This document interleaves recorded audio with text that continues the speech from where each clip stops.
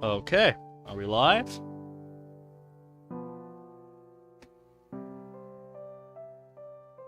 Says we are live. Go away, stupid sponsored thing on my new tab. I don't want you. Go grab the link for tonight. There we go.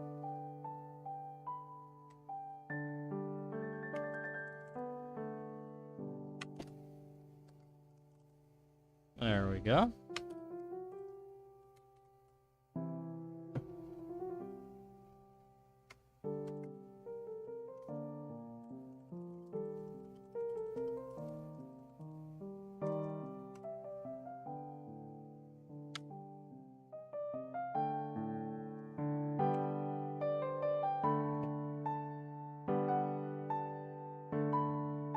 Yeah, I mean, as far as the mod goes, I don't have much more to say than that. I hope Niki got the message last time, guys. I really do, because I have had about enough of Niki since last episode. I've had about enough of her character. Hey, what's up, Brad? How you doing today?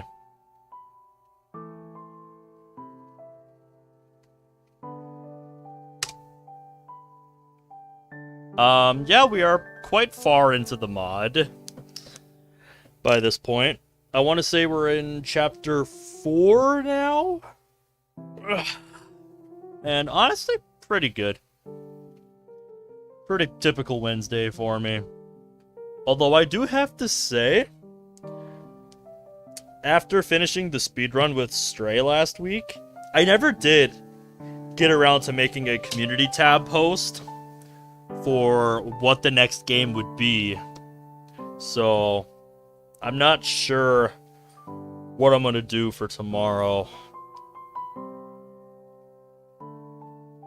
I kind of want to use the next week or so to try to finish a couple of mods that I've started, and that's finishing Emerald Affection, the full release for the first act, and the World of Dreams Act 2 demo. Because there's another mod that I want to play this month, because I think it would be really good for this month. Let me see if I can...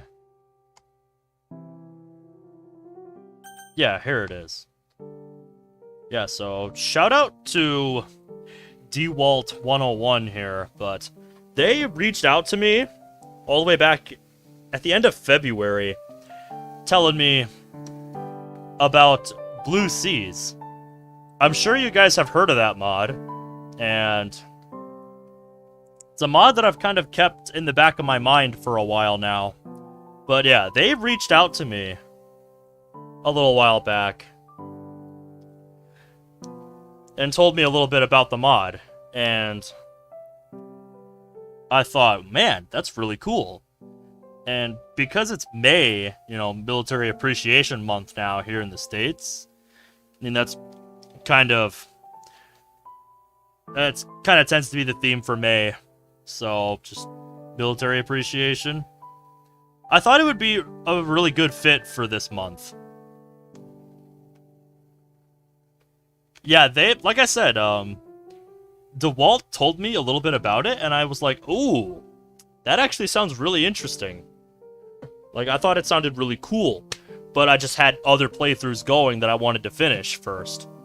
And it's a mod that has ended up on the back burner, like so many have for me. But yeah, I just wanted to put that out there because it's like, yeah, I am aware of it. And I want to play it. I just have some other stuff that I need to finish before I go and do that. So yeah, I might just be going on a streak of just mod videos, mod streams, because I want to get some of this stuff done so that I can get Blue Seas started, because I really want to play it.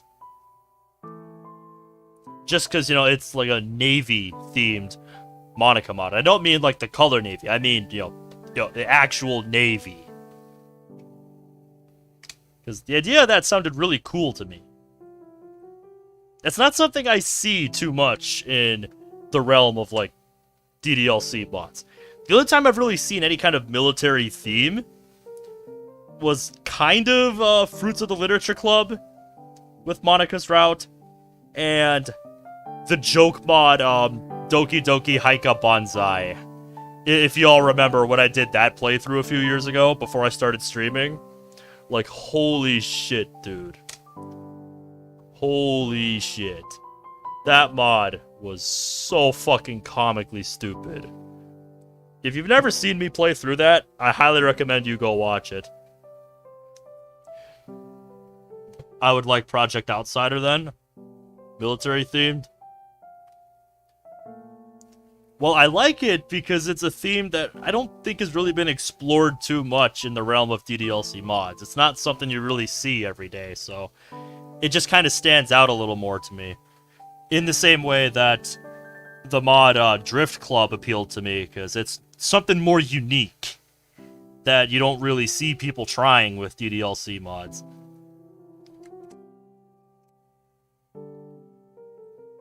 Like, I like mods that take, you know, an idea that on paper doesn't sound like it really meshes with, you know, what the game is supposed to be about, and just finds a way to make it work. I love people who do that with their mods. I think it is utterly fascinating, and I wish more people would do it. Like, for real, guys.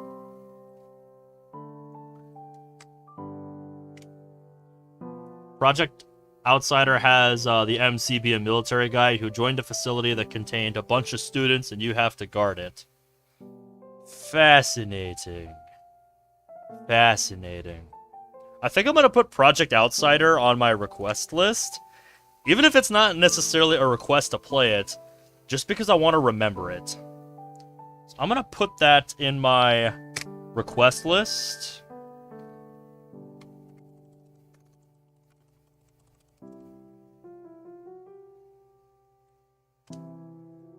Hey, it's the modding man. How goes it, Zach? What's up, dude?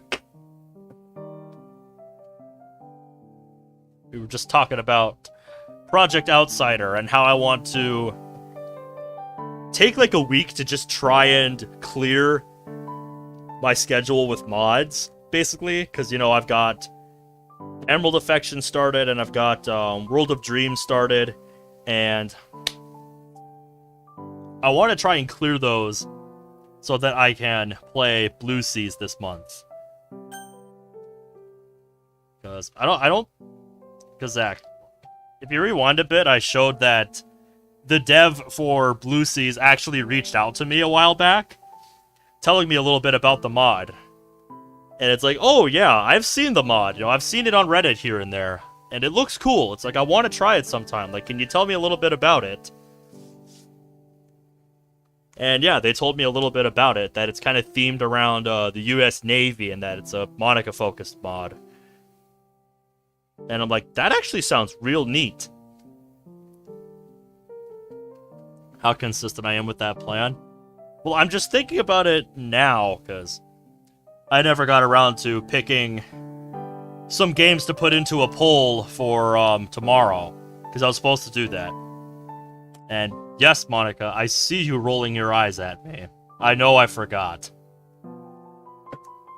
But I was talking about it last night when I was playing Frontiers, but I kind of want to get World of Dreams Act 2 and Emerald Affection Act 1 done, so that I can start Blue Seas. Because I want to play it this month. Just because it has, you know, the Navy theme going on, and it's May. It's Military Appreciation Month, you know. I want to get it, you know, in a good time slot, you know. I want to get it during this month. I want to play it this month. So, I just figured that would be, you know, really thematic with May.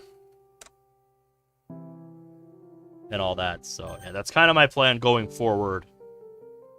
for the near future. For like the next week or so. Just try to get those mods done. So that I can start Blue Seas.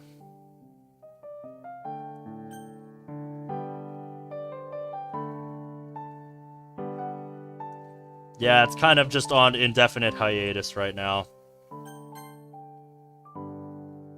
So I believe this is where we left off last week. Yep, the beginning of chapter 4 is where we left off, so a little bit less further than I thought, but yeah, we just finished chapter 3 last episode, and I don't remember if you were here for this, Brad, but yeah, we finally confronted Niki about her bullshit, and yeah, we called her out for everything she's been doing. You think I could finish it today? We'll see how far we get. I'm not sure how much is left.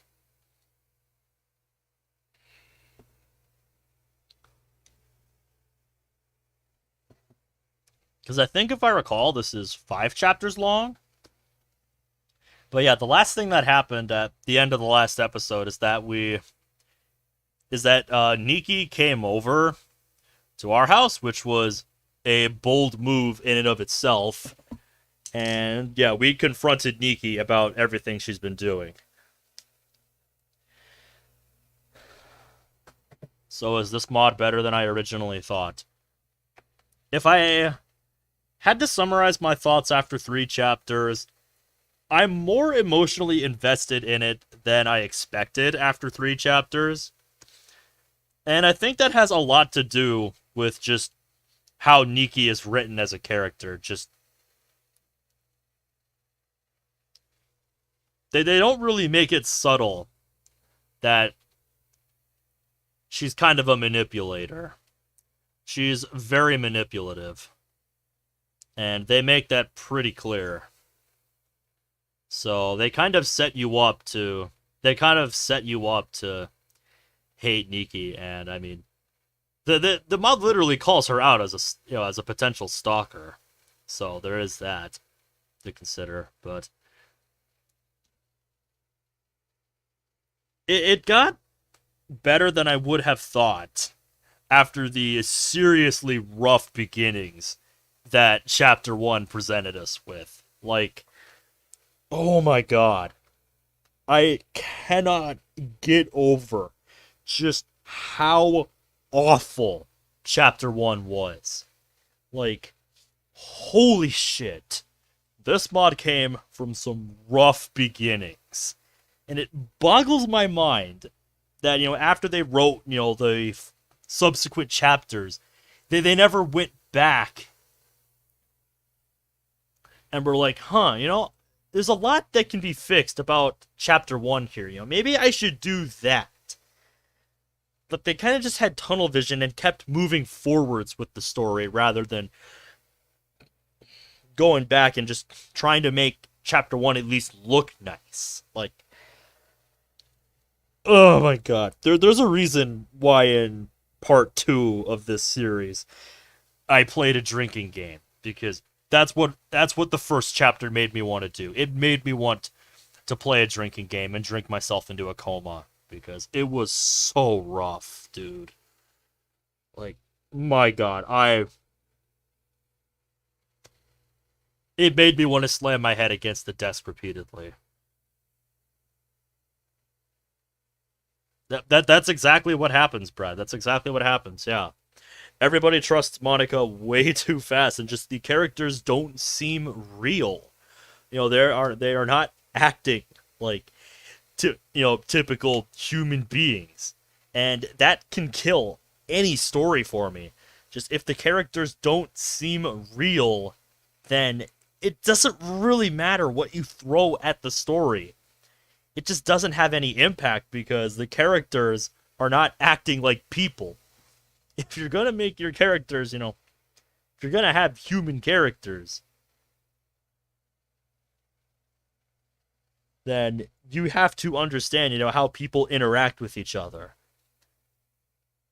Yeah, it just doesn't have any... Thank you, Brad. It just doesn't have any believability. It makes it feel like you're just making things up on the spot as you go, and it just doesn't feel natural. It doesn't feel like it's progressing at, a pace, that feels natural, that feels normal, I guess is what I'm trying to say.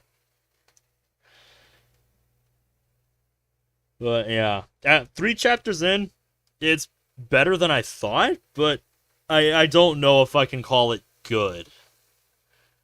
Just because of how abysmally this mod started.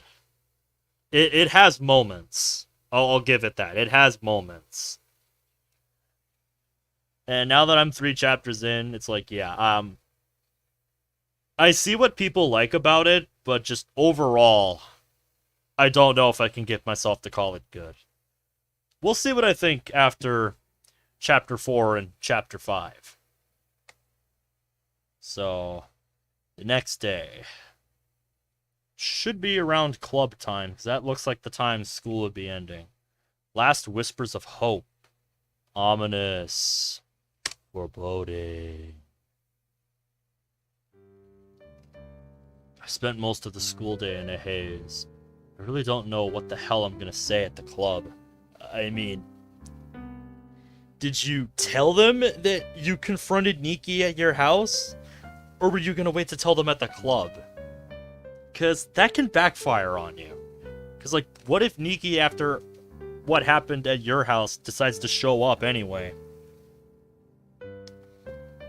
Because if I were in his position, I would have just straight up told Niki, no, don't bother showing up at the club again. You're not welcome here. After everything that she pulled and everything that she said. Like, seriously, she said some vile shit.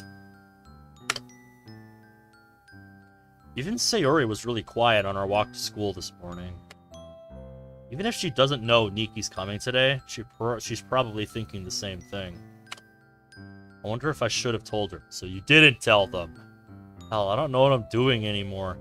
Yeah, you didn't tell them. You should have told them. If it were me, I would have told them what happened between me and Niki. That she came over to my house and that I confronted her about everything. And that, yeah, this is something that should be discussed as a club. But that's just me, and what do I know? As class draws closer and closer to its end, I still can't think of what to say. Should I really just wing this? No, this is the kind of thing you need to... Well, I mean, I guess you could if you wanted to just discuss it at the club. Like, you can just say, like, hey, I confronted Niki about what happened, all that jazz, and just go from there. But that only works if Niki doesn't show up. Because what if she does show up? What do you do then? Because you didn't exactly tell her no. You just told her that's probably not a good idea, but I'm not going to tell you what to do. That's the short and long of what we said to her, basically. So, yeah. And the thing is, if she does decide to show up, we don't know how she's going to react. And that's what scares me.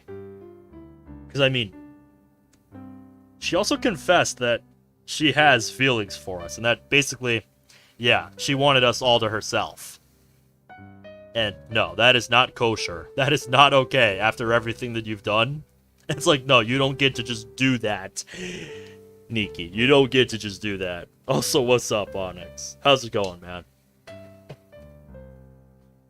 I mean, isn't that what I've been doing this whole time? I don't know about that. You at least had some semblance of a plan, even if it wasn't, long term. Right then. As if God is mocking me, the bell rings. Monica's not amused. Doing pretty good. We're just discussing,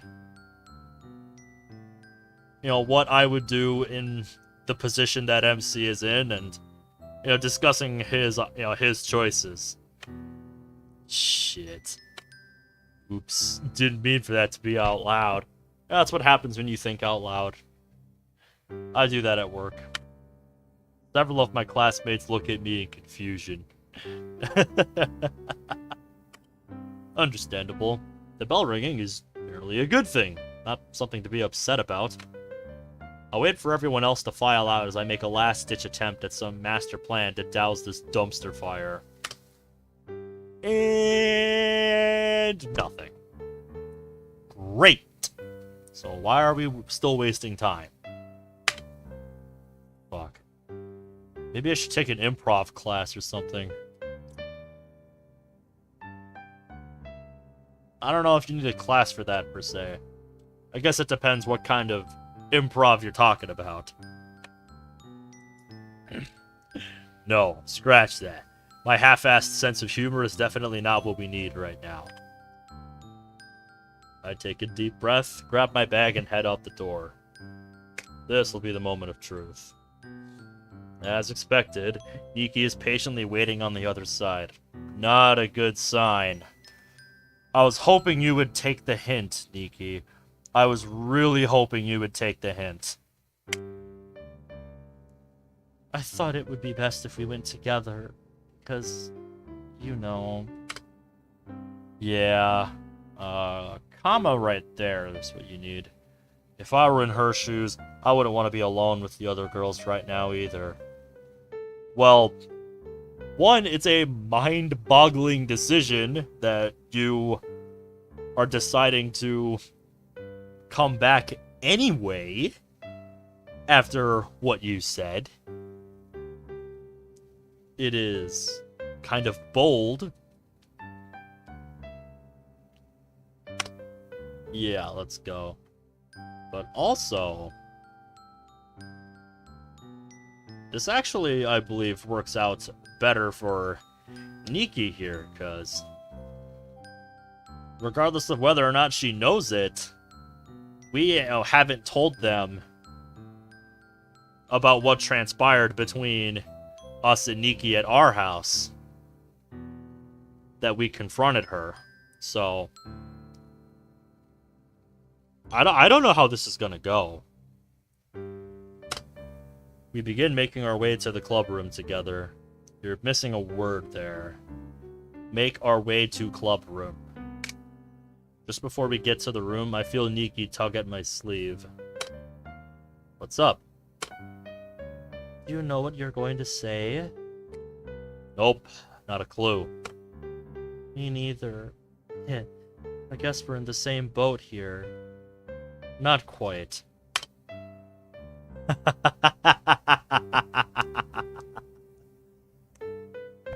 No. No, we are not. Remember, this is on you. Just because I'm taking your side, it does not mean I'm taking any responsibility. Yeah, question. Why are you taking her side? That is not a good look, my boy. I can promise you that. That is a terrible idea. I know. I just meant... Forget it. I gently opened the door. Top 10 sentences before disaster. Oh, hey, Ben. Monica's face goes from a warm smile to an angry scowl in record time. Well, can you really blame her? What the fuck is she doing here? The only sensible person in the room. You can't see it, but I'm giving Natsuki head pats right now. The only sensible person here. Thank you, Natsuki. Natsuki takes front and center, wielding a rage that is legitimately frightening, despite her stature. Oh yes, Natsuki is very blunt. When you piss her off, she will not sugarcoat it. Yuri and Sayori stand together in silence behind her. Okay, everyone, just hear me out. What the hell is there to hear, Ben? You heard what she said to us last time. Thank you. I'm with Natsuki on this one. Of course I did. So what, you're just gonna let it all go? That decision isn't up to me. You're exactly right, Natsuki. She said some pretty shitty things to you all last time. I'm not asking for forgiveness on her behalf. That's up to all of you. All I'm asking is you let her say her piece. Once again, my boy, there's nothing to say. We discussed how she was an incredibly manipulative bitch. So there's nothing to say. There's really nothing of value that Niki can add here. I'm just saying. I don't know if that's a good idea, Ben. It's not. I'm entirely with the girls on this one. I am entirely with Natsuki and Monica on this one. It is a terrible idea.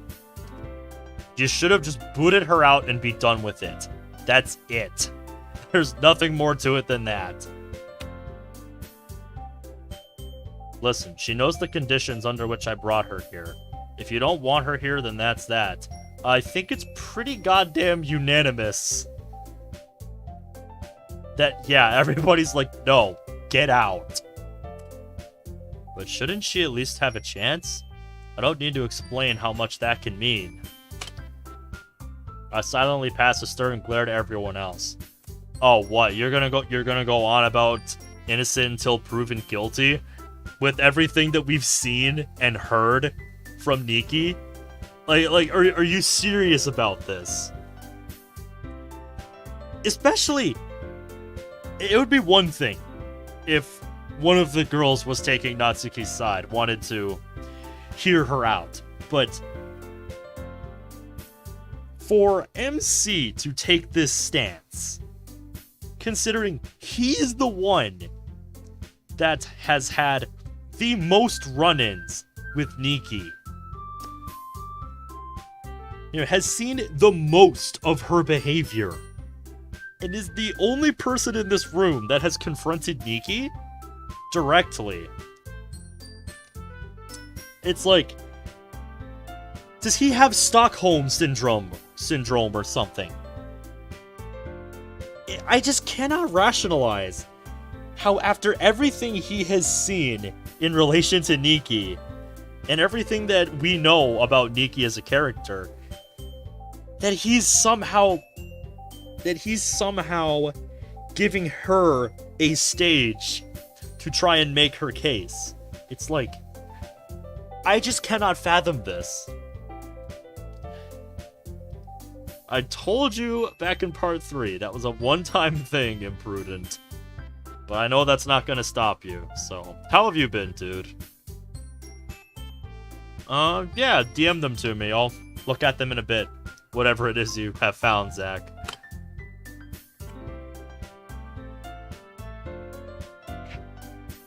Yeah, just good. Not much going on, or... Just... What is it? Shot for every time Gently is on screen? Oh no. Just don't ask me to do that drinking game with Doki Vision, or whatever that mod is. No, the I Gently Open the Door mod. Don't ask me to do it during that. Alright, I'll look at him in a bit, Zach. As it hits each of them, they look away and think to themselves. After all, if they didn't forgive Monica after what she did, we wouldn't be here in the first place. I thought you might say that, Brad. It's only fair that I give Niki that same chance. New drinking game, drink every time a word is on screen.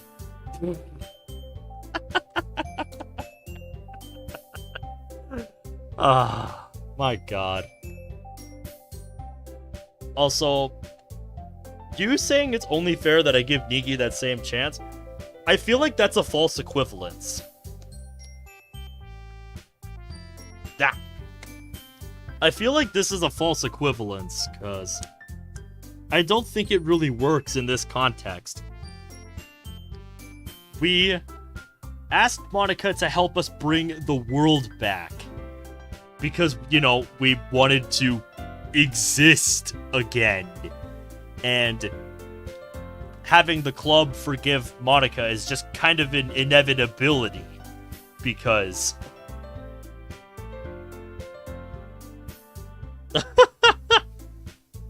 I'll think about it. I don't know, man. I don't know. But anyways, what I was saying is that, for the start of this mod, we brought Monica back to help us, put the world of the game back together because, we wanted to exist again and, be able to live a somewhat normal life in whatever this world is.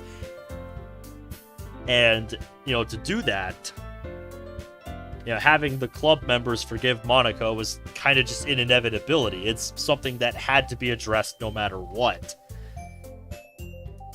Because it was either that or the club just wouldn't exist. Niki, though? No. That shitty behavior is entirely on her, and she brought all of that on herself by doing the things that she did. So, it doesn't really equate when he says that he should give Niki that same chance. It does not really equate, if you ask me, because... yeah. Obviously, what Monica did in the context of the original game was much worse than what Niki did. But it's important to, put the context, it's important to keep in mind the context. Yes, it's really shitty what Monica did in the original game. But, we kind of needed her help to put the world back together. So, what the fuck are you gonna do? But with Niki, no. She is basically just being a manipulative and clingy, for lack of a better word, asshole. So, like I said, I don't feel like Niki deserves that same chance. So, now that I've been rambling for a few minutes, let me show you all what Zach has sent me. Because I am curious what he found. Looks like a Monica sprite. So let's have a look. Got these in plan for a future mod episode. Oh, nice! Kind of like a bathrobe. That actually looks really nice. Not gonna lie, I would love to have something like that for a Moss sprite. Just something real casual that you could wear. Good stuff, man. Good stuff. That is a really cool sprite.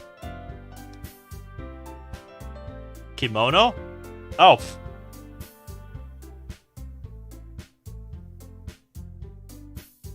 I don't know. I guess it just looks a lot like a bathrobe that we've got in our house, so I guess that's why I thought it was that.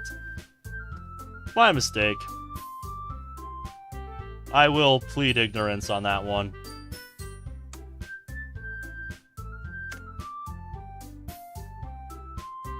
If it's a kimono, even better. Because I think Monica looks really good in a kimono.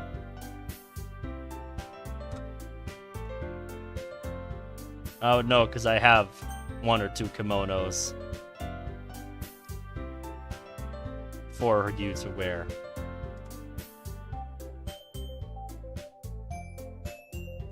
Anywho, let's get back to the mod for a bit. Yes, for lack of a better word, I would have to agree. That is a pretty apt description of Niki, Zach, so... That's why I wanted to make the point that, yeah, this feels like a false equivalence. Just to get this story to work. Are you sure about this, Ben? No, but I need to try it anyways. No, you don't! MC, it was really brave of you standing up to Niki like that. But you know what the next step is? You need to learn to say no. After exchanging glances between each other, all the girls silently nod and sit down at the front of the room. Alright, you're up. I nod to Niki. She steps up in front of everyone as I take a seat on the teacher's desk behind her. I've never really been good with people. Never had many friends, even where I lived before. Even when I did, I always did something to mess things up, even though I never meant to. Are you sure about that? Because I have a hard time believing that sentence. Even if I never meant to. You never meant to. I have a hard time believing that. Since I moved here, I haven't made any other friends besides this club. I understand if you don't see me as a friend anymore. Maybe you never did. I think that's what I was afraid of. When I came back and found you all here talking about me, I thought I was going to lose it all again. I think I was afraid of losing the only friends I had since I came here. Spare me the pity party, Niki. Spare me the pity party. So I panicked. I didn't know what to do. I didn't know how to feel. I felt so hurt and betrayed that my friends were going to do this to me. But I jumped to conclusions. I didn't stop to ask what it was you were talking about. Just let myself get angry and jealous and lashed out. Somehow I don't believe you. This whole time, I refuse to believe that everything you have done is a, quote, mistake. This sounds like what I am reading. Sounds like what somebody who is very narcissistic says. You know, they try to spin their actions in a positive light to try and save face, to make themselves look like they're just misunderstood. That's what I'm seeing here. And I'm not buying it. For that, I apologize. Niki bows her head to let everything she said sink in. I wasn't really expecting that. I figured there was something going on behind the scenes with her, but I wasn't quite ready for that. Again, have you forgotten that we confronted her at our house? Do you not remember that she confessed her love for you? And it perfectly puts into context why she did everything that she did. She wanted to break up the club. She wanted to stir tension. She wanted to put everyone on edge. She wanted to push Monica away from you because she wanted you to herself. Do you not see that?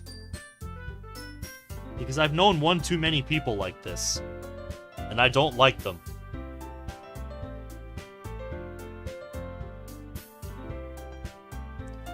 It feels like it might be the first truly genuine thing I've heard her say. Almost like it's a different person now.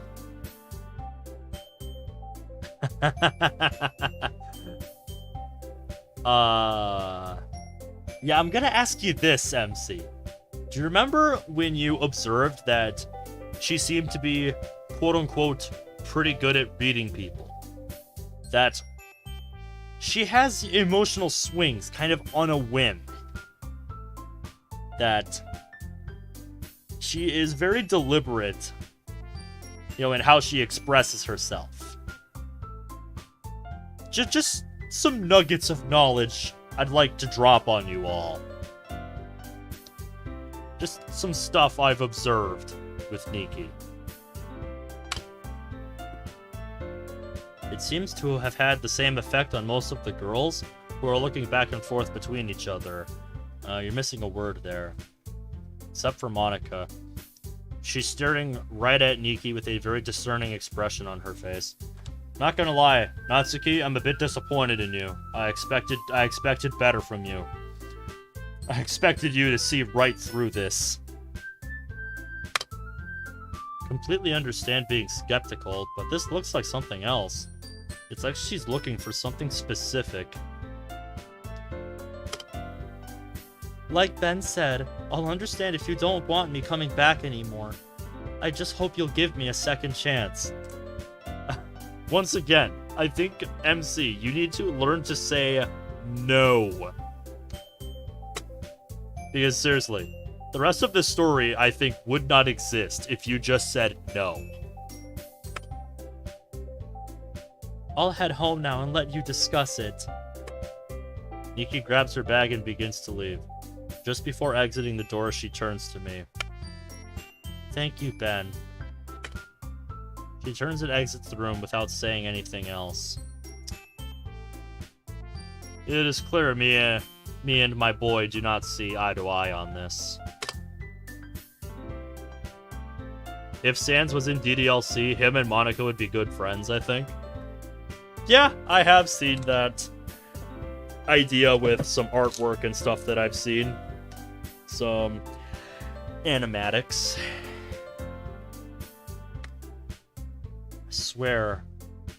I swear I spotted a tear in the corner of her eye. Eye. Yeah, you'd think you meant eye. Either she's one hell of an actress, or there really is something different going on here.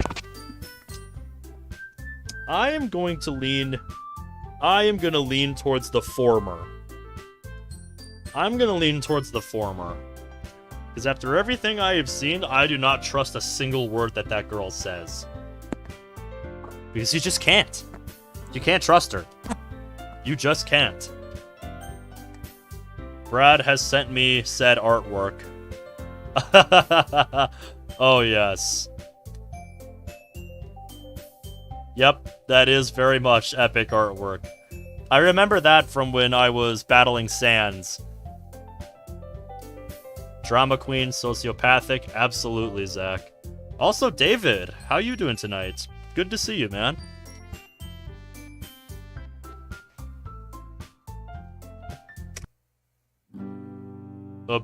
We have a music change. He's like, thoughts? Yeah, who made you the one leading this discussion? Just chilling? Nice.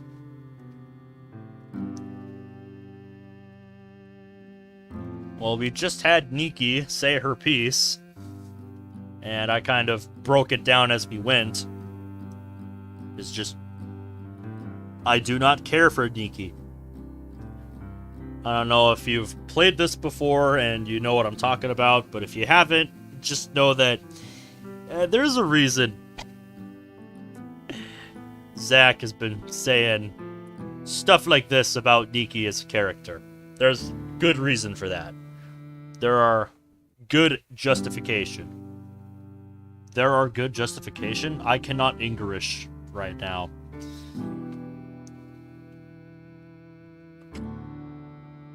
That doesn't make it okay to say shit like that.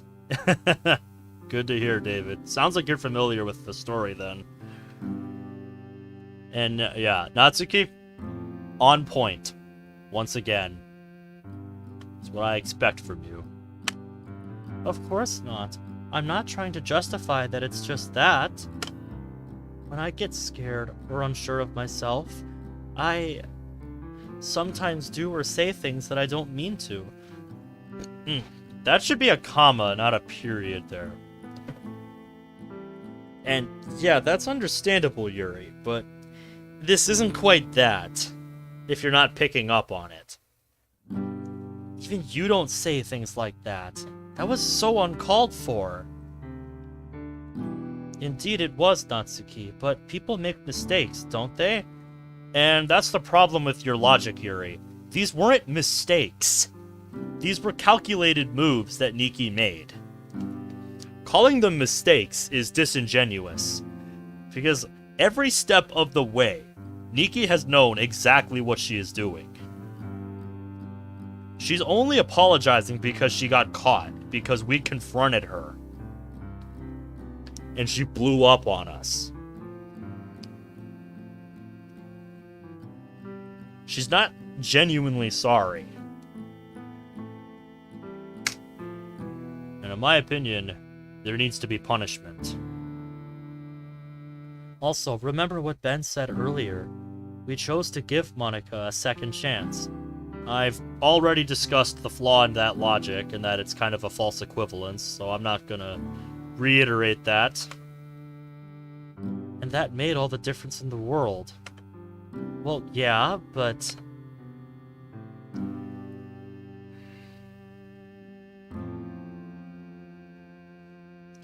Uh-huh, yeah, exactly. Natsuki goes silent and returns to her own internal debates. Now, if you were smart, Natsuki, you would have come to the same conclusion that I did. What do you think, Sayori? I don't know. I know what you're saying is true, but Natsuki's right too. So, David, for the point in the story that we're at, the day after we confronted Niki, I would have brought up the fact that we confronted Niki at our house with the rest of the club yesterday. And that, we discussed everything that happened with Niki and everything that she told us. And, decide from there. Because obviously everybody was already on the fence with Niki after what happened. After, we gathered to discuss the matter, and then Niki came back anyway and blew up on us. So, that's what I would have done. And I would think, logically, after doing that, the club would reach, a unanimous stance that no, Niki has to go. She is a toxic presence and needs to leave. And we wouldn't even be having this discussion right now. But that's just me. That's obviously not what happened in the story, so that's kind of where we're at right now. Is that right, Zach? Those things she said really hurt. I don't know how to feel. Monica? I look over to Monica to see she isn't even paying attention to us. Let's see why. She's wearing the same piercing expression as before, completely in her own head thinking about something. Monica. Huh? Oh, I'm sorry. What were you saying? You? Okay? Yeah, I was just thinking. What do you think we should do about this? Trust me, Zach, you're not the only one. It's on the to-do list.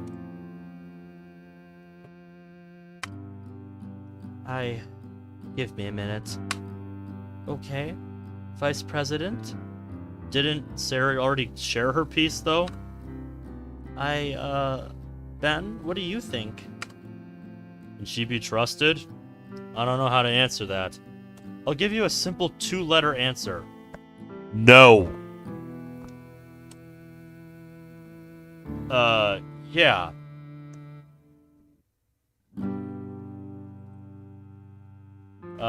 Need I remind you how long my request list is? Obligatory bullshit window, come to me. Need I remind you? Yeah, I have a lot to do. And that's just all the stuff you guys have asked me to play. There's other games I have that I want to play on stream sometime. So there's a lot I want to get to. Trust me. One thing at a time, though.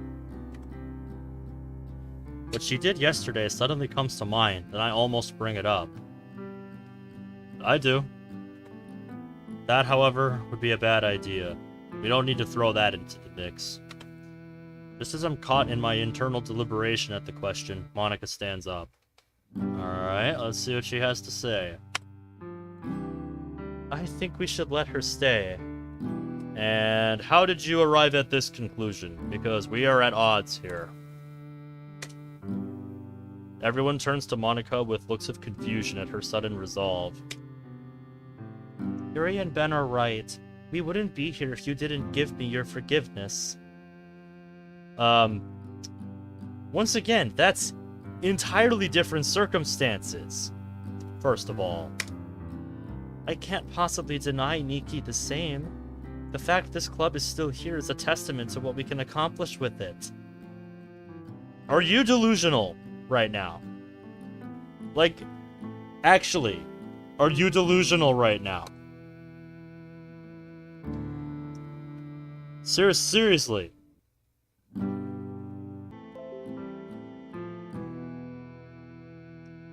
Okay, and we're back.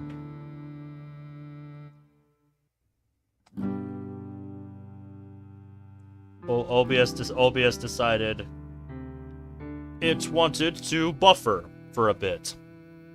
But we're back now.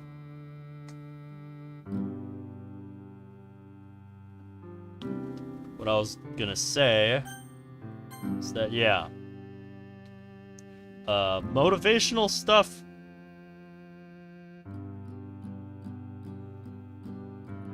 I don't think this quite works in that context. I don't think this is motivational.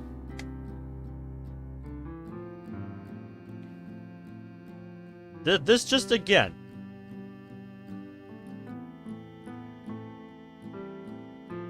I just do not feel like this is the conclusion Monica would come to with the information that we have.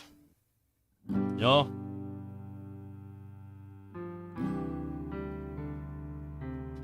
Granted, she's only seen, what she's seen at the club yesterday, because we didn't tell them about the fact that we confronted her.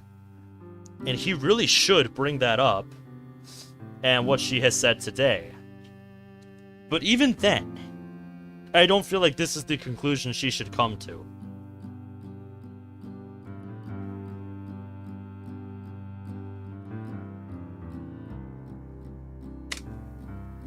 Ugh, fine, she can come back. Doesn't mean I'm forgiving anything, though. Natsuki, you are the only sensible person in this room. I'm with Natsuki. I have my reservations, but I'll give her one more chance.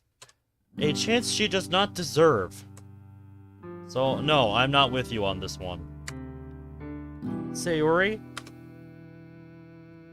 Guess if everyone else is okay with it, I'll do it. God damn it.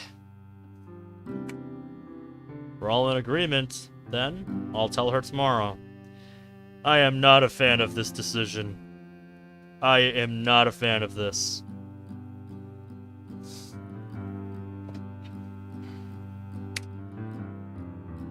Alright, why don't we call it a day? Everyone nods and begins packing up their things. Ben, can we talk a little more before going home? Yeah, sure. I guess I'll see you tomorrow then. Sarah says this as she starts walking out in silence. Shit, I know how much it means to her walking home together. Sayori? Huh? You're welcome to join us, if you want to. Thanks, Yuri, but I don't want to get in the way. Who said you're in the way? You're sure it's okay? Exactly, David. That's a good way of phrasing it. All in agreement. Yeah, they were... It's clear none of them want this. But they're just going along with it because they don't want to stand up to Monica and tell her no, she's wrong. Because that's what this is. Monica's just wrong on this one. That is not a good conclusion to arrive at. Of course it is. Let's go. Okay, thanks. As Sarah leaves the room, Natsuki turns and winks to me. I mouth a thank you to her and Yuri before they follow Sayori out. Now that that's covered, Monica and I head out hand in hand. Monica takes the lead in silence as we leave. It's clear she has something important to say, so I simply let her take the lead. She continues to hold tightly onto my hand as we finally arrive at the park. Monica sits down on the bench and I take my place next to her. She takes a deep breath. Here we go. Thanks for bringing her by today, Ben.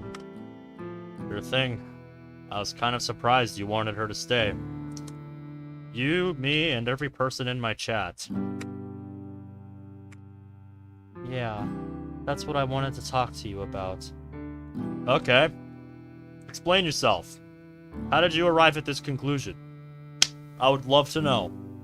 I really would. I have an ulterior motivation. An ulterior motivation? Like what? I don't trust her, Ben. There's too many things I just don't understand about her and the things she says and does. There's one thing I do know for sure about her, though, and that she wants to be around you. Yeah, this is why I said he should have brought up the fact that we confronted her at our house. This is why I said he should have brought that up. Because things would have played out so differently if they had all talked about that fact beforehand. And the fact that it has not been brought up yet, it irritates me. So I'm going to let her. Maybe then I can figure out what's really going on. You're using me as bait? What more do you need to see? That's what I want to know. What more do you need to see? You've seen and heard about the things that she's doing. You've seen you heard what she said about all of you at the club. Can you just not put two and two together and figure out that maybe the reason she wants to stir up so much shit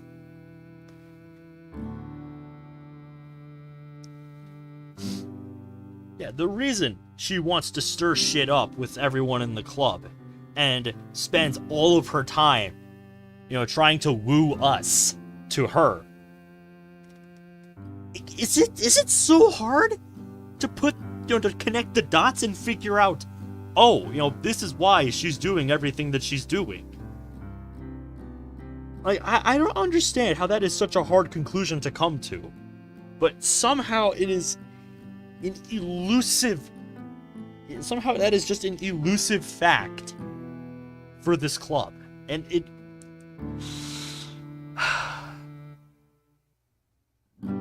I really should stop trying to pick this apart. It's only gonna hurt my brain the more I think about it. Yeah, David, I'm with you. I'm with you guys. I've said it already, but yeah, this is what he should have led with.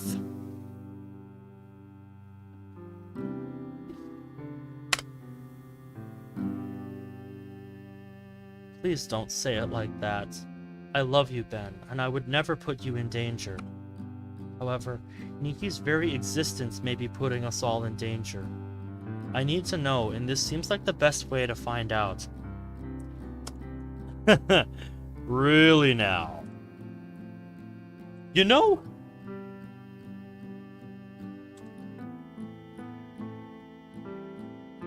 I feel like if you have to say this about somebody, then that removes all doubt.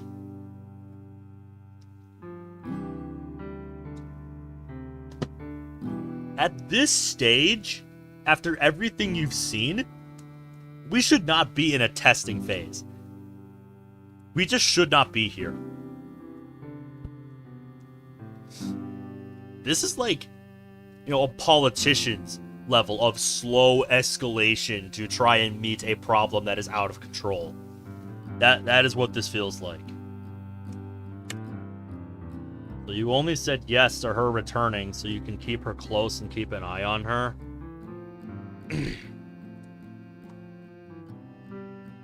Yeah, that's because trying to comprehend the logic behind their decision making hurts my brain, and it just makes no sense.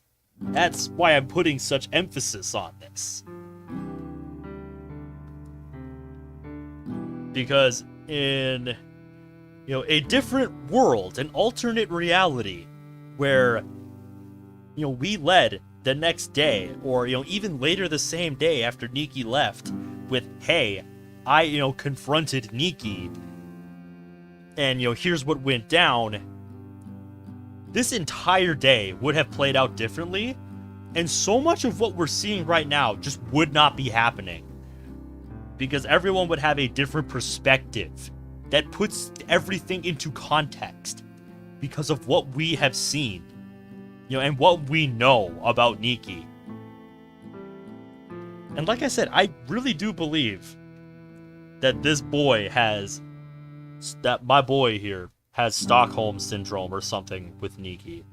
Because any rational person, after everything that they have seen and heard from Niki, would come to the conclusion that, yeah, she is a clingy stalker and she is a toxic presence. Cut your losses and leave. Tell her to get out of my life, or I will file a restraining order on you. And just, it hurts thinking about this. Like, it physically hurts me to think about this. Yes.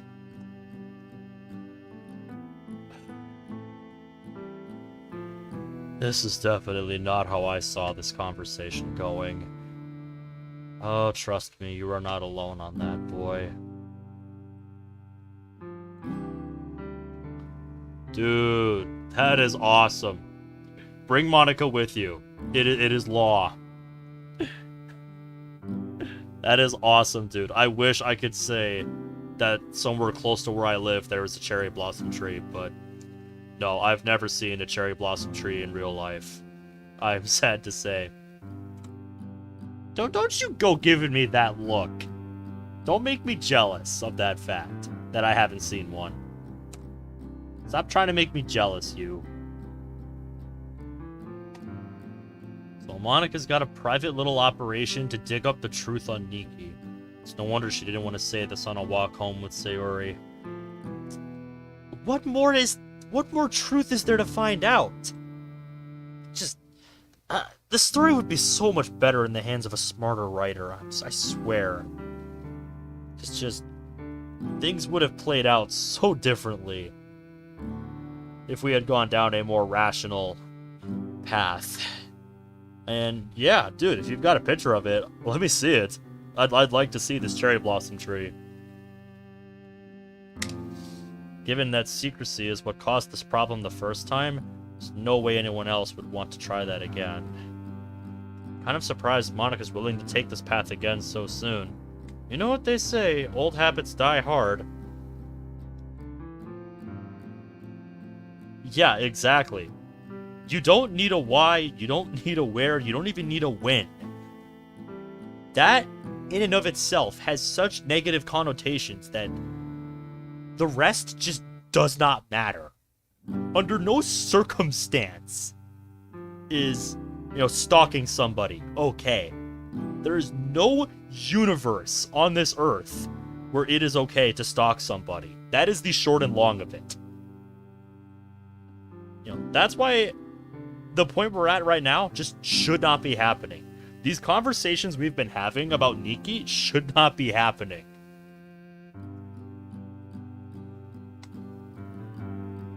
And it is just a lack of common sense that is leading us here. Anyways, Zach's got a cherry blossom tree to show us. Aw, dude.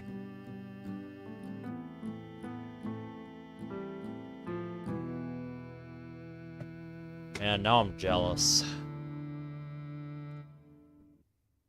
Yeah, I see you over there. That's awesome, man. That is awesome.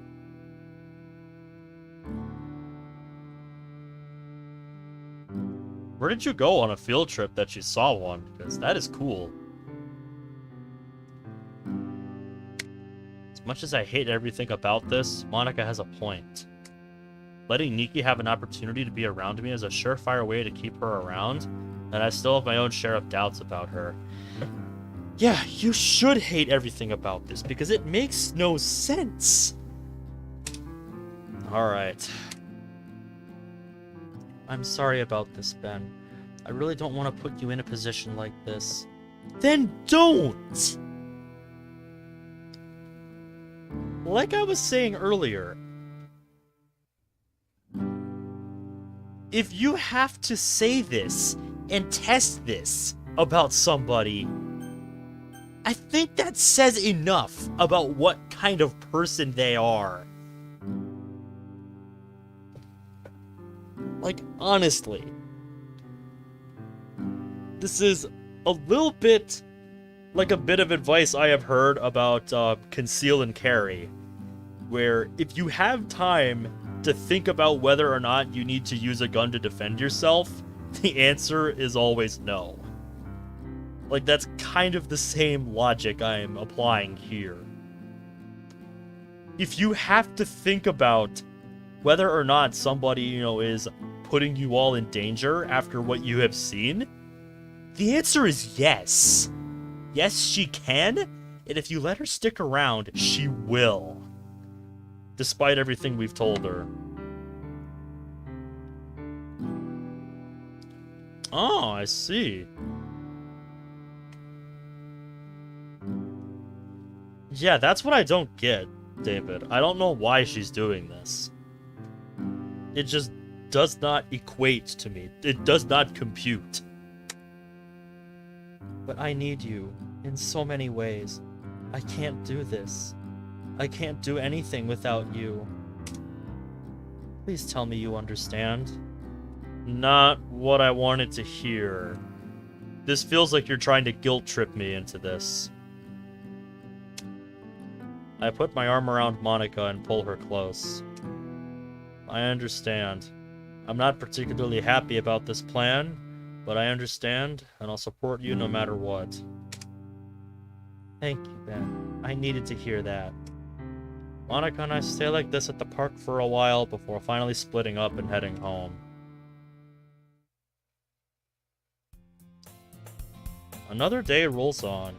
The walk to school this morning with Sayori was again dominated by silence. It seems we're both still processing, but for different reasons. Pretty good, Zach. That's pretty good summation of where this story's headed.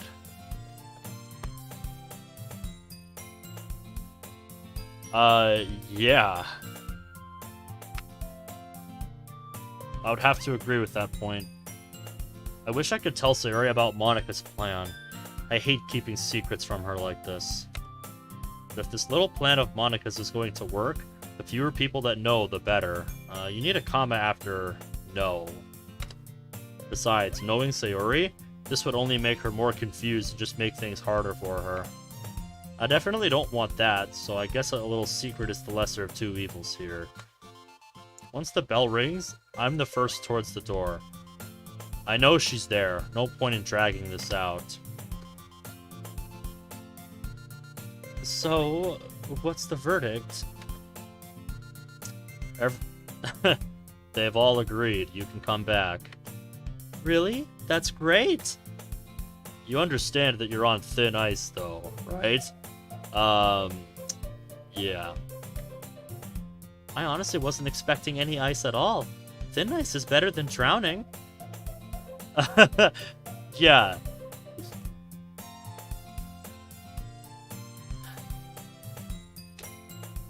If this club was smart, you wouldn't have any leg to stand on. Honestly, I'm just rooting for how Niki's gonna take advantage of this. I want to see her make them pay for this decision.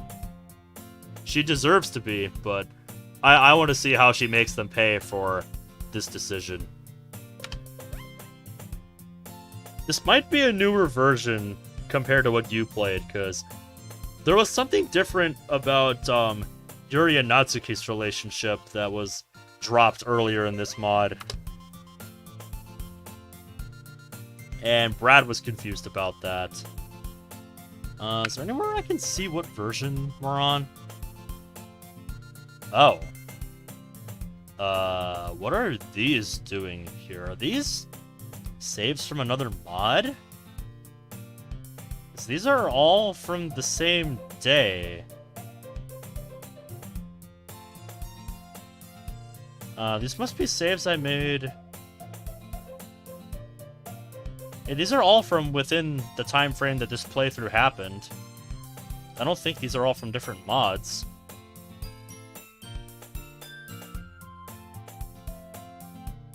I'm not sure where they came from, though. Are these, like, autosaves, maybe? I don't know. But what I was gonna say is I wanted to go back to the menu to see if I could check what version this is. 1.0.1. There we go.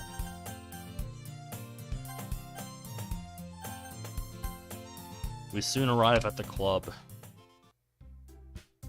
Hey, everyone. Hello, Ben. I hope you're doing well. Yeah, I'm fine. You? I'd say the same. Thanks for asking.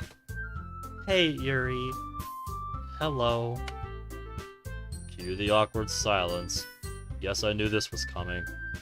Yeah, did you expect anything else after the decision that was made? I glance at the other girls. Do you think anybody wants anything to do with her? My answer is no, they probably don't. Nope, they're not coming to anyone's rescue.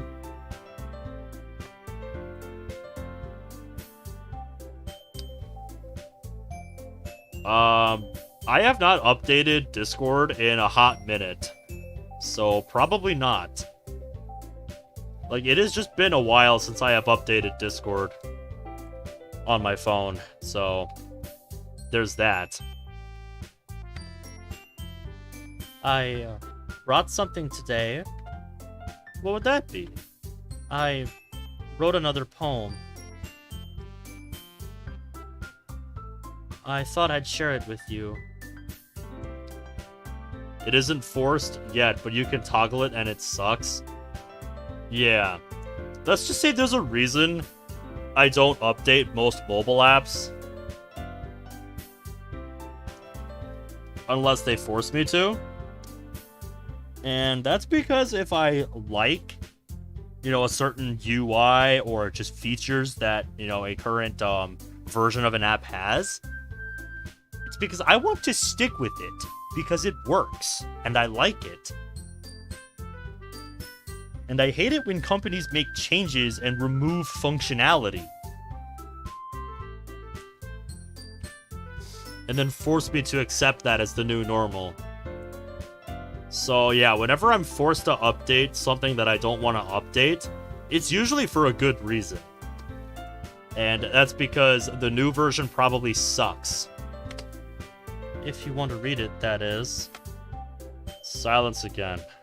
It's like it's up to me as usual. Let's see it. Niki smiles and quickly digs into her bag and pulls out a single sheet of paper and hands it to me. Full circle. I've been here. You've been there. Together we've been everywhere. So many roads going so many ways. Finally together for the rest of our days. Mistakes have been made and steps have been misplaced, and the things we've seen cannot be erased. All that's been said and all that's been done have crashed into each other and made it as one. How it's been for you, so has it also been for me. And what is to be will now finally be. That sounds foreboding.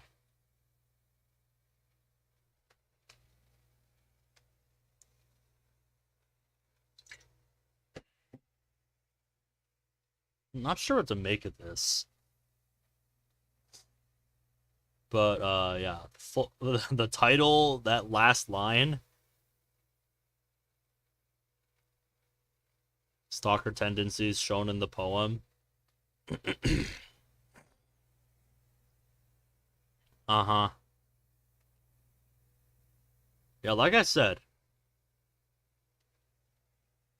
it is very ominous, very foreboding.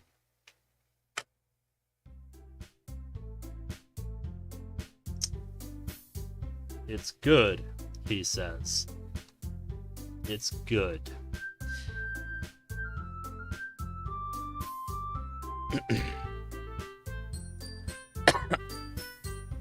Excuse me. No comment. You think so? I worked really hard on it. Yeah, I can see that. Can I have a look? Of course! I pass the poem to Monica, and she reads through it with that same intense look from yesterday.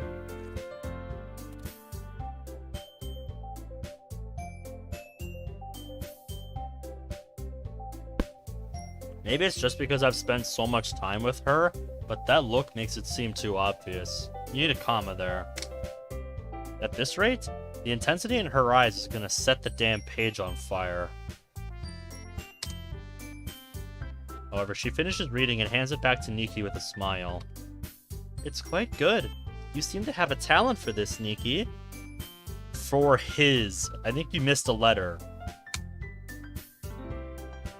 Well, thanks, Monica. That's certainly something coming from you. Monica's reaction was enough to pique the interests of the other girls, so they take turns reading it as well. Natsuki, I await your reaction. Yeah, it's pretty good. I'm disappointed in you. Yes, it's a well-written piece. I like it too. Thanks, everyone. I'm glad you liked it.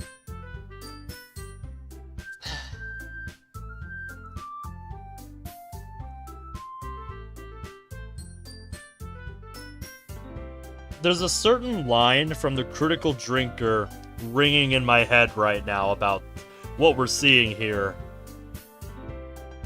And that is, a character is only ever as smart as the person writing them.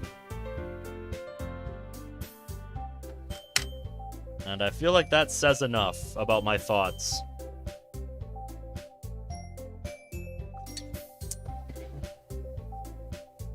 Silence again. I swear I could start calling these and pass myself off as someone from the future. So maybe we should call it for today? Who are you to suggest that?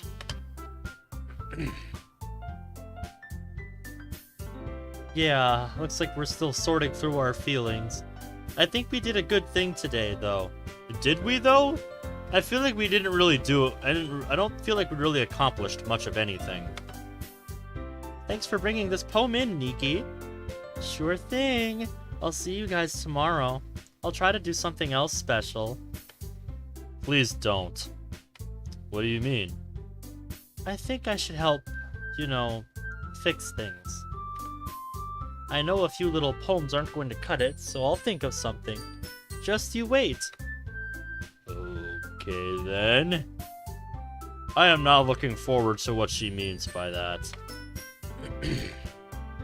We all pack up our stuff and head out.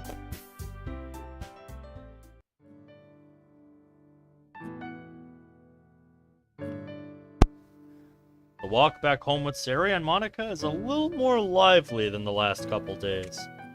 It's still a little forced, but it's definitely a start. Do you guys really think this is going to work out? No. I have no faith in this. I don't know, Sayori. What Monica said is right. Today was a good start. Yeah, I guess. I know you're still worried, Sayori, but just remember, we're all in this together. Thanks, Monica. That helps. Good night, Ben. Night, Monica. See ya, Sayori.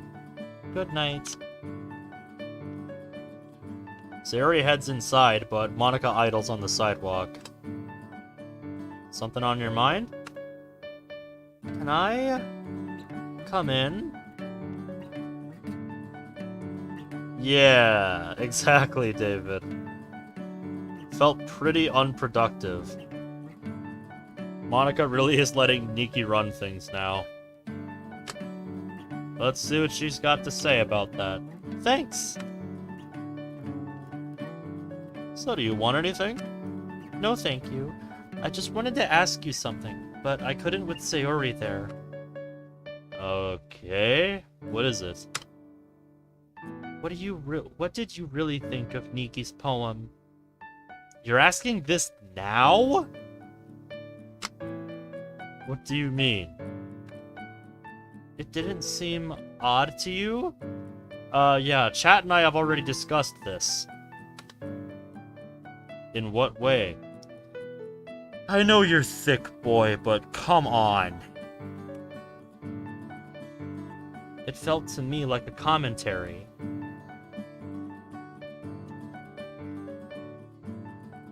I feel called out. Should I feel called out? I don't think I should feel called out.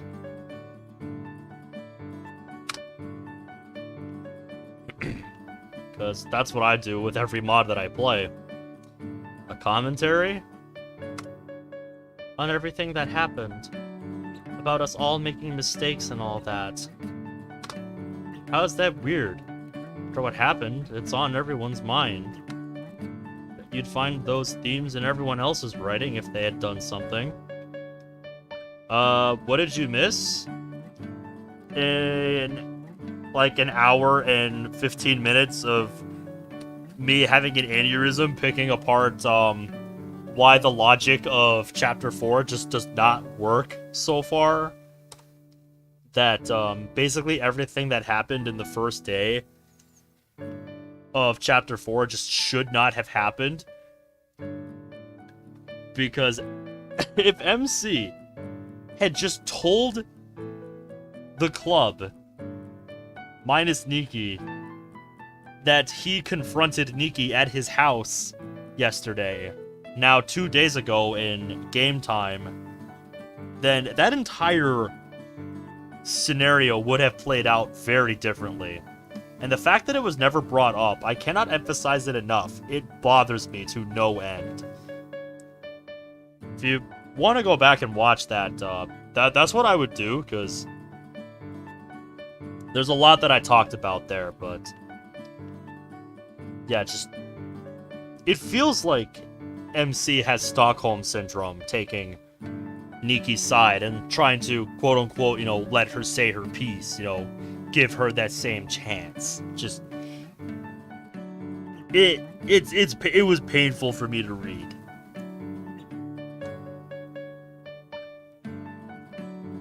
That's kind of a summation of what we've read so far, Ninja. That's not what I'm talking about. It felt like she was announcing that everything's still on track for her. Exactly. That is probably the only sensible thing that you have said so far, Monica. Because it is. It is exactly that. This is something I emphasized already. Not quite, Ninja. Not in the way you think. But this line right here, this leads into what I was saying earlier. Niki was not making mistakes. She's not sorry for what she's done. She's only sorry that she went too far and she got caught.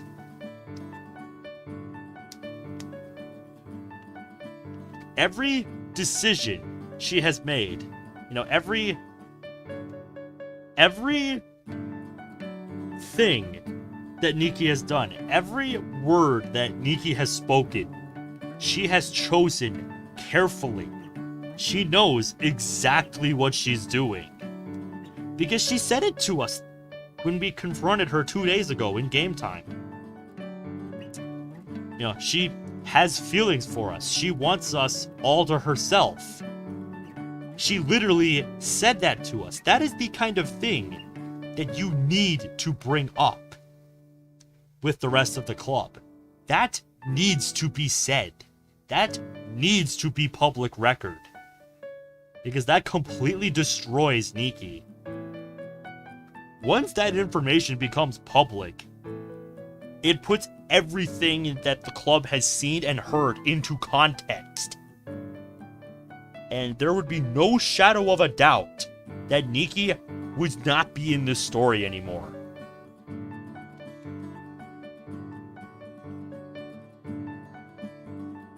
Yeah, exactly. So at this point, I just want to see how Niki takes advantage of their stupidity. Because I'm done picking this apart. I have said more than enough for why their decision-making is bafflingly stupid. So at this point, I just want to see how Niki takes advantage of this. Her refusal to surrender in her war against us. Okay, whoa. What? Look, I know you have your suspicions about her, and I understand why, but isn't that a little much? No. I don't know. Do I sound crazy? No, you sound like you've finally seen the light. She's a toxic presence and needs to beat it. No, I wasn't trying to say that. It kind of sounds like you're trying to find evidence where there is none. Like I said, Stockholm Syndrome.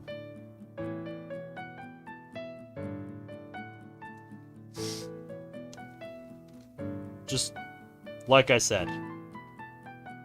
Hey, what's up, Ami? How are you doing tonight? And yes, Ninja. Remember how I was saying it felt like MC has Stockholm Syndrome in this mod? Keep lines like this in mind for why I say that. In relation to Niki.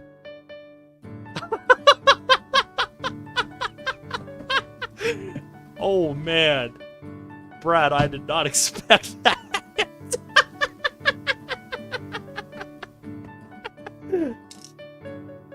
Jesus Christ, boy. I've done 2 playthroughs of that mod, so, I will say this about it. It's short, and it's a various artists mod. So, yeah. If you want to go watch the playthrough, it's still up on the channel. Both of them.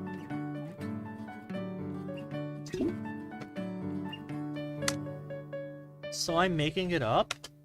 I didn't say that either. I am saying I'm worried you're trying too hard to find a problem. This hurts. Okay, yep, we are back in the territory of I want to slam my head against the desk right now. Like, oh my god. There's no way a sane, rational human being, after everything they have seen and heard in relation to Niki in this mod, would say this. Like I said, there is something wrong. There is something actually wrong with this guy.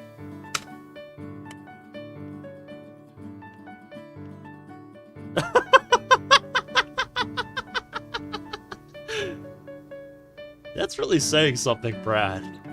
God. It might be twisting your perception of normal things. I didn't find anything particularly weird with her poem. Unfortunately, that isn't really true. I'm still disturbed by the fact that her handwriting is practically identical to mine. It looks more like computer font than anything.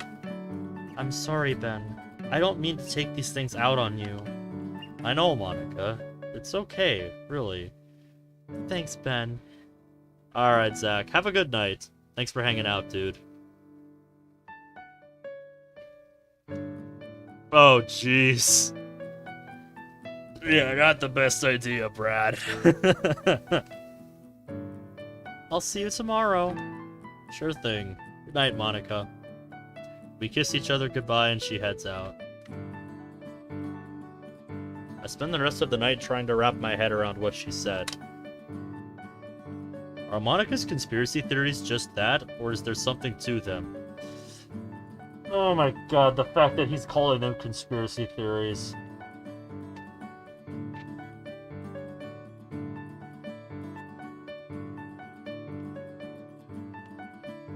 I don't like making political jokes, but I feel like I am in the mind of a left-wing journalist. He makes it sound like game theory. Good lord. Just... oh my god. His thought process is painful to try and rationalize. Because it does not make sense.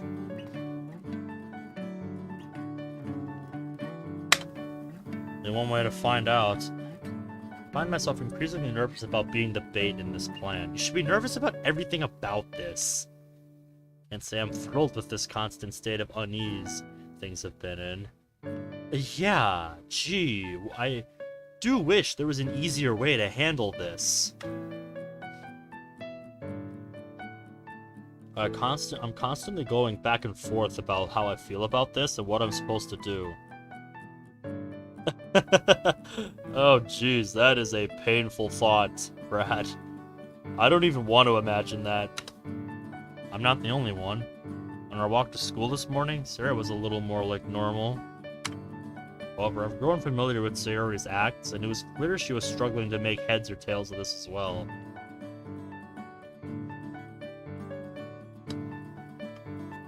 Strange how at this point, the only thing that matters in the day is the club meeting and often the aftermath. Yeah, almost like that's all that's being written about anymore with the story. Like they don't have anything else to focus on. I soon start to feel my eyes grow heavy and fall asleep. I feel like that was just a self-aware line from the mod. And hey, what do you know? It's right as the school day's ending.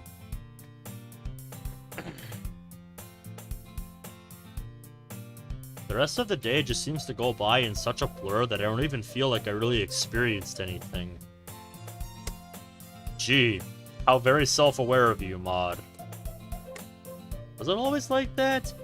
Even before? Was I just blowing through the days with no concept of time or place? Shit, I hope not. If it's happening again, does that mean we're reverting back to the way things were? Is the original code trying to reassert itself? Is this the universe's attempt to fix all that we've changed? I feel like it's a little late to be focusing on this. That just doesn't make sense right now. Because we haven't seen any hints of that, so it's just really random bringing this up now. Suffering from the last world, a predetermined outcome we can't escape? Is this like that time travel anime I saw once with world lines and some gate and all that? If anybody knows what anime they're referencing here,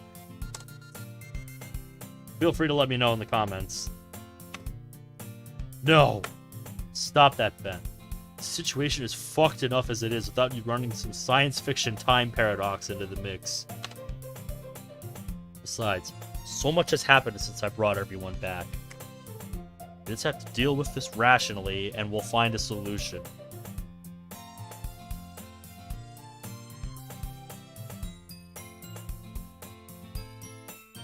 Sorry, my brain is shutting down. My brain is shutting down reading that line.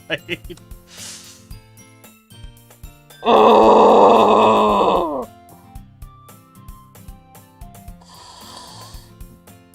Oh!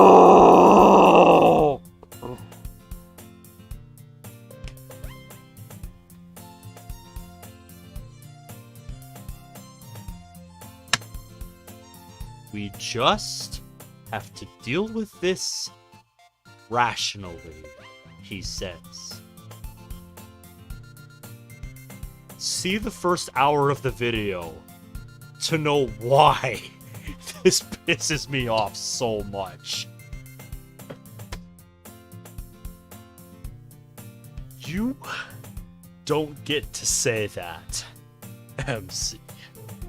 You don't get to say that after the nonsensical nonsensical decisions you have been making as a club. You have not earned the right to say that. And I look forward to seeing how Niki takes advantage of you.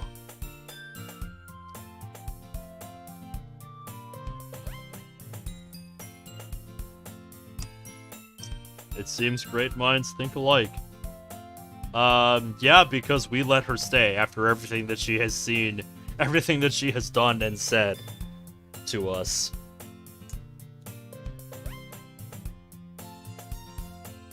Like, for real. No matter how you try and justify that decision, I will never get behind it. It's just... It makes no sense that they came to that conclusion. It does not compute. Did she take over the club? I don't think we're that far yet. I don't think it's gone that far yet. But, who knows? Maybe she will do that. I don't know. Brad has sent me something. Hold on, he's showing me the Discord mobile UI. Oh, here we go, the Discord window. Oh. Why would they do that? See, this is why I stuck with the old version of Discord. Like, Jesus Christ. That is bafflingly stupid.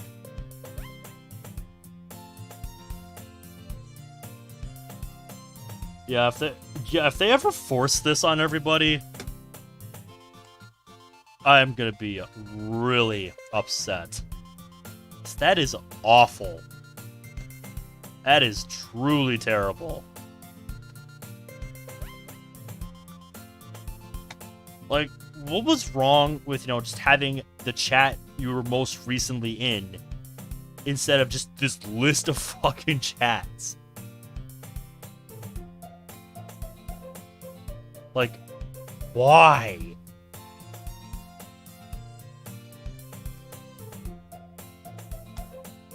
Yeah, if they force that on everybody, I'm gonna be very unhappy. They're already making me upset by...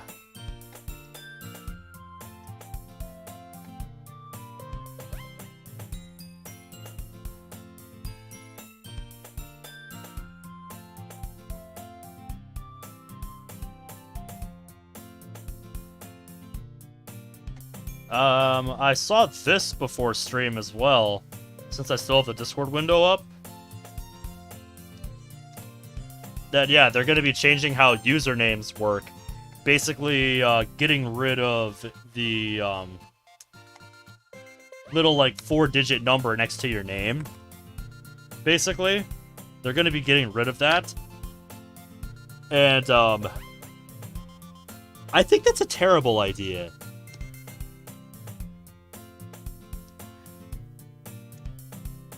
I do not think that is a good idea.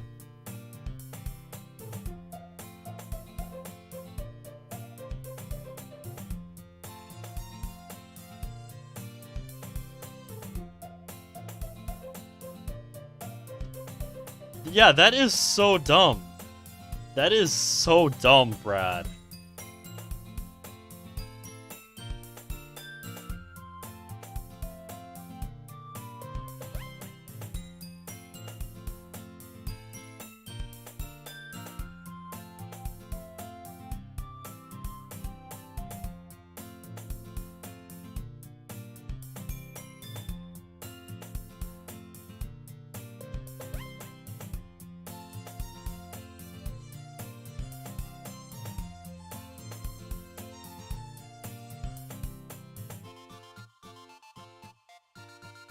Discord doesn't know the saying, if it ain't broke, don't fix it.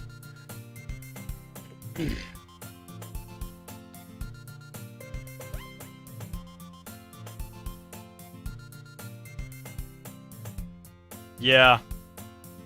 That, mobile UI they're pushing you know, as like that secret, and you know, them changing usernames in a way that is just objectively worse.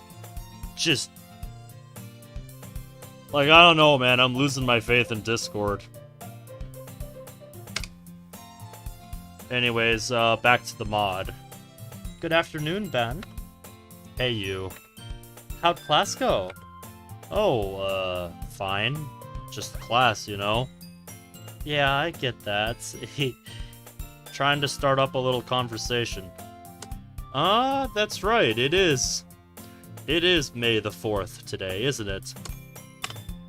At least she's trying. Yeah, this is Niki. It's just Sayonaka with a different name. Problem is, we don't know exactly what it is she's trying. When we arrive at the club, everyone is gathered around the center and talking.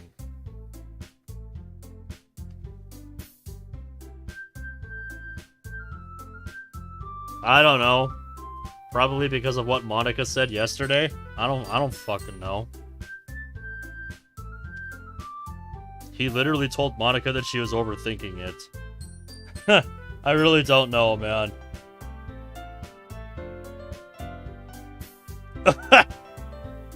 So, Ninja sent me a preview of Yuri's Day 3 for his mod. And, what's with the boyfriend reference? I really don't know what's going on here. But, pretty neat. That's pretty neat.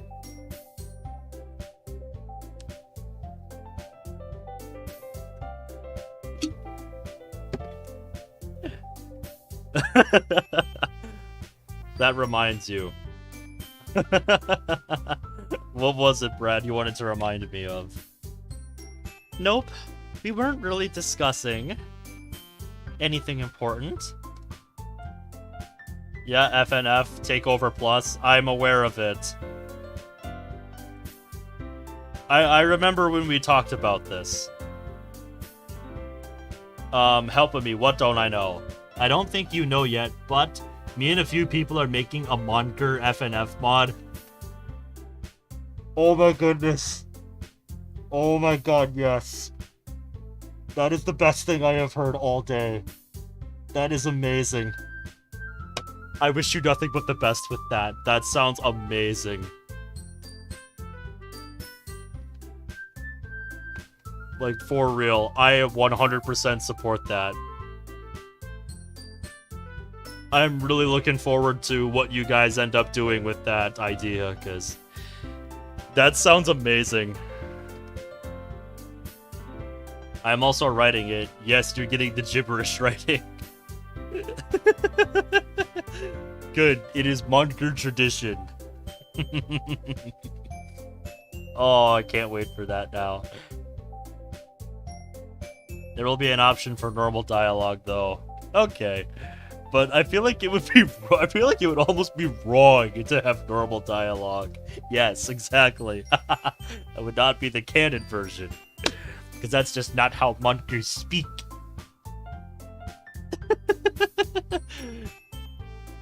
I don't want you guys to rush the mod that you're making for it, though.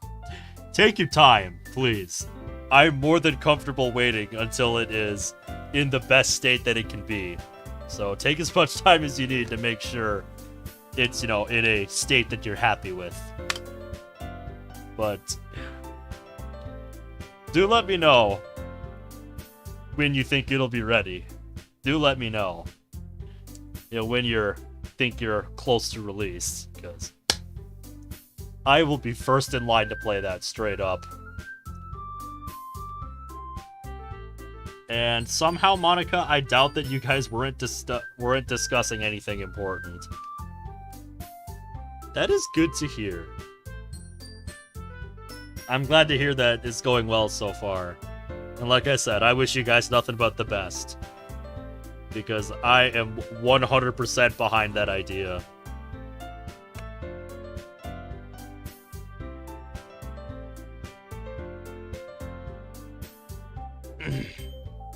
Interesting, Brad. Alright, so what's on the agenda? I didn't really have anything planned. Sayori? Did you have anything you wanted to do? Okay.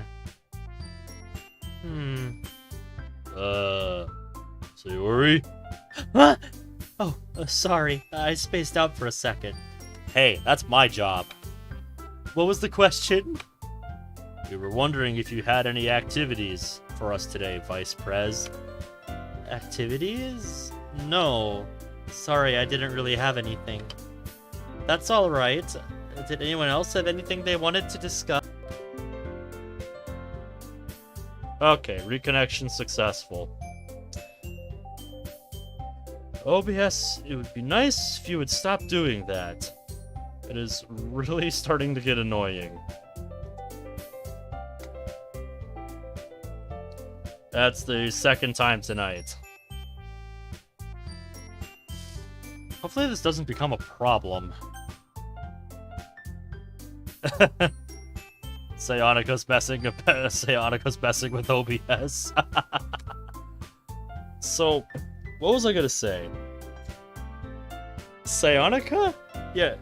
Niki? I don't trust you to do a load of laundry for me, let alone make tea for me. So, no. I don't trust you to do anything.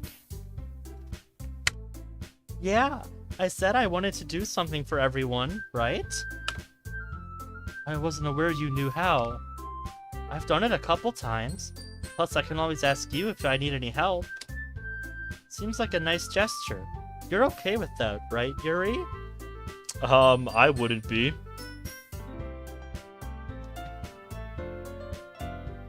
DDLC too demanding for the mighty 1660 Ti to handle. Nah, it's just my internet being stupid. The game runs perfectly fine. Oh, of course. It's all in the closet then. Niki heads off to gather the tea set and exits the room to get the water. I keep getting sniped by the fun police. They can try. The rest of us sit down and grab something to read or write while we wait. You know, since you bring that up, Onyx, this reminds me of a video that I saw that Oreo sent me on the server. I want to say sometime last week. About the Minnesota government basically wanting to make a thought police. And yeah, it is one of the dumbest things I have heard. And seriously, if that goes forward, yeah, I'm not going to be quiet. No, I'm going to keep doing what I do. If they don't like it, they can go fuck themselves. Because it is wholly unconstitutional. That's all I'm going to say on that. After a short while, Niki returns to the table with the tea hot and ready.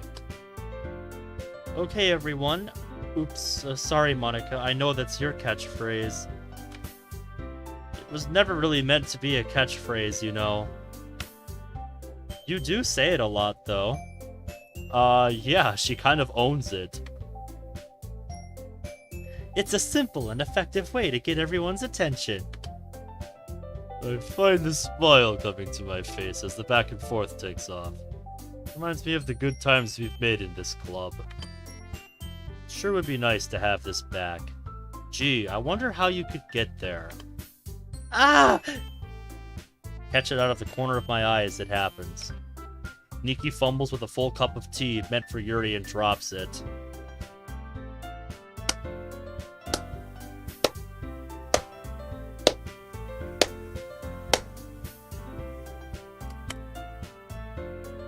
The tea spills out and completely soaks Yuri's book.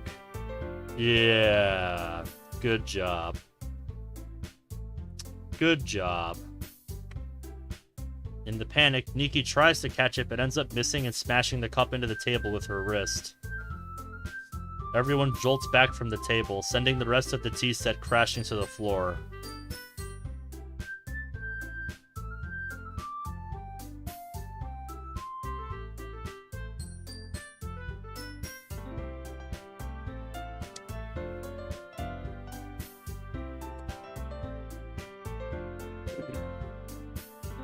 My cynical mind wants me to believe that Niki's doing this on purpose. And I have no reason to believe otherwise. Oh god, Yuri, I'm so sorry.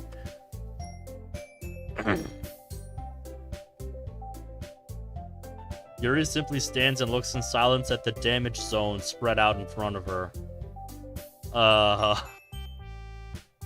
Were you trying to make a danger zone reference and you just said the wrong word? Just at the damage spread out in front of her is enough. Zone is just completely irrelevant.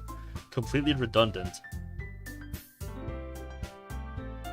To that I would say watch part 4 and it would make sense why I'm being so cynical with Niki. Her book is clearly ruined and the tea set is in pieces all over the floor. Yuri's books and her tea are almost as an iconic part of her as her purple hair. Losing both in one fell swoop can't be easy for her. It's clear she's trying really hard to keep it together. Yuri, seriously, it's totally my bad, it just slipped. Niki. What? Niki finally notices that Yuri still hasn't raised her head or said a word. I put my hand on Yuri's shoulder, partially to comfort her and partially to make sure she's still breathing. I feel her shaking through her shoulders and she's trying hard not to let it show. Yuri. I feel Yuri slowly exhale. She wipes her eyes under her hair before slowly bringing her head back up. It's okay. Are you sure, Yuri? Yes. It was an accident, right? That's just what she wants you to think. Yeah, of course. Niki grimaces a little and looks at her arm. A small stream of blood begins snaking around her wrist. Oh, the glass cut you. Ouch. You're bleeding. Looks like it. I must have cut it trying to save the cup. Niki holds out her hand and there's a small gash on her wrist just below the palm of her hand. I don't feel like you need to ask if she's alright. Yeah, thanks for asking. It's just a small cut. 'Tis but a flesh wound. It hurts, though. I can't believe some people do this voluntarily. Do what? What?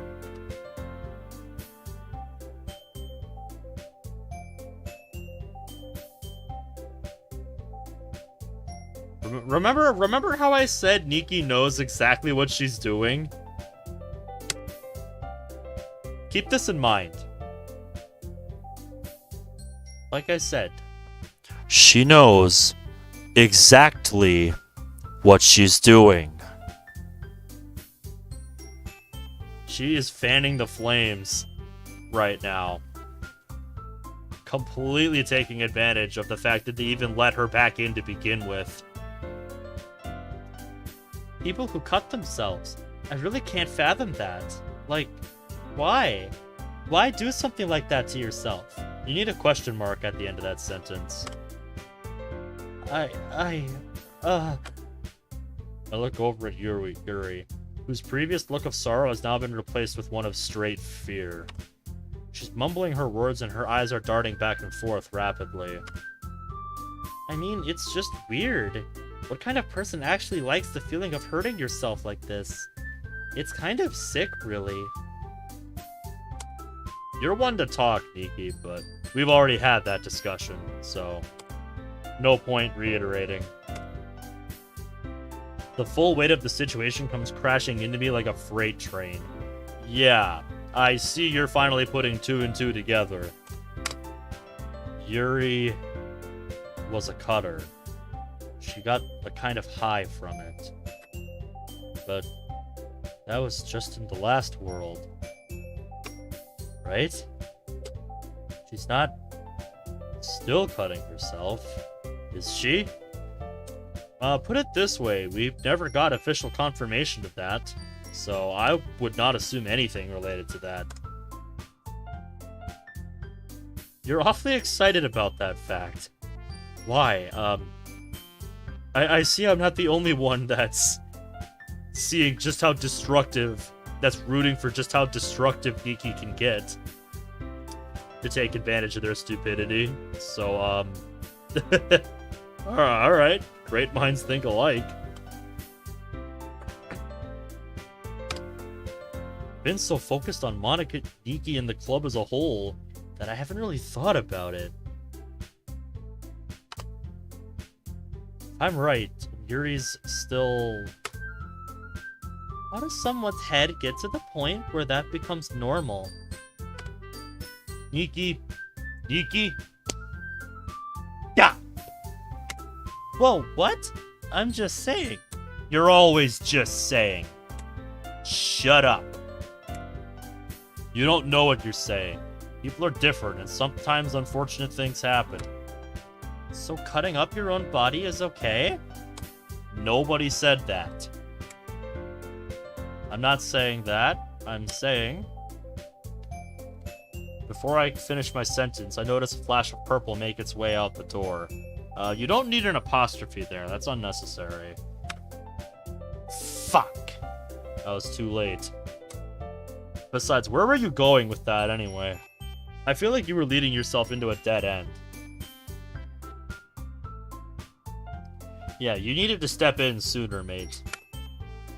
Why didn't I catch on sooner? I can only guess at Yuri's mental state right now. Even if she's not currently cutting, she certainly remembers the last world. To have Niki mock it like that, especially after having just lost her book and her tea set. Saying what?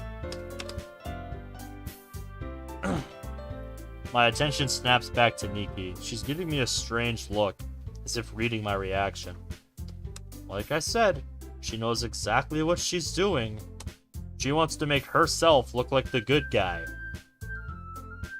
Conveniently forgetting the fact that she's the one that started all this. Is it just about what I was going to say? Or is she looking for something else? Either way, she may know about Yuri and she may not. If she doesn't, I can't have her knowing. I was just going to say, you shouldn't judge people like that. Not before you've been in their shoes and know what they're going through. If you say so, I should probably go take care of this cut. As soon as Niki leaves, I look around. Monica's gone too. Yeah, I think she left to go check on Yuri. Yuri? Where did Yuri and Monica go? Yuri went to the bathroom, and Monica went after her. Ding ding ding ding ding ding ding ding ding. What was that about? Yuri looked upset about something. You don't say!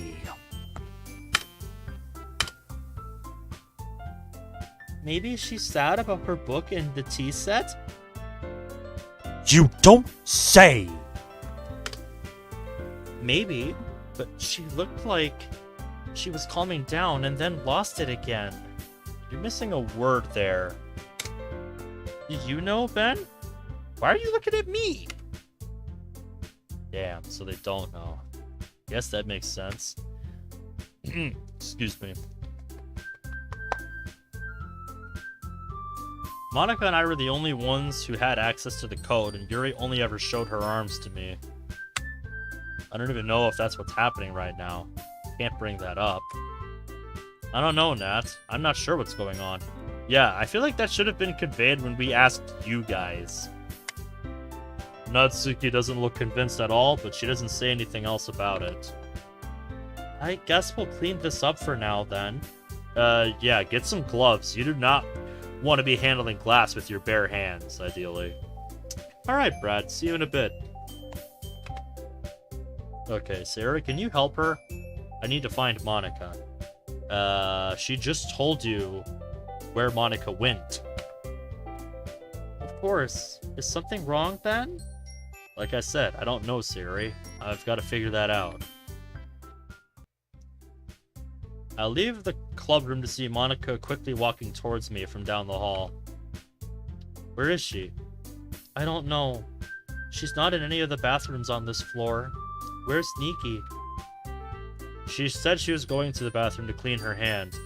You must have helped been in a different bathroom. Yuri must have gone home. If you're thinking the same thing I am, then we need to get to her. Okay, give me your key. Monica reaches into her pocket and pulls the single classroom key off her ring. I take it and head back into the classroom. Hey, sorry to ditch you like this, but Monica and I need to look into something.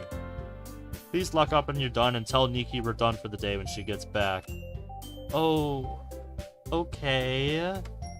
Where's Yuri? I don't know. If Niki asks, tell her the same thing. Ben, what's happening? Listen, I don't know. Did something happen to Yuri? I don't know. I need you to just trust me right now. Yeah, because this always works out. When someone says, just trust me in stories like this. Fine. I quickly rush out the door and grab Monica's hand as we damn near start running out of the school. Yep, here we go. Following Monica's directions, we set a very quick pace towards Yuri's house. Jesus, I hope she's okay. She really still is using cutting as a coping mechanism, and she could be in serious trouble after the events in the club room. Everybody's still intact, so what's that? How could I be so fucking ignorant? All but ignored Yuri in all of this. Yeah. You being ignorant has been pretty clear for a couple of days now. Sure, it wouldn't have been easy to bring up. But someone like Yuri sure as hell wouldn't bring it up on her own. Why did I think this would just go away? What the hell was I thinking? Before long, we'd reach a house. You're sure this is it? Hey, this looks like Natsuki's house. Yes. Hey, Yuri. I knock on the door only to hear nothing. Yuri, it's me and Monica. Can we please come in? Again, nothing. I reach down for the handle and turn it. It clicks and turns freely.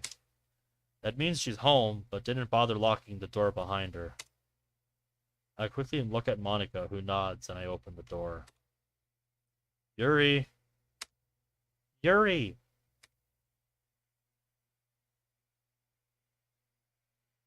From the front door, I have a clear view into the kitchen, where I see Yuri's legs sprawled out over the floor. I'm not gonna like what I'm gonna find, am I? Yuri? I rush over to her side. As I shake her, I look in horror at the rest of the kitchen. Yuri's lying in a pool of blood in the middle of the kitchen floor. A blood-soaked kitchen knife next to her. Okay, I wasn't expecting that. I expected something bad, but, what the fuck? What the fuck, game? Hello? Okay. My god. Yuri! I kneel next to her and pull Yuri up into my arms. As I do, I notice she's sobbing. She's barely conscious, but she's still alive at least. Jesus, that's even worse. Oh god. Ben. I quickly glance at Monica before following her gaze down to Yuri's left arm. The bloody mess, riddled with open wounds. I look up and see a trail of blood running down the cabinet door below the sink. This did. It really did. Jesus.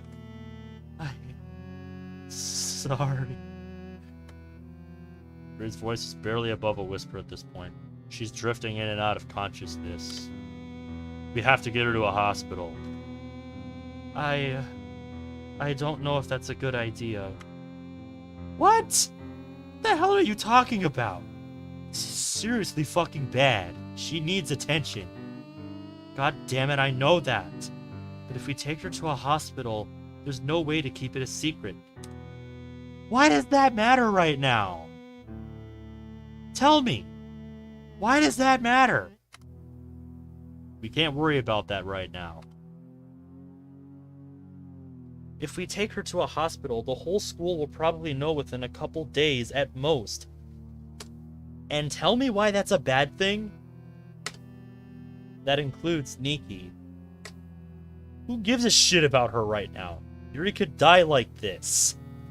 Thank you! What if that's what Niki wants? Why are you letting that dictate your decision-making? Fuck Niki right now. Fuck them.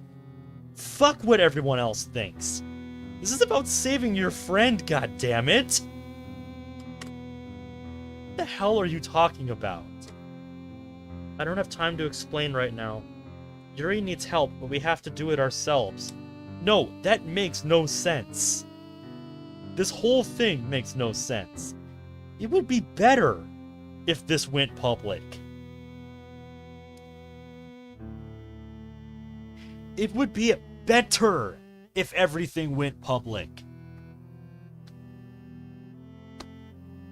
That way it can be exposed what pushed Yuri to do this. If anything, there needs to be an investigation into this.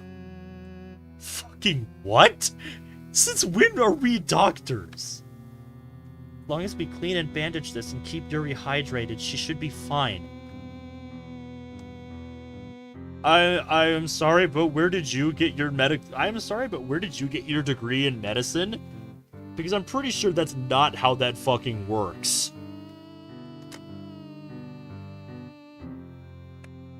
Should be. Our friend is lying here in a pool of blood and you're gonna stand there and give me a should be? Ben, just listen. No, you need to listen because you sound like a lunatic right now. That is the short and the long of it, Monty. I'm not on your side on this one, and I haven't been on your side since you decided to enact this stupid plan. No, I have to take her in. Suddenly, I feel Yuri reach up and grab my hand with what little strength she has left. Yeah, let's not forget, while you two are arguing about this, our friend is literally dying on the floor. Please, don't. Yuri, come on. They can't know. Please. Dad. What do I do? Yuri and Monica don't want to go, but I couldn't live with myself if I lost her because I acted like I knew what was best again. Not again. This can't happen. Not again. I can't lose her again. Now I'm the one crying. Yuri's finally passed out. Do you know if she's passed out or if she's just actually dead because she bled out? Monica gently places a hand on my shoulder. We won't, but we have to act now. Yeah. As soon as I saw this scene, I would have been whipping out my phone and dialing 911. Monica and I carry Yuri into the bathroom. We then proceed to gently clean the fresh wounds covering her arm. Fortunately, most of them aren't too deep, but there are a couple I wish we could have stitched up. Unfortunately, Yuri's not a doctor either, so those are supplies we're not going to find in her bathroom. While doing so, I can see the scars of previous cuts. Some within the last few days, some even farther back.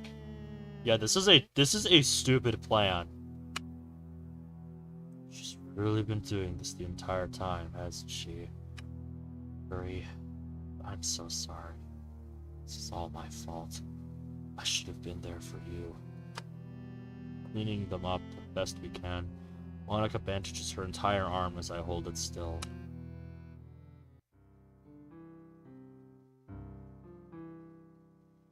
Okay, let's take her back to your place. We can't leave her here. And you're not gonna clean up anything about the kitchen. Yeah, no way that could backfire. No way, anybody would investigate that.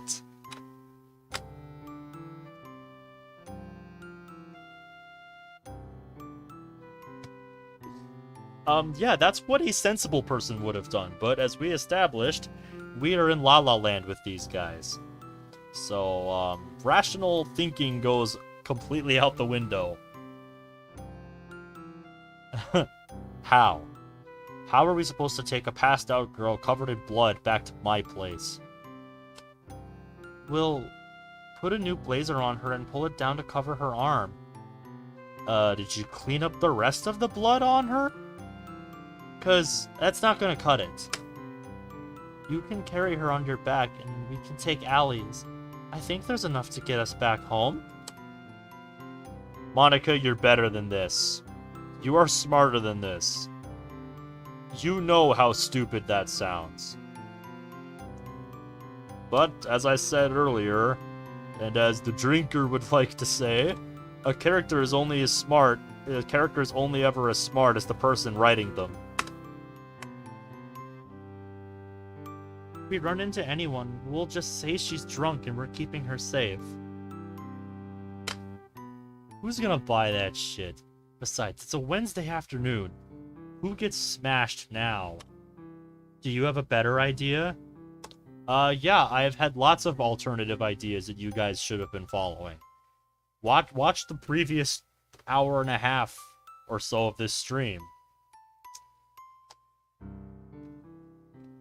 It's just straight up, you should not be in this position right now if you had any common sense.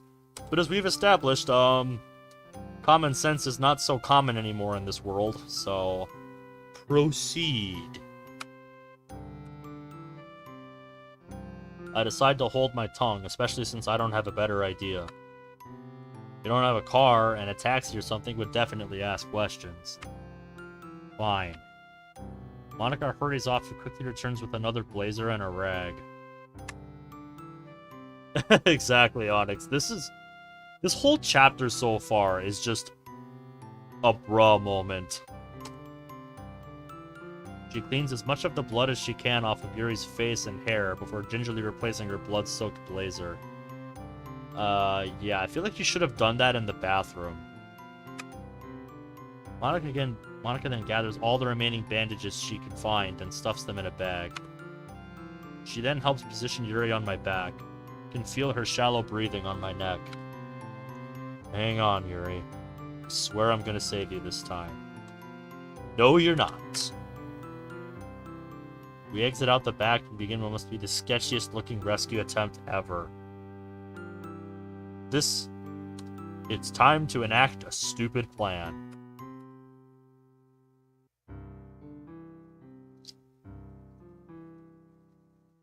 Monica moved ahead of me as a lookout as we dodged from alley to alley, side street to side street.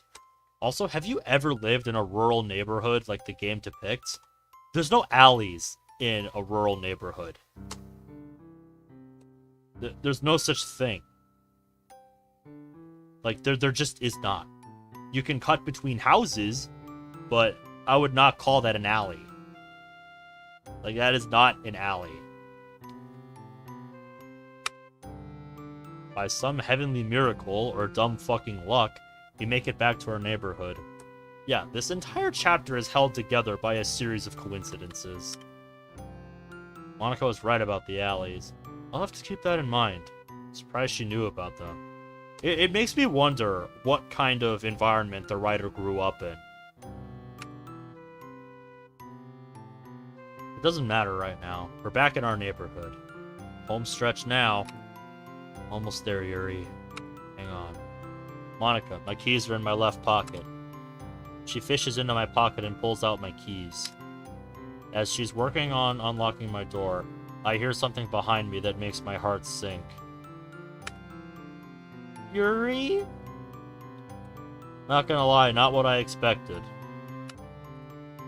I turn to see Sayori standing behind me with a look of shock and horror on her face. Ben, what happened to Yuri? Sayori, Ben, get her inside, quick. Yeah, because that doesn't look sketchy at all. I turn and quickly go inside, and Sayori follows before either of us can stop her. I gently set Yuri on the couch. Monica then carefully pulls off the blazer and examines Yuri's arm. Most of the bleeding has stopped, so the bandages aren't soaked through yet, but there's enough for Sayori to see everything. Her arm! She did it to herself. What? No, she couldn't have. I'm sorry, Sayori. It's true. No, no, no, no! This can't be happening. This can't be happening. Sayori, calm down. Don't tell Sayori to calm down in this scenario. It's happening again. Nothing's changed. I'm gonna lose everything again. Whoa, hey. Relax, Sayori. Stop telling her to relax. It's not helping. I can't. Sayori rushes out of the house, tears streaming down her face. Yeah, great idea. Sayori! Shit. It's okay, Ben. Go talk to her. What about Yuri? The answer to your question is standing right in front of you. Go talk to Sayori. I can handle Yuri. Sayori really shouldn't be alone right now. You're not saying... Well, look at this, Ben. She gestures towards Yuri's arm. That's not a chance we should be taking right now. Yeah, if you were smart, we would be in a hospital right now, but here we are. So, need I say more?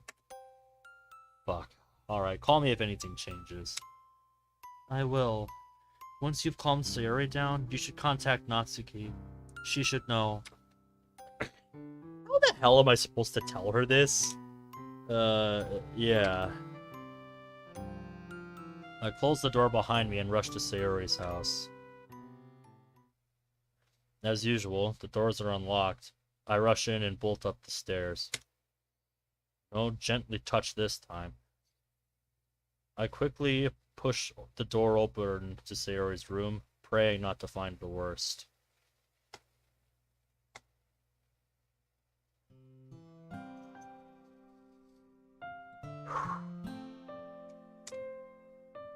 Sayori's rocking back and forth in the corner of her room, crying. Far from a pleasant sight, but at least it's not... that. Sayori. I kneel down next to her and pull her close.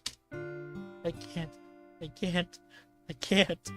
Yep, she's just rocking back and forth in the fetal position. Sayori's hysterically shouting and crying and thrashing in all directions. Yeah, this was the last thing she needed to see. But I'm not letting go. Because this is only going to aggravate her condition and make it worse. This world. This fucking world. It's rotten. It's fucking rotten. Why does everything end like this?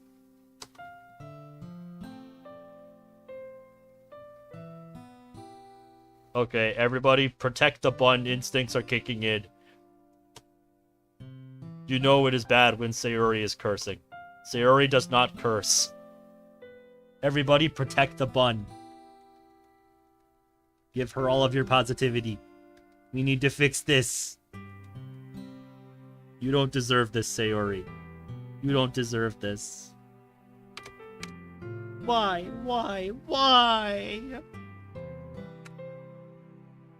Sayori's fingers are now digging into my shoulders as she screams into my chest, I think is what she meant. I'm not letting go. I just want my friends and I to be happy. Why is that so fucking hard?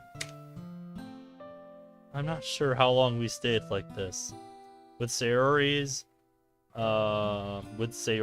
buried in my chest, Sayori's face buried in my chest, I could no longer understand what she was saying. And you don't need to. Just be her rock right now. That's all she needs. That's all that Sayori needs right now. Just be her rock, man. I think she might have just been screaming nonsense just to get it out. She can scream until she passes out if she has to. I'm not letting go. Eventually, Sayori's grip loosens and she eventually raises her head enough that I can hear her. Why? Why do I always lose everything? You haven't lost me.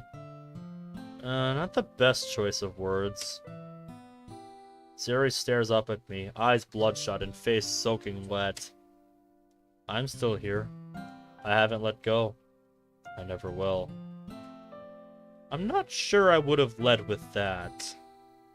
Not you, and not Yuri either. None of you. I'm not losing any of you. No matter what. Are you saying that to Sayori or yourself? But her arm. She's gonna be okay. Monika's taking care of her. She's not ready to let go of anyone either. We'll help Yuri through this. We'll all help each other. That's how this works, remember? I don't know how much more of this I can take. Hey. I quickly stand up and pull Sayori to her feet. You're missing a word there. What did I just say about letting go? And I love how neither of them are addressing the fact that nobody's called 911 yet. You're not allowed to let go either. Not ever. But No buts. I need you, Sayori. We all need you. I don't think we needed her in this sense. Plot hole. Elaborate.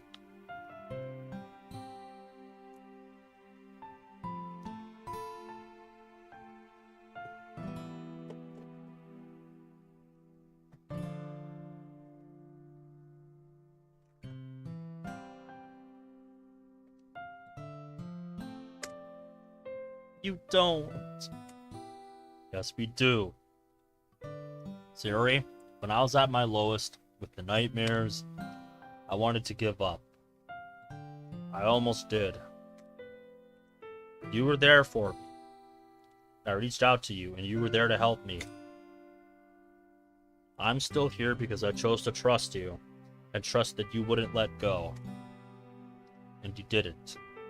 You saved my life, Sayori. I saved your life? You did. You helped save Monika's life, too. And now, Yuri's gonna need you to save hers. I don't know if I can do it. You can. It will help you. You don't have to do anything alone. Okay, I don't think I'm ready quite yet. Of course not. I do need to call Natsuki, though. I will say, Ninja. Yeah, Chapter 4 has gone back to the level of nothing making sense. But Chapters 2 and 3, I thought, well, they still had problems. They definitely improved. But this feels like a bit of a step This feels like a step or two backwards from chapters 2 and 3. Natsuki. She needs to know about Yuri. Also, if it sounds like I've got something in my mouth, I popped a lemon drop.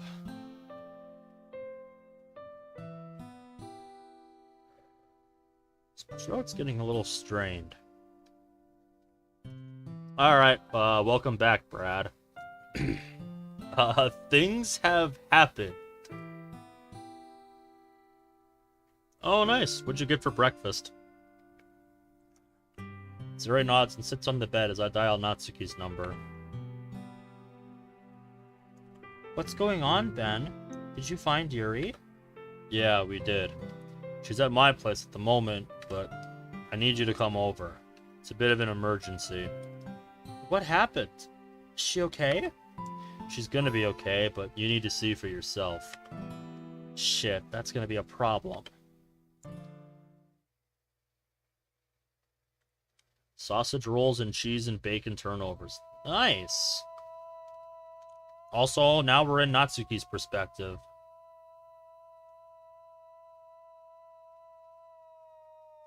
Damn, there's no way he'd let me leave right now. And certainly not to go to a boy's house. I could say it was for Yuri, but I haven't told him about that either. Why does he have to ruin everything? Natsuki, what do you mean? I guess I can tell him the truth. I mean, I already told him some of it. It's my dad. I hear Ben silently swearing under his breath. I'll be right back. Is he with someone? I hear a door close. Ben continues. Is there something I can do? Some excuse I can make he would buy? Ben is speaking in a much quieter voice this time. I guess he's trying to make sure he doesn't let anyone else know about my situation. I feel a little bad that he's keeping secrets from someone for my sake, but it makes me kind of happy too. Natsuki? Sorry, I don't know. There's no reason he'd listen to you. Yeah, probably not. Don't worry about it. I'll think of something. Like what? Didn't I just tell you not to worry about it? If Yuri's in trouble, then I'll do what I need to do. Natsuki, The other line goes silent. I'm just about to ask if he's still there when he speaks up. Just be careful. Please. Sure, I will. A beep rings in my ear to signify the call ending. Ben sounded really worried. Something seems to have him really shaken up.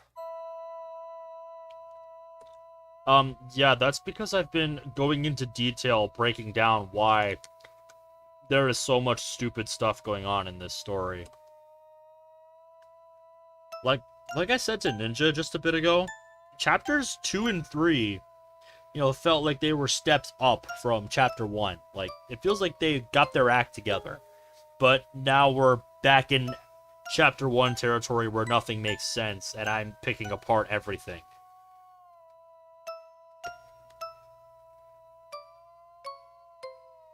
Is what happened to Yuri really that bad?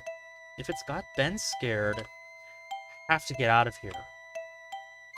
Crack open my door and listen downstairs. Sounds like the TV is on. He'll probably be there for the next several hours, so now's my chance. He won't need me for anything.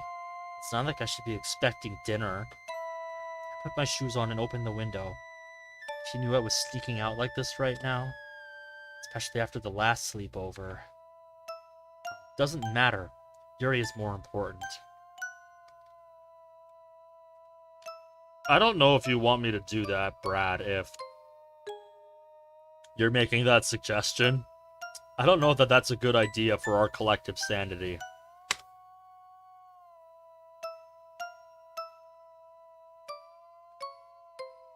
I try to stay slow and quiet until I'm around the corner and out of sight. Once there, I'll break into a full sprint. doesn't take me long to reach Ben's neighborhood, but it's been a while since I've eaten, so I'm already drained. My stomach hurts and my legs feel weak. I made it. I rush to Ben's door and start knocking.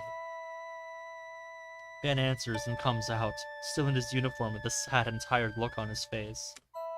Where is she? I pant this at Ben, and he turns to let me in without saying a word. I come in to see Yuri sitting on the couch. She looks like she's half awake or something. I'm not sure if she's even seen me yet. Yuri? Yuri slowly looks up at me and our eyes meet. I feel like that says it all.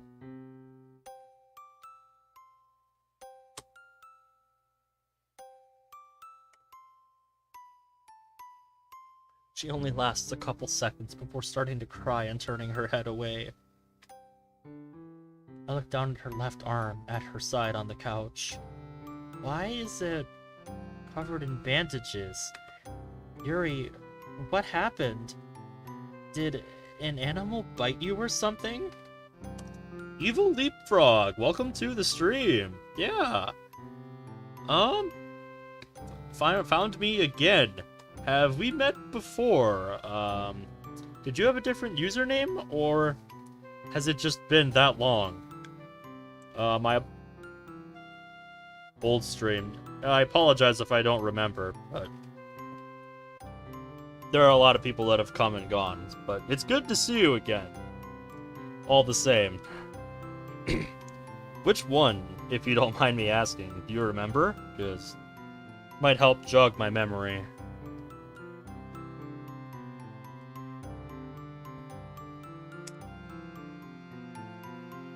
Yuri shakes her head, still crying.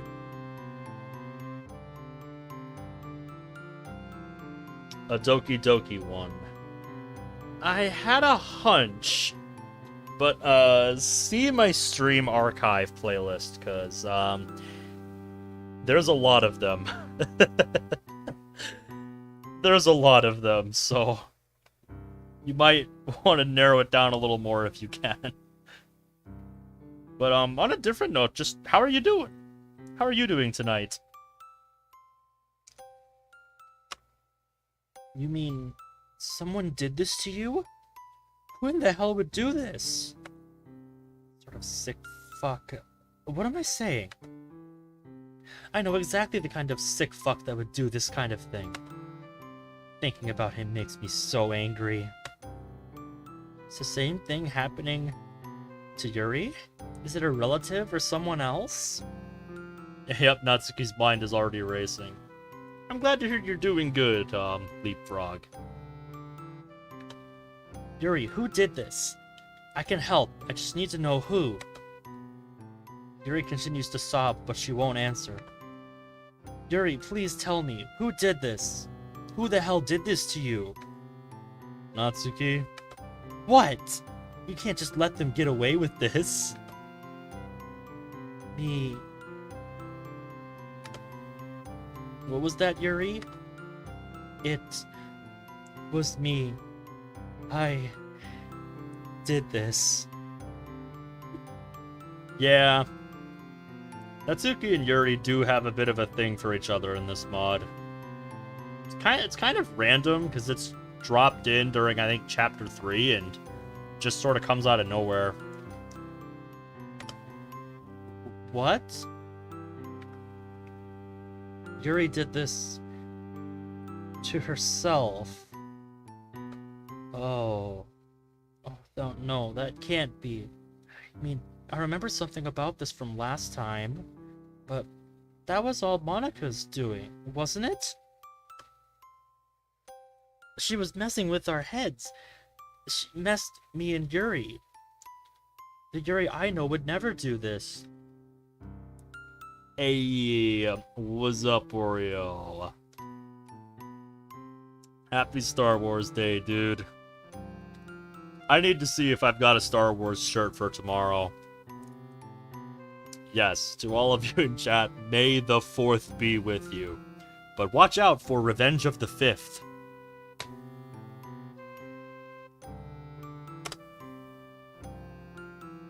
And yet, Yuri still won't look at me. Even she wouldn't be this ashamed. Less. Why? Because I am a freak.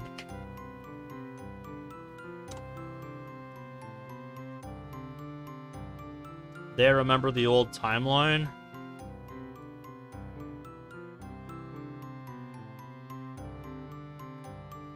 I mean, I think they established that, yeah, they said something about, you know, the old timeline,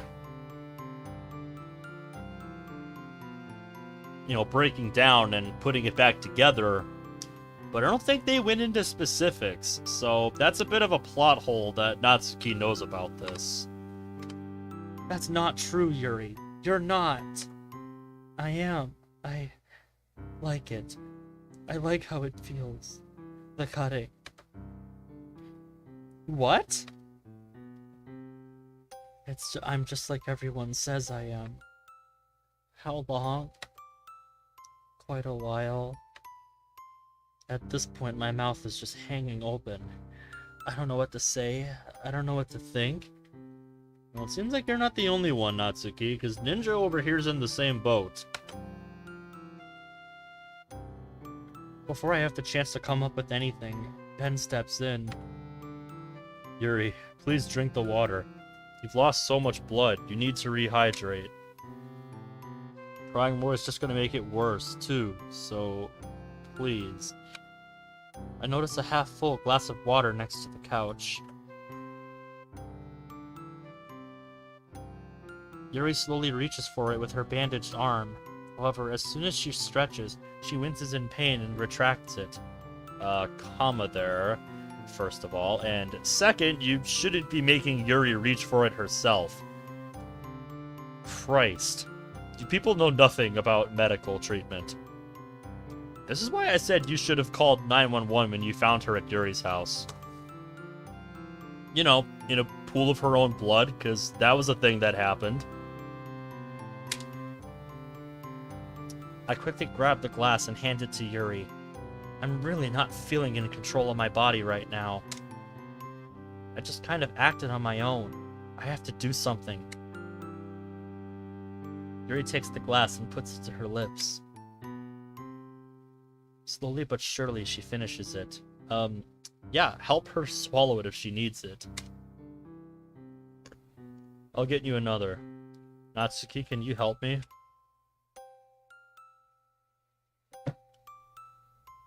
I stand up and follow Ben to the kitchen. My head feels like it's in a fog. Ben? Huh. Please? Please tell me she's not serious. She's just out of it, right? She doesn't know what she's saying. Ben shakes his head. Can't be, but Ben wouldn't lie about something like this. She really did that to herself. Yeah. Monica and I had a hunch, so we went over to her house and found her in the kitchen, covered in blood. Yeah, in a pool of her own blood, I think is a better way to put it, because that's how it was. Oreo, I don't think I asked, how was your day, dude?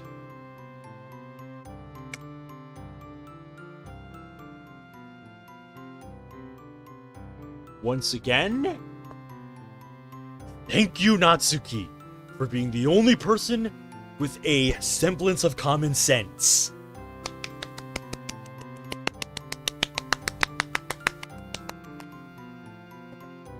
Thank you, Natsuki, for being the only person with any common sense in this room.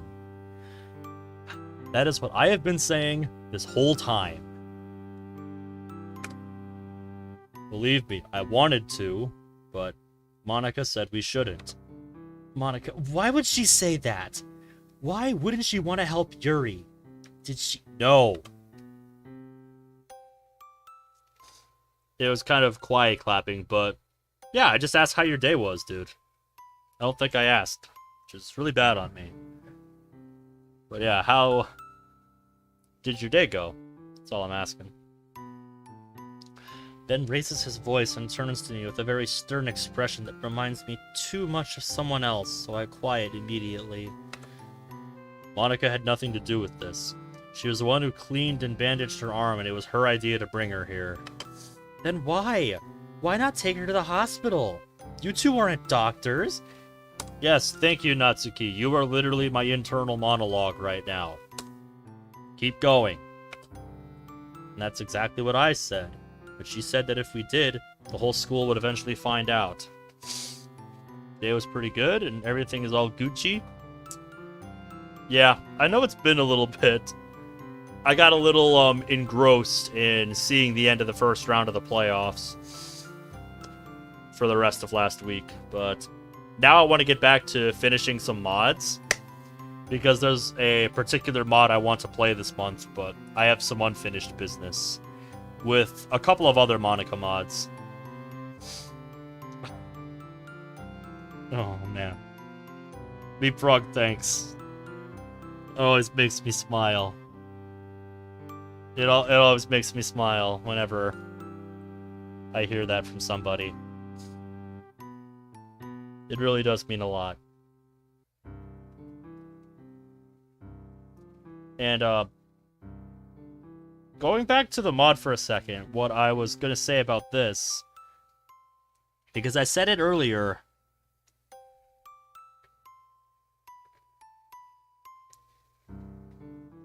Oh, I am aware, my dude. I am aware of what you said before our round 1 series concluded. We'll see how you guys do against Seattle in round 2, because not a good start for you guys. You dropped game 1 again. But that didn't exactly help us, so we'll see how you guys respond. But what I was gonna say, in regards to what Monica told our boy here, that if we did that, the whole school would eventually find out, I fail to see how that is a problem. Because this is outweighed. This fact is outweighed by the fact that Yuri could fucking die if this is not properly treated.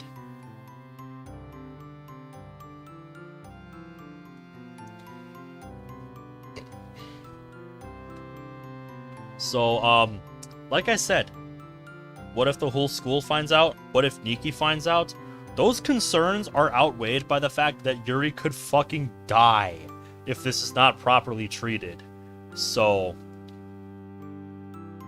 that whole point is completely fucking moot, and I am curious how Natsuki is going to respond.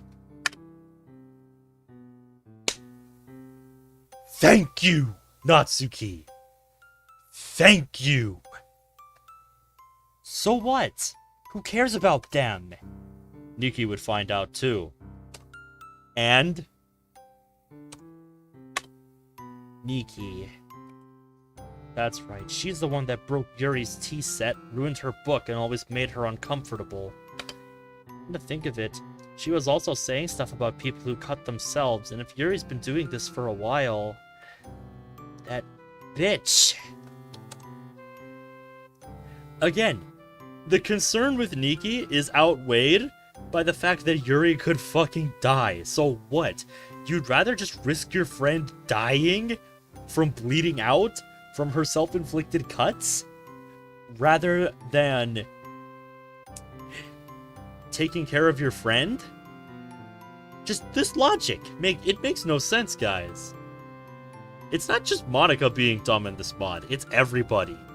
And Niki is taking complete advantage of that fact. For real, Leapfrog. It is not just Monica, it's everybody. Jesus, would you relax? Yeah, like if you haven't seen the rest of Chapter 4, go back after stream and watch the rest of it, because oh my god, I nearly had an aneurysm picking the first hour or so of Chapter 4 apart.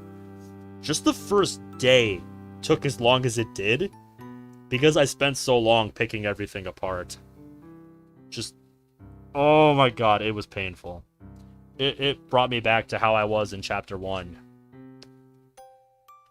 And if you haven't seen that, oh man, Chapter 1 was really rough. Relax? This is her fault. She's been fucking with Yuri, with all of us, ever since she started coming. Once again, thank you, Natsuki, for being the only sensible person in this room. Just this month, and you'll be leaving at the end of June. Oh, nice. First with the cafe, then with you and Yuri at the park, then with all that she said last week. I'm telling you, Ben, that girl is evil. You see that, don't you? All I see is my friend suffering. Sorry if that's filling my vision right now. That is not an adequate response, boy. Natsuki should slap you for that. I'm half cocked for another round when I catch myself. Yeah, it is really painful, Brad. He's right. He's the one that went after her and brought her back here safely. Because I don't want to admit it, I think Monica was right to keep this under wraps. No, Natsuki, stand strong. Stand strong, Natsuki, you're right. You are right about everything you just said to my boy. This, right here, is a deflection. This is not an adequate response to what she said. This is a non-answer right here. That's what this is. What my boy just said here is a non-answer. Yeah, mate... Caleb, you would have a field day picking apart Chapter 4 here. Like, holy shit, the logic in this chapter is maddeningly stupid. You would have a field day picking this apart, dude, I'm telling you. Brad, I'm asking myself the same question every day. Because this corner of my room where my laptop is a dust magnet. And no matter how much, I try to make sure it's not, dust just keeps piling up. It sucks. Ben, I'm gonna take this to Yuri. Cool off before you come back in. Don't tell me that. You have no right to say that to me, my boy. Yuri needs you, but not all fired up like this. No, all of you should be fired up about this. We shouldn't even be in this situation right now. Ben leaves me alone in the kitchen. Damn it. I know he's right, too. No, he's an idiot. He's wrong. Everything that you said about this situation, I'll go back so you can see it. Monica had nothing to do with this. She was the one who cleaned and bandaged her arm, and that it was her idea to bring her here. Why not take her to the hospital? That is a perfectly logical point. And our boy responded with, the whole school would eventually find out, was the response. And Natsuki correctly responded with, who cares about them? And then our boy responded with, Niki would find out too. The manipulative bitch from last chapter. And Natsuki's response should have stayed the same. Who cares? Yuri was literally bleeding out in her own house. She was bandaged up, but we're not doctors. So, yeah, she could fucking die if it's not treated properly.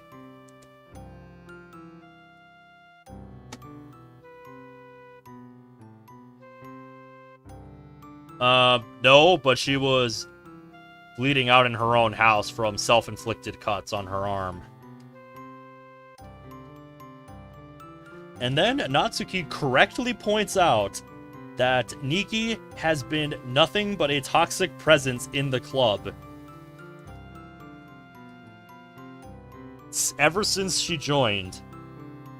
And Natsuki gets a complete non-answer in this right here. that all he sees is my friend's suffering. Seriously? Our boy just said a whole bunch of nothing to Natsuki. He said nothing to convince her of the fact that he was right. Nothing about his arguments made sense.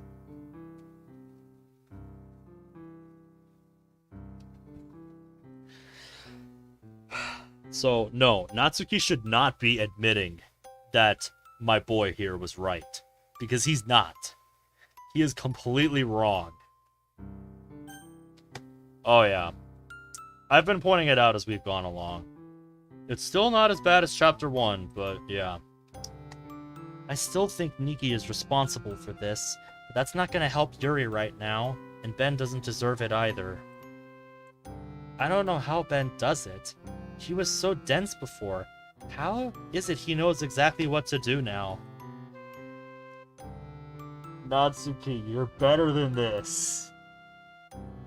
There's almost a self-awareness in these lines. He's still a dense idiot. Because if he had any sense in his head, he would have stood up to Monika when Monika told him that they need to keep, Yuri literally bleeding out in her own house from self-inflicted cuts on her arm under wraps. That they need to take care of this themselves. Because that is what a position... Because that is something only a deluded person would believe. And Monika's reasons are complete bullshit because they are non-factors in this scenario. And it would actually be better if everyone in the school knew what happened to Yuri. That way, there would be an investigation, maybe into what caused Yuri to push herself to this point.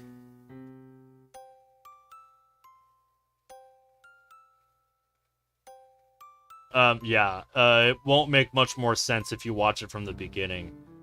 All you will see if you watch it from the beginning is me having an aneurysm over Chapter 1. Because we're back in Chapter 1 territory with Chapter 4 here. I guess I'll figure that out another time. Right now, I need to do what I can to help. I take a deep breath and down a glass of water to myself.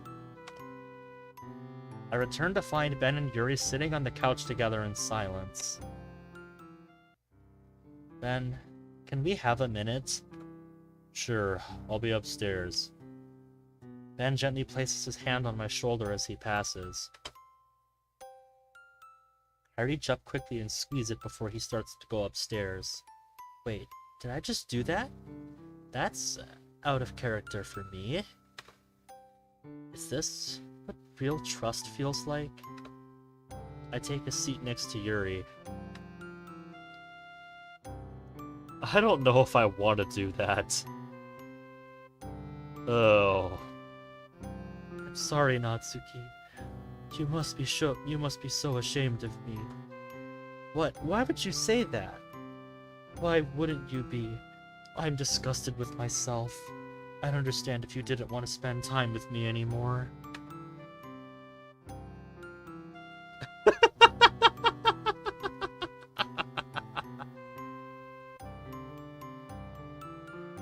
That is pretty random, Caleb. I have to agree. That is pretty random. Yuri, I start to raise my voice again before remembering what Ben said about getting fired up. Why did I have to go and have feelings for someone who pushes my buttons so easily? I take a breath and grab Yuri's hands. You're wrong, Yuri. I'm not ashamed of you. I guess I'm a little angry at you and at myself. Why would you do that? Because you've been going through this all by yourself, and I should have been there for you. Natsuki, you don't know because I never told you. Yeah, and I wish you would have. It doesn't just make it okay for me either. I should have paid more attention or something. Natsuki, please, don't try to blame yourself for this. I'm not. I'm angry at myself for not seeing it, but I'm also angry at you for doing it. Yeah, exactly, Brad.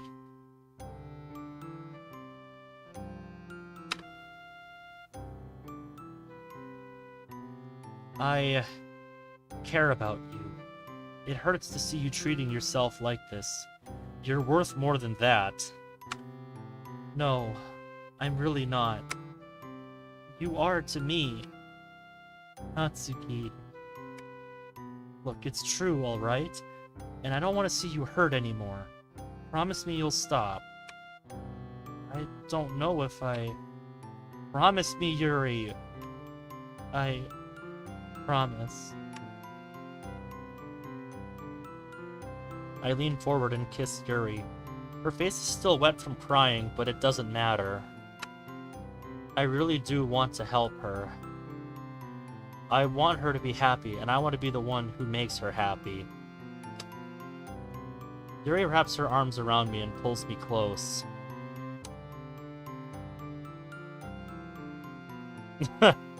Yeah, we'll see. Size difference is making it difficult to keep her up, but I manage. Damn posture. For a minute, it seems like Yuri is already drifting off to sleep on me.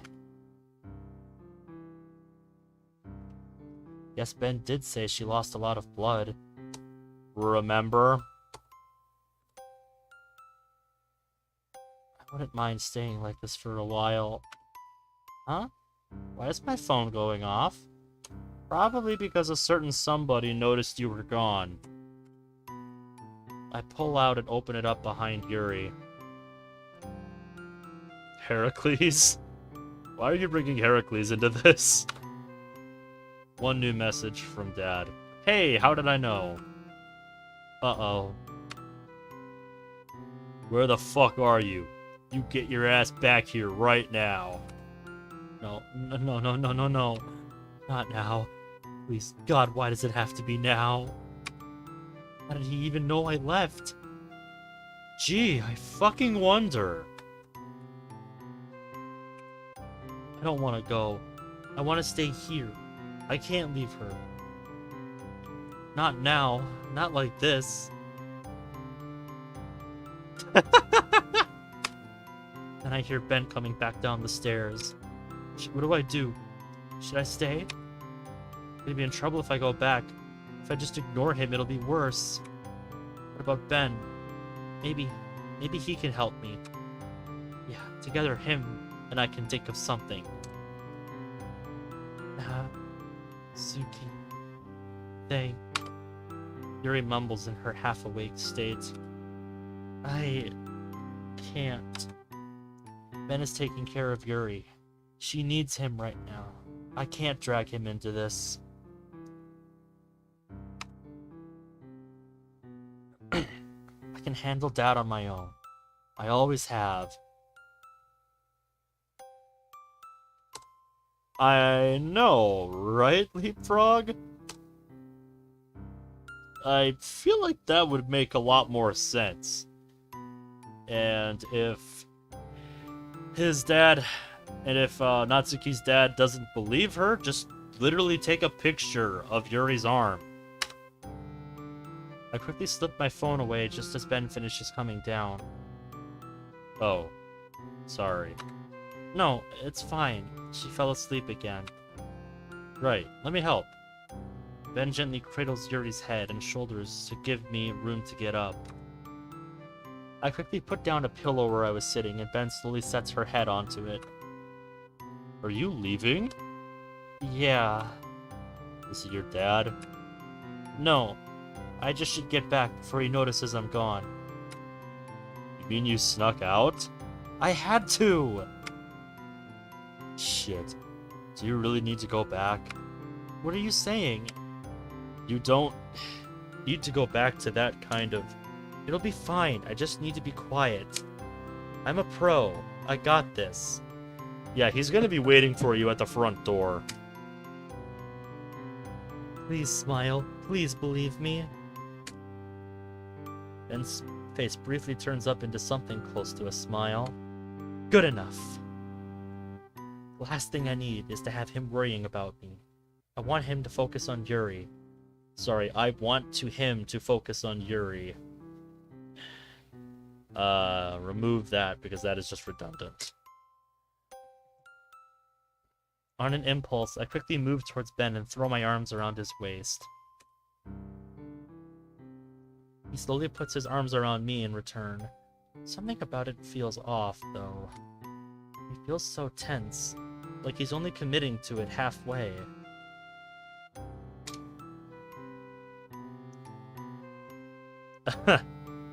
What mod is this? It's not that he doesn't care about me, so why... I hear him slowly release a breath that shakes his entire body. Ben, barely keeping himself together, he's afraid he's gonna break down all the way if he lets his guard down any further. No apostrophe there. I should stay and help. Suddenly, Ben pulls away and looks at me with that same weak smile. Yeah, I haven't played to that point, I guess. I can't. He's trying so hard to stay strong. I can't burden him further. I won't. Okay. Sounds good, Leapfrog. Well, I'll see you soon.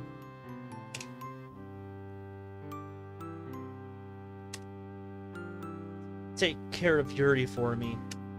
Of course. See you tomorrow. Sure. I'm not so sure about that.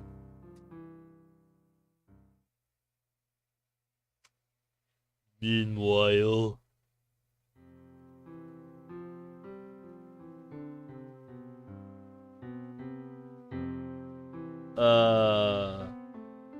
Whose house are we in, exactly? Whose perspective are we looking from right now? Because I would have thought...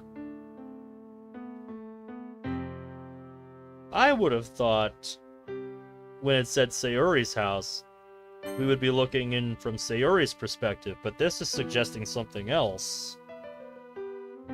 So whose perspective is this? Alright, have a good night, Onyx. Thanks for hanging out. Uh-huh, yeah, something to indicate a change of perspective.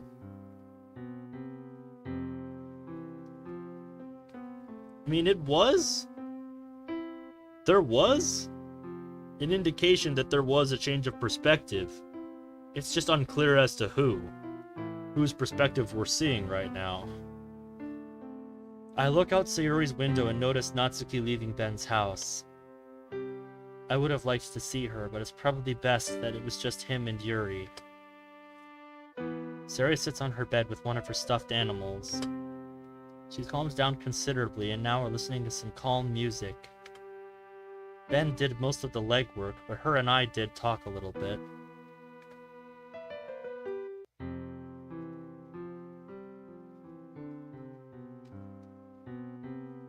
Wait. Are we in Monika's perspective right now?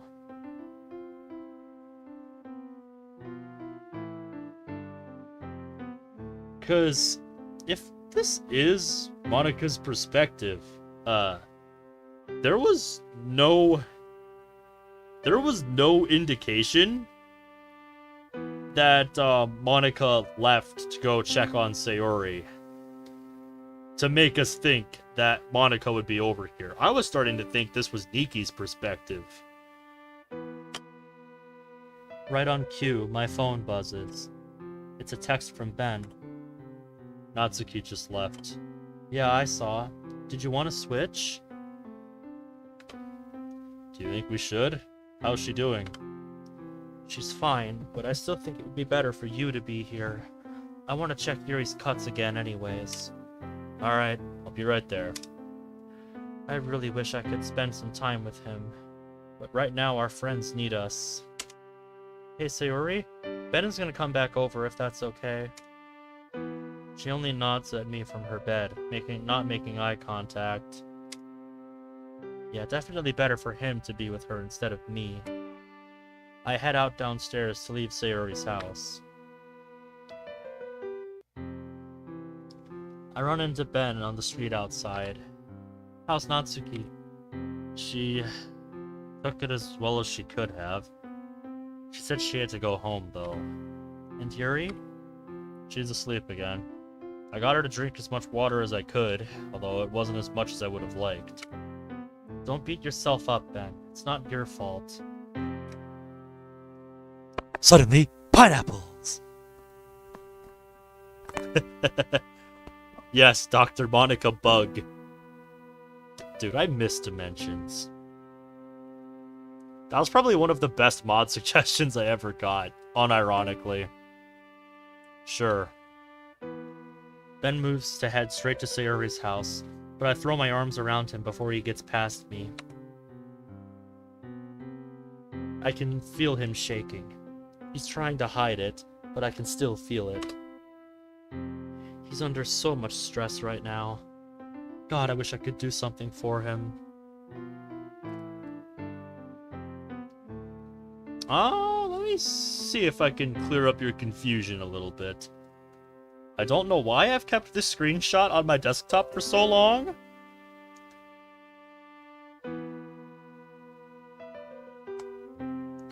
But if you've never seen my Dimensions playthrough, this is who I'm talking about, Dr. Monica Bug. If you've never watched my Dimensions playthrough, please go do that, because it is one of my favorite mods of all time. It was such a fun mod to play. Unironically. Dimensions was such a fun mod. I highly recommend you go look it up.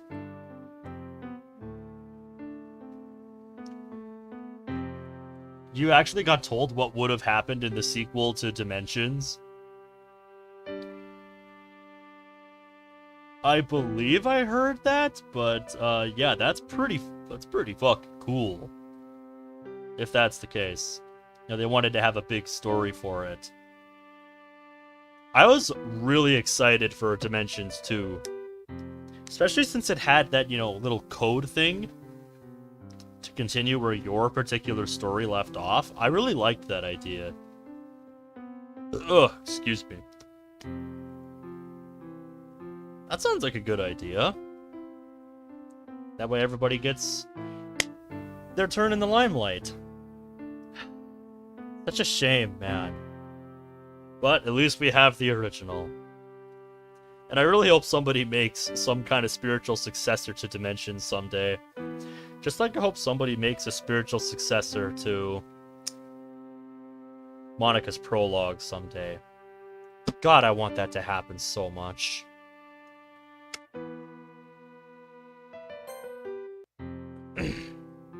Listen, Ben, you're doing so good.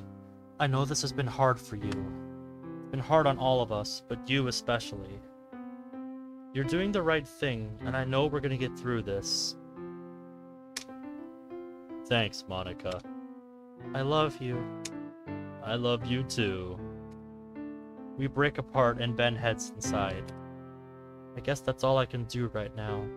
I can be strong for him.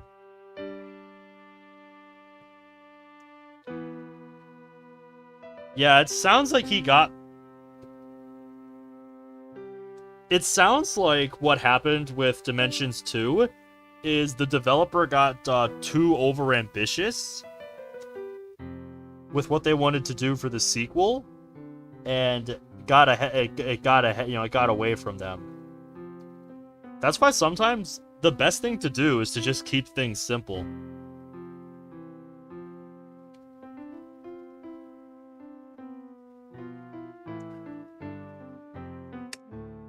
It's the least I can do. After all, it's his strength that got me this far. I go back inside, and Yuri is indeed asleep on the couch. I go in the kitchen and get a wet rag. I need to make sure those cuts aren't getting infected and change the bandages. I sit down next to Yuri and begin pulling out the extra bandages from my bag and placing them around me. Just as I'm about to finish, I notice Yuri sitting up.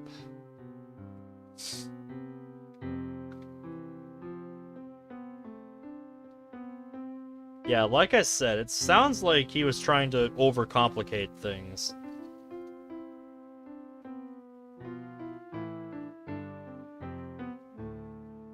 And I think it would have been better to just keep it simple. Because it's like...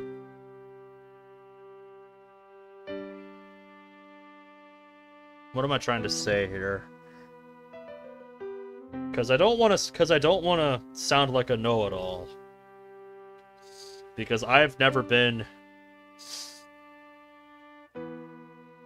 Because, you know, I've never tried developing a mod, so... I'm not really one to talk in this position, but...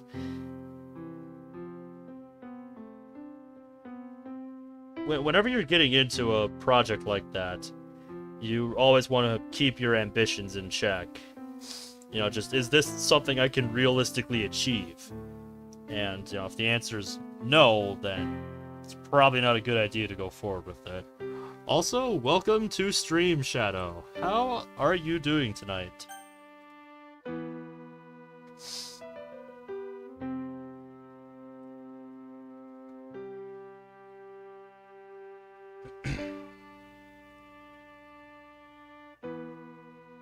Yep, there you are.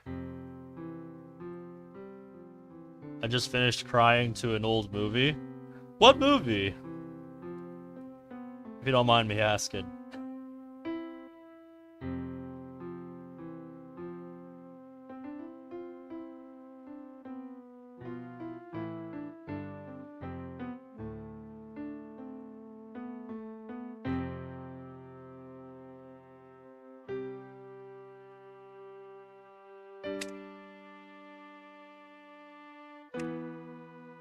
Hey, Yuri.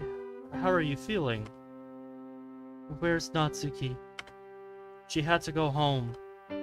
Home? Why? I'm afraid I don't know. That's all Ben said. Oh, yeah. I remember hearing about that movie when it came out. It, I think, was a pretty big deal when it came out, but I personally never saw it. So...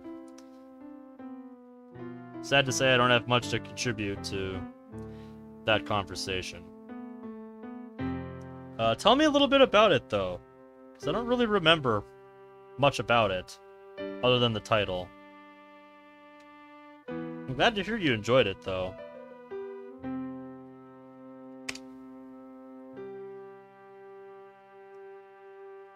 I see. Yuri, I need to check on your arm again. I need to check for signs of infection and change the bandages. Sure. Yuri gently lifts her arm and presents it to me. That sounds about right to me, but I'm not 100% on that, so don't take what I say as fact. I'm sorry in advance for any pain. It's fine. Here we go. With that, I slowly start taking the bandages off one by one. To my surprise, Yuri's eyes remain fixed on each and every cut. Never gets any easier each and every time I see it. I'm not really sure what to say, so I'll just keep working. Yeah, the faster we get through this, the better. Once I pull off all the bandages, I look over Yuri's arm for the best place to start. It still looks awful, but not as bad as when we first found her, at least. It's about a young couple who are both fighting terminal illnesses. Oh. I guess that's why they call it the Fault in Our Stars. That's actually really clever. I like stuff like that, so... At least there's no dark patches? Yeah. I'm just gonna keep going because I don't want to think about this. And yeah, Missy, I see you over there rolling your eyes, but... You know I don't handle this kind of stuff well. I am 14 and this is very deep. I don't know. I've never watched it, so I can't really say, but I just find details like that clever. I haven't watched it, so I don't know. Monica. Yeah? How does love work?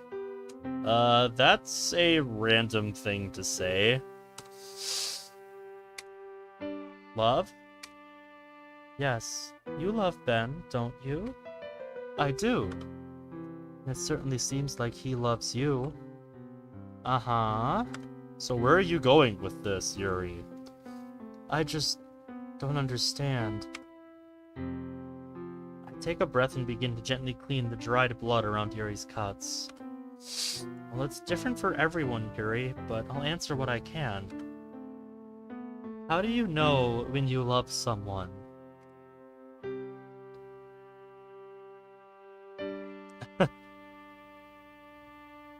I've always got Discord open whenever I'm live, so I'm always keeping an eye out for things like that.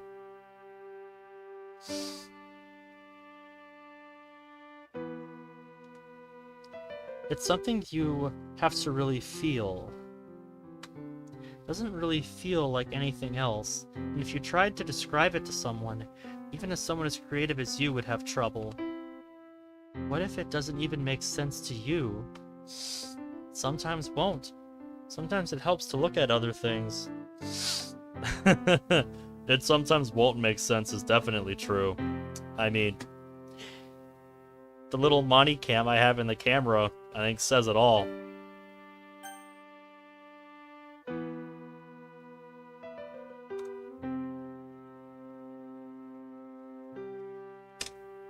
Other things? Like, do you enjoy spending time with this person?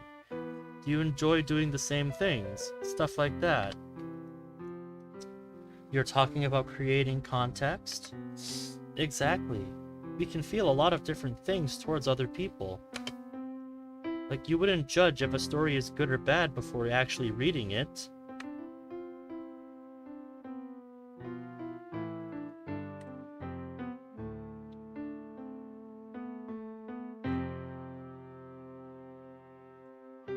I don't think so, no. But if you don't want to interact with that part of the server, no one's forcing you to. Not safe for work, yeah, is what that means. Yeah.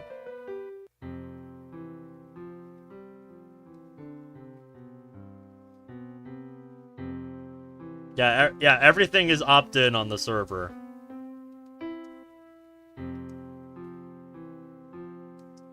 Designed it that way so you could see the stuff that interests you the most.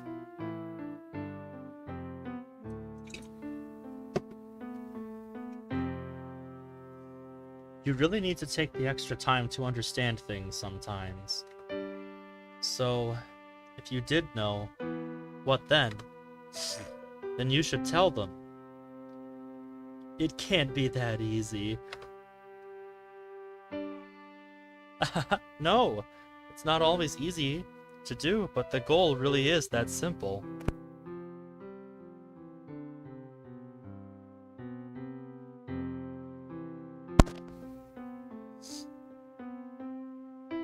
Yep, and I have to thank Caleb for his work in redesigning the server, because that was a lot of his work. You have yourself a nice night, Leapfrog. Thanks for joining stream and hanging out. Last preview.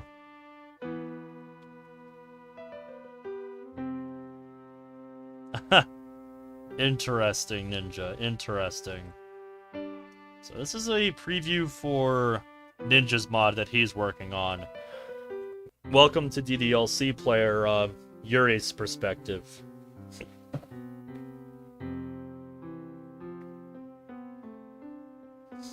Fascinating stuff. Or were they fighting about drugs, gang rivalry? I don't know. I would need further context.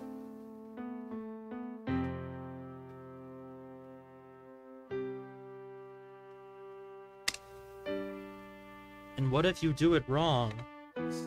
Yuri, there isn't a wrong way to feel. If you feel a certain way about something or someone, that's your right. Yeah. But you can still make all kinds of other mistakes. Like what? Like mistakes that hurt the ones you're trying to love.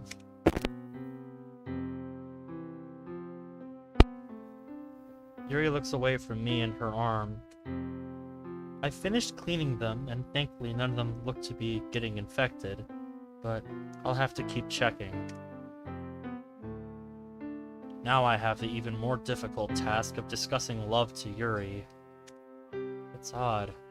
I know I love Ben, and that he loves me, but explaining it is quite challenging.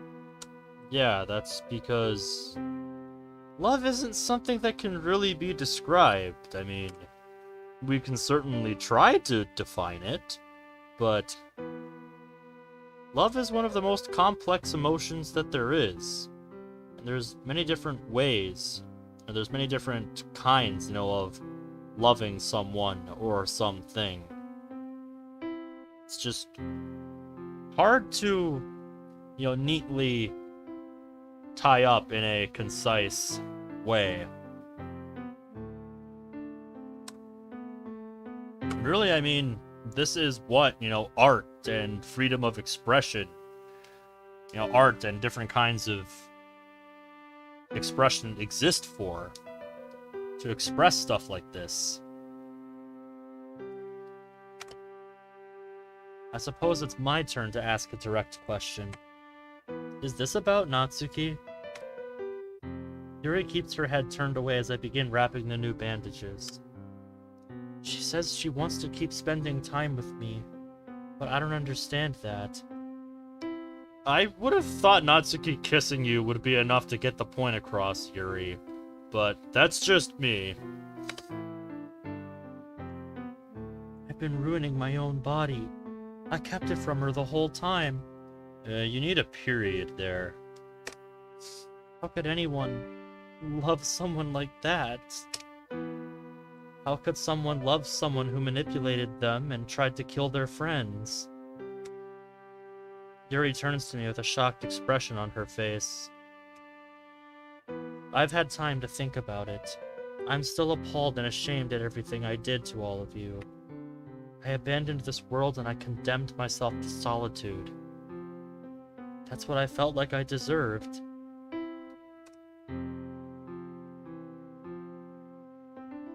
Okay. But then, Ben came to save me, even after I hurt him and all of his friends. He came back and was willing to love me. You can't choose how other people see you. Yeah. Probably not in the way that you think, though, Oreo. Just because you think you deserve something doesn't mean everyone else thinks the same. I was able to come to terms with what I'd done and start over because I chose to trust in what Ben thought I deserved. I didn't let my feelings prevent Ben from showing me his. In time, I came to accept Ben's reality, and now it's ours. Your reality doesn't have to be yours alone. You're missing a word there. If you let someone else in.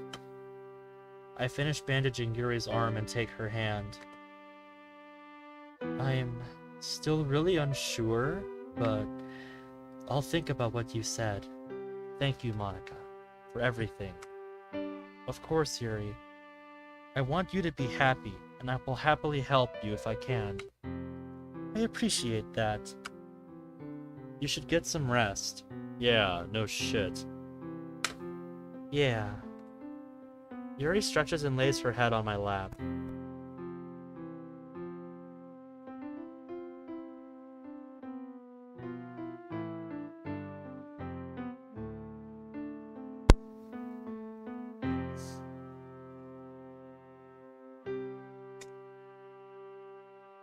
Oh, I should have asked.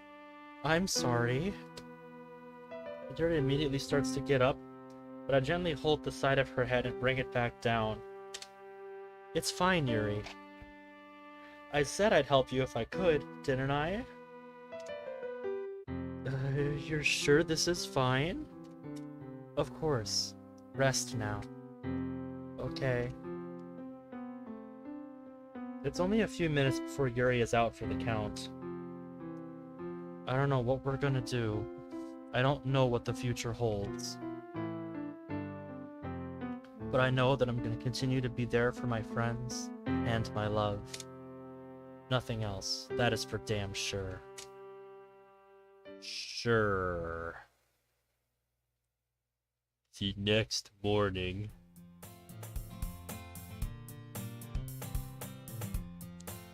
Alright, I think this is the last day I'm gonna do for tonight's stream.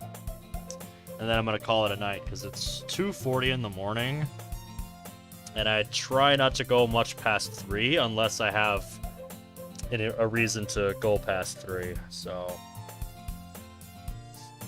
We'll see how long this day goes on for. I wake up to an unfamiliar ceiling that causes me a moment of panic. Alright, well thanks for hanging out tonight, Ninja. I'll see you around. Oh, right, I slept at Sayori's place. I reach over to my phone and turn the alarm off. As soon as I do, a flash of pain shoots through my back. That's what you get for sleeping on the floor. Hey, that's my line. Oh well, it's for Sayori's sake. Speaking of which, I stand up and walk over to her bed. Any evidence of yesterday's breakdown is nowhere to be found. Wish I could just let her stay like this. At least now she seems at peace. We can't. If 4 of us all bail from school at the same time, someone's gonna notice. Again, why does that matter? Especially a certain someone whose suspicions we're trying to avoid. Wrong whose, first of all, and again, given this situation, I don't think that should be something you should be concerned about. Reluctantly, I gently shake Sayori's shoulders to wake her up. Come on, Sayori. We need to wake up.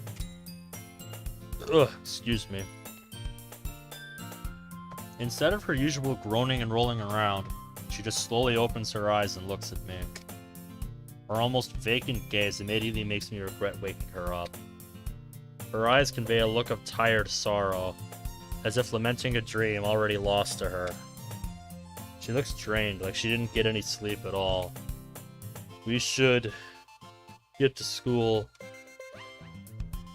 Sayori continues her dead gaze for a couple of seconds before turning her head straight and letting out a shallow sigh. Sayori, Sayori slowly gets out of bed like a zombie and stands up. Do we have to? Sayori asks me in a hollow-sounding voice. I would say no. Yeah. The whole club can't just vanish on the same day. Says who? Besides, Natsuki would wonder why we didn't come to the club. You want to see her, don't you? Yeah, I guess. What about Monica and Yuri? Good question. I'll head over and ask. I need to change clothes anyways. I'll be right back, okay? Sure. Sayori shuffles behind me and starts taking off her clothes like I'm not even there. Wording! I quietly exit the room and go outside. I can't stand seeing Sayori like this. This whole thing must be really taking a toll on her. I want nothing more than to help her. She just wants things to go back to normal. Can't give that to her. You could have if you handled the first day of Chapter 4 differently, but here we are. I head inside my house to find Yuri fast asleep on the couch and Monica in the kitchen on her phone. She's still in her uniform. She must have spent the night tending to Yuri, just as I was for Sayori. How's Sayori? Jaded. She's awake at least. I need to change. We were going to go to school. I was actually just about to text you about that. You two should definitely go. If anyone asks, me and Yuri both got sick and are staying home. Shouldn't I be the one to stay here with Yuri? I'm a nobody at school anyways. No. You know how suspicious it would look if you and Yuri were both sick on the same day. Why, though? I silently curse high schoolers and their presumptuous bullshit. Yuri and my boy here being sick on the same day? Two, complete non-entities in the school? Oh yeah, that's sure to make headlines. Like, seriously, I doubt anybody would even fucking notice. Monika's absolutely right, though. Even if nothing like that is happening, some people might say it is. I don't even feel like I need to say anything anymore. It should just be obvious why that's dumb. A particular someone comes to mind. Honestly, you need to stop letting this girl control your thoughts, because it is leading you to bad decisions. You letting this girl control your thoughts is like thinking you're playing four-dimensional chess, when really you're just playing checkers.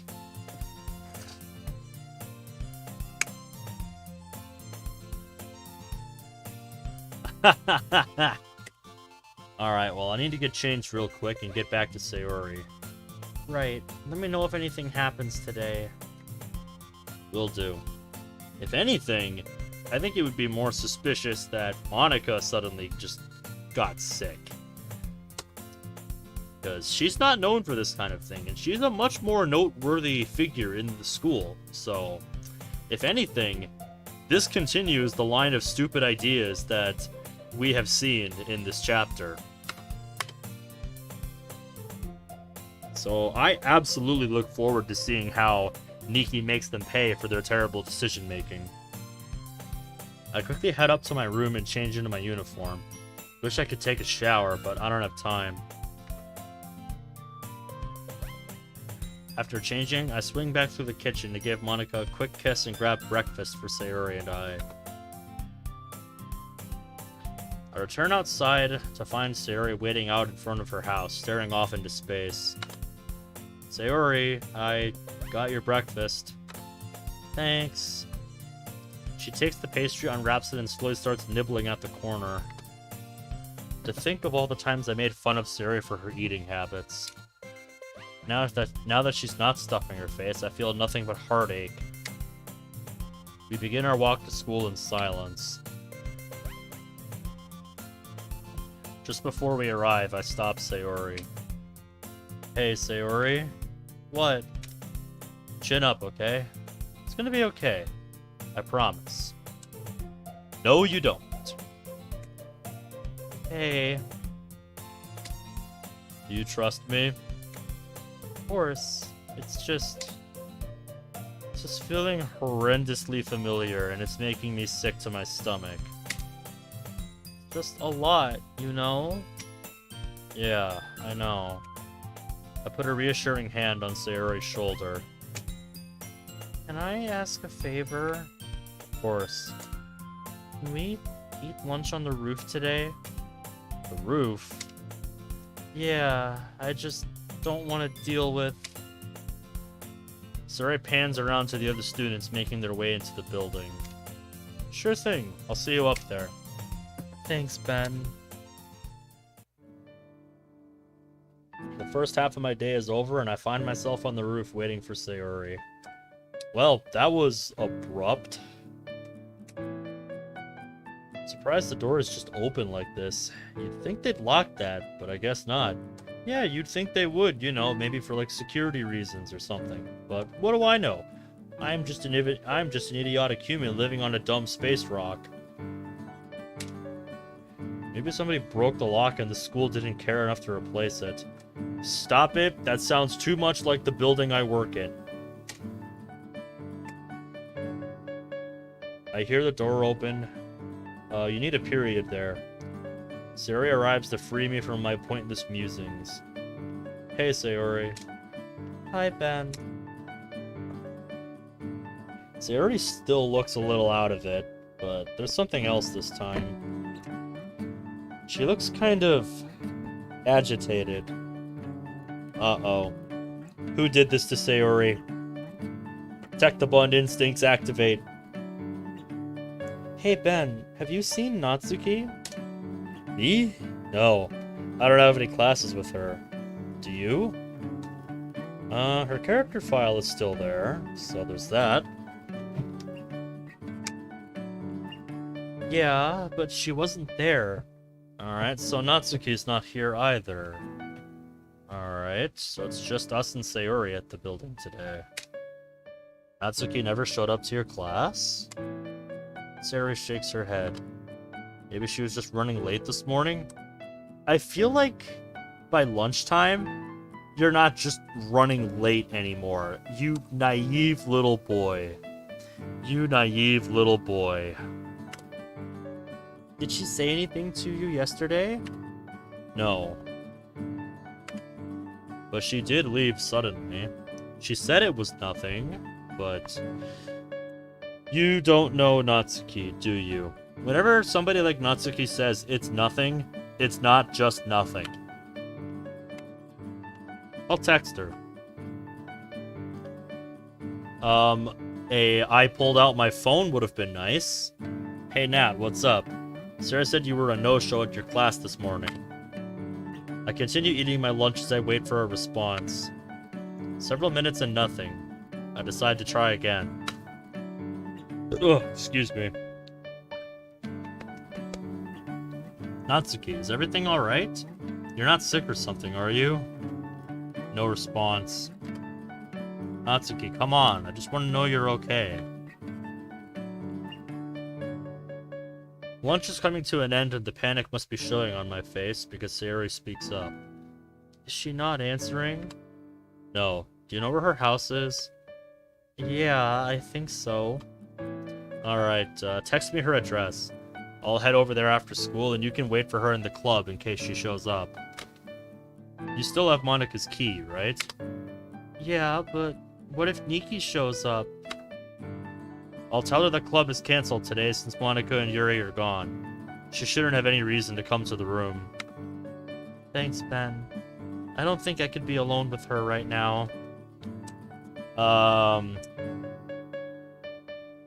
Yeah, I would just say go home, Sayori. There's no reason to even go to the club room. Just go home. I wouldn't ask you to.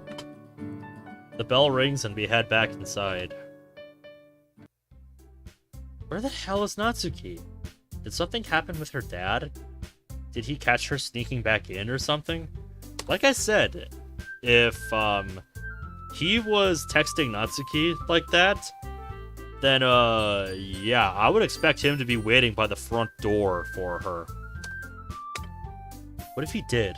What's gonna happen if she's already in trouble and a strange dude shows up at her house? Will I just be making things worse for her? Doesn't matter. I don't want to get her in trouble, but I have to know she's okay. Yeah, so in other words, a catch-22. God damn it, bell. Ring already!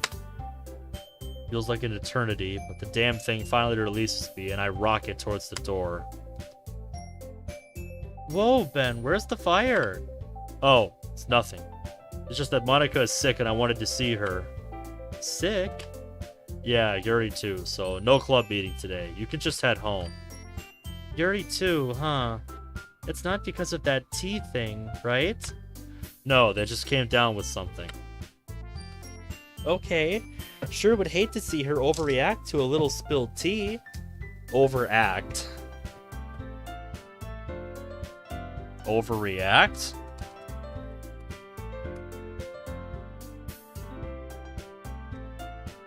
I have to bite my tongue to keep it from firing back at her. Honestly, she hasn't really said anything that blasphemous.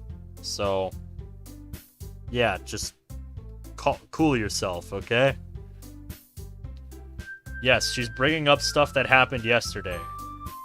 This time, though, it's actually pretty relevant.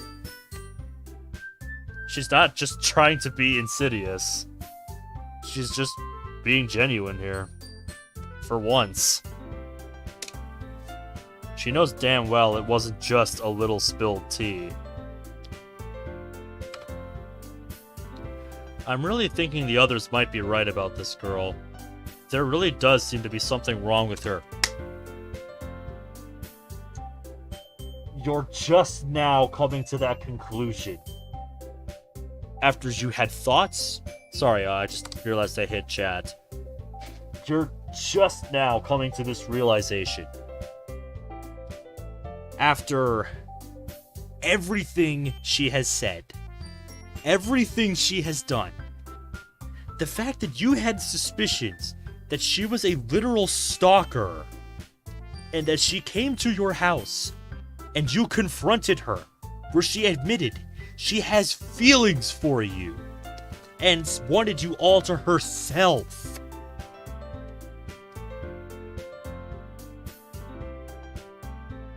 And only now, after you've stood up for her and got her reinstated into the club so that she could continue doing her thing, do you think, maybe there's something wrong with this girl?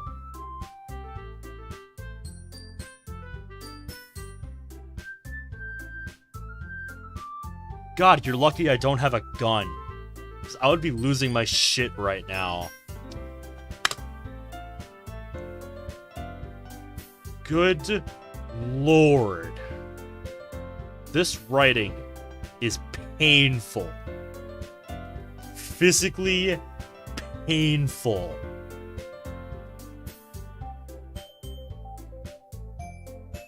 Like, Jesus Christ. Oh, one more thing. You haven't seen Natsuki around today, have you? Natsuki? No, I haven't. She isn't here today either? No, it does not appear so. I wonder if this is about yesterday. What do you mean? Does she know? Did she see us carrying Yuri back? Is she following us again? You shouldn't have to ask this question. Well, she left a notebook in the club yesterday, so I went to her house to bring it back to her. When I got there, though, her dad called for her, but she wasn't home. He seemed kind of surprised and a bit upset, too. Oh, no. Yeah, for once, she's just doing some genuine things. And it's causing more trouble. Either that, or she set the whole thing up. But we don't know if she knows about Natsuki's dad. I mean, I'm just gonna assume that she does, because she knows exactly what to say to aggravate everyone. So, my assumption would be probably yes. He does know. He knows she snuck out. She said he seemed surprised when he called and she wasn't there. That means he might have never known if Niki hadn't shown up and asked for her. She couldn't have known that and gone over to Natsuki's just to blow her cover. Could she? I'm trying to keep my cool and focus on reading Niki's face. She's not giving me anything. Yeah. Somebody like her is somebody I would expect to have a good poker face. She knows how to keep a straight face. I can't help but feeling she's doing the same thing with me right now. You don't say. This was established early in Chapter 3, that she's good at reading people's faces. She is good at reading people. So she's a bit of a manipulator. I'm overcome with a sudden urge to smash this girl's head open. Whoa. Okay, I know I've said similar things, but this is not the material you want to use for this justification. For justifying this action. Like, we can't prove any of this. Now you're the one that sounds like... Now you're the one that sounds like you are following conspiracy theories. You should want to, but not for this reason. You should want to because of her stalkerish behavior and everything that she has said and done about each and every one of you.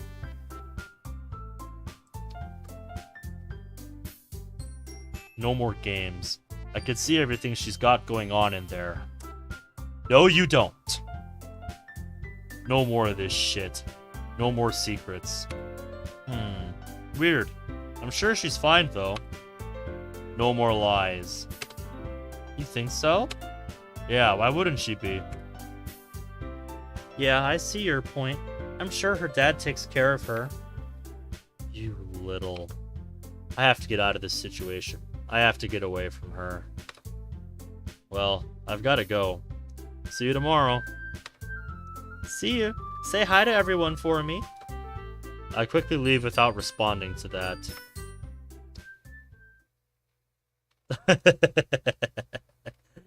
She's successfully gotten into their heads. She's successfully gotten into their heads. This is exactly how she wants them to think.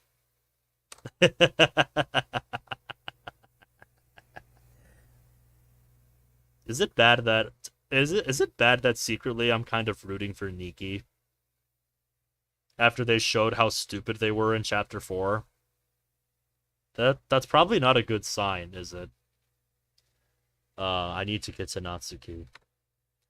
I pull up the address Sayori sent me and I start tracking it down. I sent her a quick text telling her to just head home and that I doubted Natsuki was coming. She asked how I knew that, of course, but I had to pull the trust card again. I feel like I overused that with her, but I don't want to scare her if I'm jumping to the wrong conclusions. I'm already plenty scared. Just as I'm approaching, I hear a car engine roar from that direction. Ugh, excuse me. A car guns past me and down the street. Was that her dad? If it is, this is my chance. Sure enough, the driveway is empty when I come up to the door. I knock on the door calmly. Every muscle in my body is screaming at me to just break the damn thing down, but that would cause a scene. After no response, I knock again several times. The lock finally clicks just as I'm about to unleash another volley. What is... Ben? Yeah, hi, Natsuki. It's been a while since I've seen you bruised and bloodied. So, yeah, it is as bad as we thought it was. Ouch. This was honestly a set of sprites I was hoping to leave in the past. Fuck. Natsuki's surprise at my arrival opens the door all the way. What are you doing here? My God. Be gentle with her, chat. Natsuki. Natsuki looks away as the tears already come to the surface. She wasn't even trying to be tactful. There's bruises up and down her body. Clothes are filthy. There's some blood on them. Yeah, I can see that. You should go. Like hell I am. Look what he fucking did to you. Keep your voice down. Natsuki ushers me inside and closes the door. Natsuki, you can't stay here. This is insane. This can't keep happening. I can't leave. I left yesterday and look what that got me. He was waiting for me when I got home, you know? Yep, it's just like I said. It's just like I said. He asked me for my phone, all calm, before smashing it against the wall. Explains why I couldn't get a hold of her. You should have just tried calling. The going direct to voicemail and, you know, getting, you know, like, you know, this phone line has been disconnected or whatever would be enough of an indication that something was wrong. I reach out and grab her shoulders and look into her eyes as she winces from pain. Natsuki, we are leaving. I can't, Ben. Natsuki's fighting to speak through her tears. No, I'm not leaving you here another fucking minute. Get your shit and let's go. Don't do this. Don't get involved. I can handle it. No, I will not allow that. Ben, please. It's fine. Natsuki, he's going to kill you.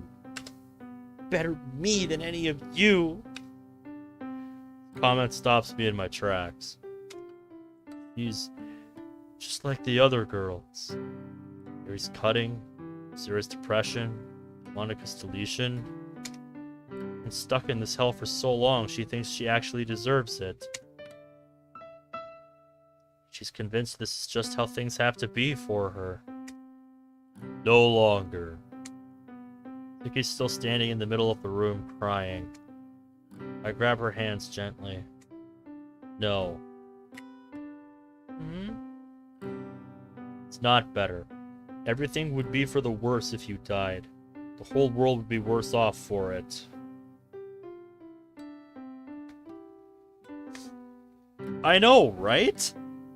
That's why... Yeah, that's why it's always crazy when I see people talking about raising minimum wage. It's like, yeah, what do you think that is going to accomplish?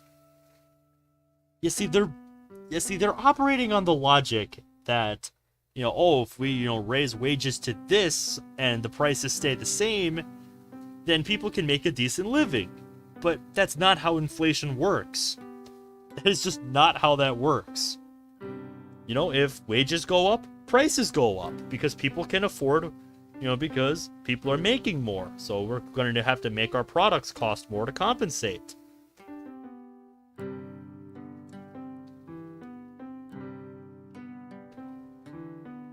I'm no expert in economics, but yeah, raising minimum wage is not a solution to rising inflation. Yeah, something has to change, dude. And that's a path I do not want to go down. I do not want us to end up like Venezuela. But there needs to be a serious change in leadership, that's for sure. Ugh. And seriously, that video you sent me the other day, dude...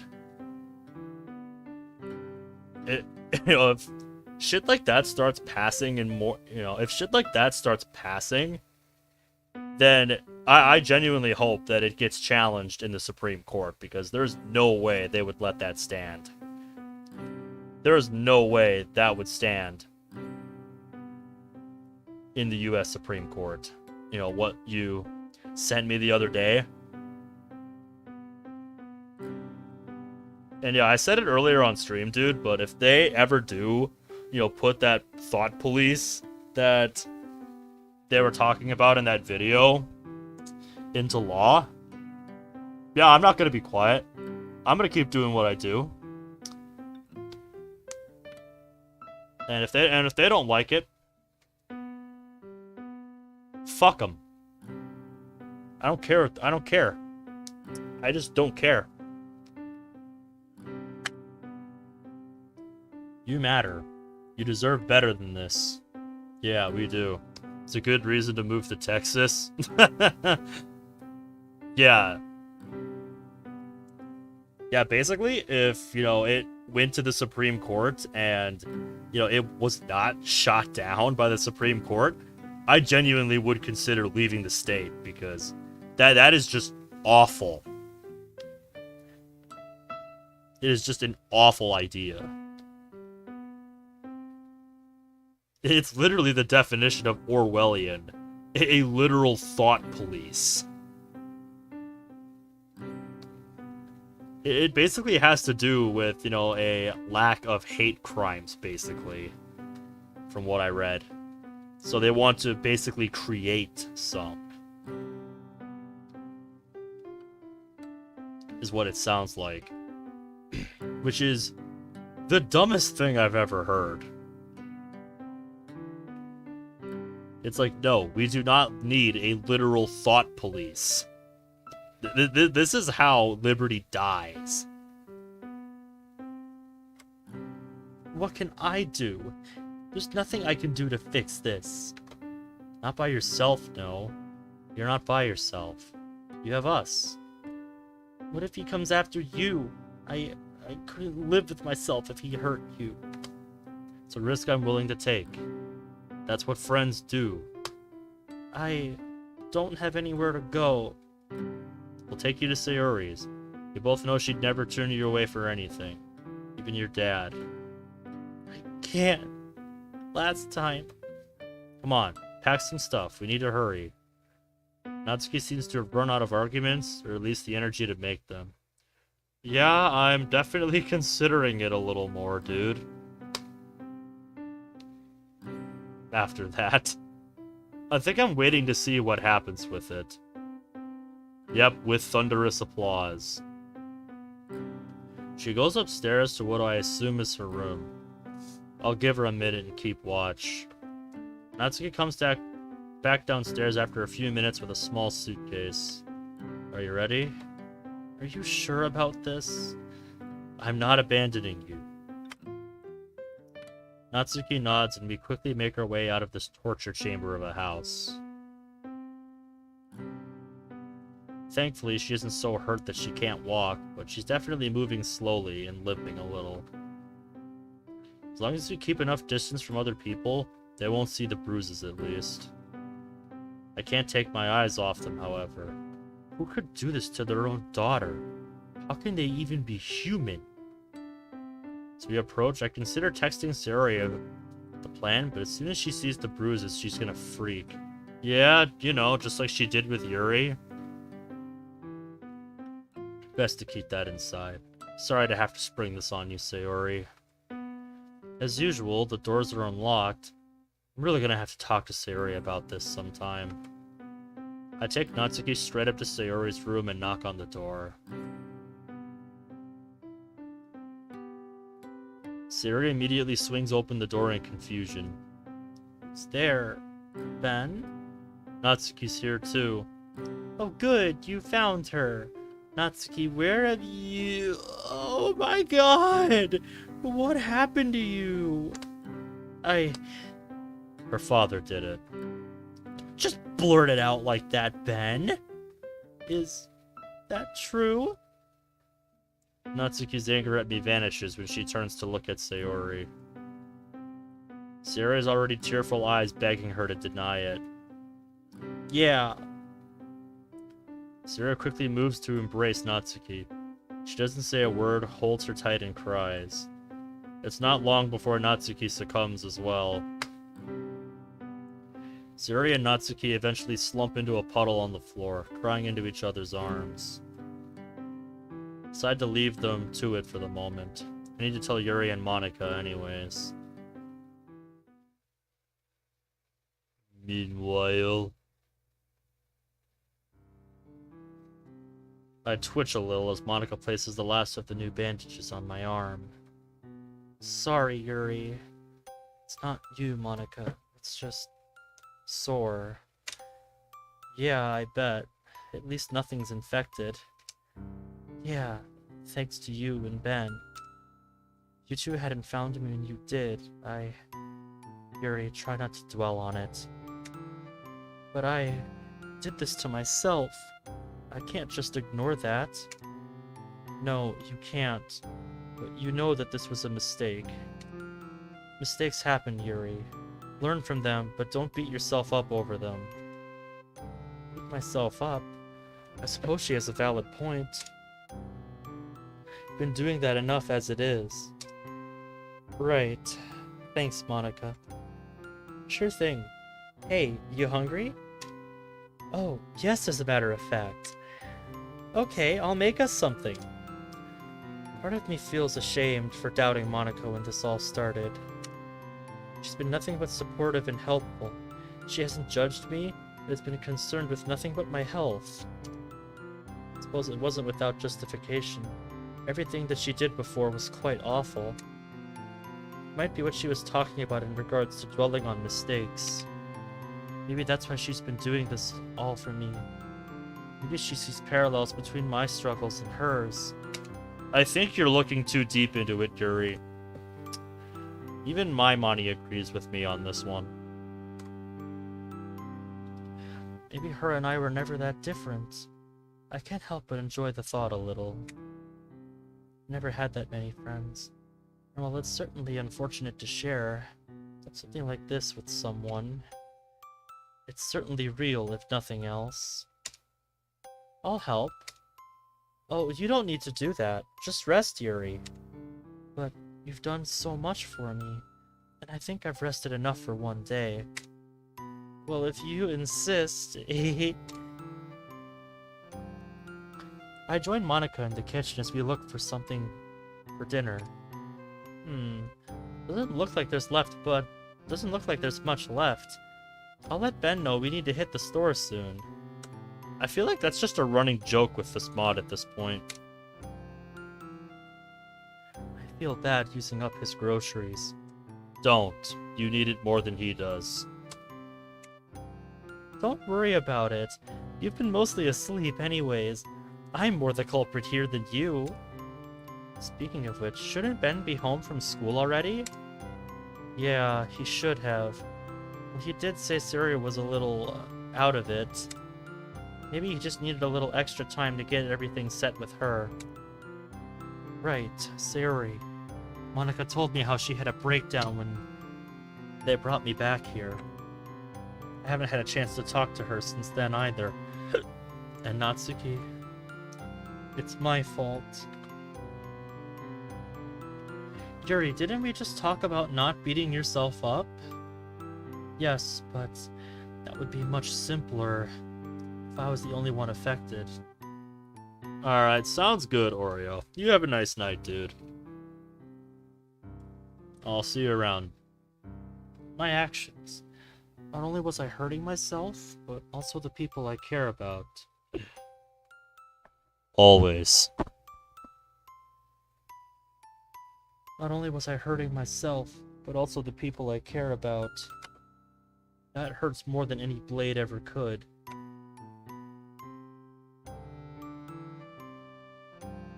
Yuri. Just then, we hear the door open. We both exit the kitchen to find Ben in the living room. Ben, welcome home. Yeah, hi. Yuri, how are you feeling? That's right. Monica's not the only one who's been holding me together. Ben literally carried me on his back to his own home to make sure I would be okay. Much better. It's still quite sore, but I'm feeling stronger overall. The rest has my head clearer as well. Glad. Ben gives me a smile that seems a little off. It seems genuine, but forced. As if his soul has been drained of any real happiness. Yeah, can you blame him? All the shit he's been through lately? Can you really blame him for that? He has the same ragged look as yesterday. He looks so stressed and tired, yet he's still doing so much for all of us. I find myself constantly filled with admiration. I wish I could be so strong. That's not the case, unfortunately. You're home kind of late. Is everything alright? No, it isn't. Is it Sayori? No, it's Natsuki. Natsuki? No. What could have happened to her? She was fine yesterday. What's wrong? Ben falls silent. He looks like he's trying to decide what to say. Maybe what not to say? Ben has always been so patient with me when I take my time, and I'm grateful for it. But I'm finding it hard to give him the same. I need to know what's wrong with her. Ben, please, what happened with Natsuki? I failed to restrain myself. He really is the strong one. I'll never be like that. Stop thinking like that, Yuri. Natsuki's dad is abusing her. What? There's no way I heard that right. She's being abused by her father? Damn. Monica seemed upset, but not surprised. Did she already know? Did everyone know but me? He knows she snuck out yesterday. How bad is it? He was thorough. Broke her phone, too. Fuck. So many thoughts swirling around in my head. It's like someone has sewn my mouth shut. Can't say anything. Can't think straight. Suddenly, I feel something on my shoulder and find Ben right in front of me. Yuri. Hey, Yuri. How long has he been trying to get my attention? I didn't even hear him talking. What? You should go see her. She's with Sayori. The door's unlocked. Just head in and up. I still can't manage words, so I simply nod and leave the house. Natsuki's dad is hurting her? That can't be right. But Ben wouldn't lie to me and Monica like that. Monica didn't question it either. She must have already known. Why didn't any of them tell me? Stop and feel my left arm. I guess I'm not one to talk, am I? I enter Sayori's house and proceed up the stairs as been instructed. I reach a door that must be Sayori's room. It's the only one I can see the light on. It feels strange just walking into Sayori's house, but Ben said it was okay, didn't he? Sayori won't be mad. I hope. I lightly knock on the door to her room. Sayori, it's Yuri. The door quickly swings and Sayori practically jumps on me. Ah! Sayori, be careful.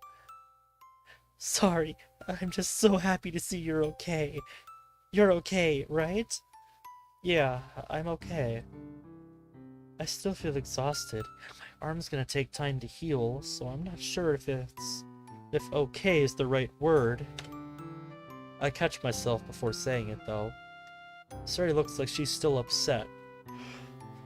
When I saw them bring you back, I got so scared. You were there? I don't even remember. I thought I was going to lose you. 9 a.m. for you, it is 3:23 in the morning for me, so good morning to you, Koniko, and may the 4th be with you today. And also, since I didn't get a chance to say it other than on the server, happy belated birthday.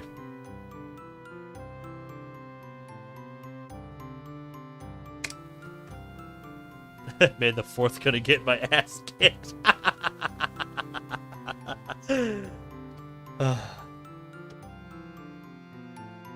If you're wondering where we're at with the mod here, I'll just say I've had quite the night picking Chapter 4 apart here, because we're back to the kind of logic that I was picking apart in Act 1. Like, seriously?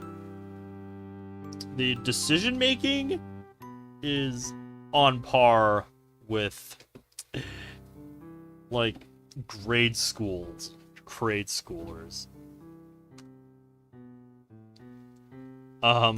Yeah. It was that way with me, Koniko, for years. For several years. Like, there's a reason I stopped watching Ronald's playthrough only like 1 or 2 episodes in. I mean, I'm not sure how to answer that, because I mean, we're not really... Everyone's just kind of trying to cope now, basically, but we found out what happened to Natsuki, and it's not, good. We're in Yuri's perspective right now. I'm sorry, Sayori. I'm sorry for worrying you, and for what I did. For me, it was when I started doing my own playthroughs. Yeah, for me, it was when I started doing my own playthroughs and live streams. Because I don't want to get spoiled on mods that I'm, you know, potentially gonna play. Yeah, that's fair enough. Sometimes you just get a little burned out. Sayori slowly but firmly hugs me again. That's right, my actions have consequences, sometimes beyond myself. Sayori is my friend, and such a sweet girl who I hurt through my actions. I can't let that happen again. Sayori lets me go and moves to the side so I can now see Natsuki sitting on the edge of the bed. Yeah, that's what happened to Natsuki. We found out that Niki went to Natsuki's house to return a notebook to her, and that's when her dad noticed that Natsuki wasn't home, so... Paint bucket fell on Natsuki's head. Yep. That's one way to put it.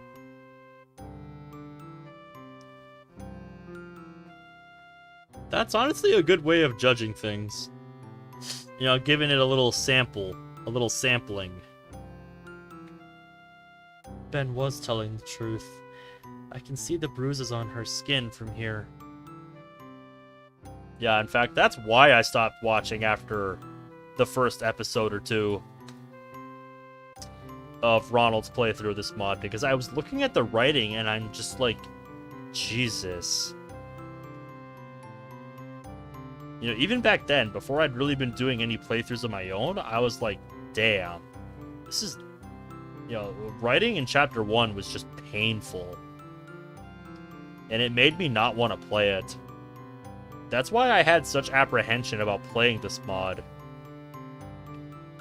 And right now, you know, it feels like in a bit of an abusive relationship, because...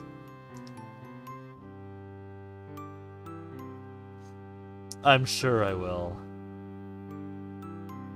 I like the stuff that I've seen on your channel, so... I'm sure I will, Koniko. Take your time, though. I've got faith. I don't want you to rush it. Say that to everyone. Last thing you should do is rush something to release. I mean, look at Redfall. Jesus Christ, that game. Well, half of it's already done? Sounds like you're making good progress, then. Natsuki hangs her head, refusing to meet my gaze. Redfall? It's probably better you don't know.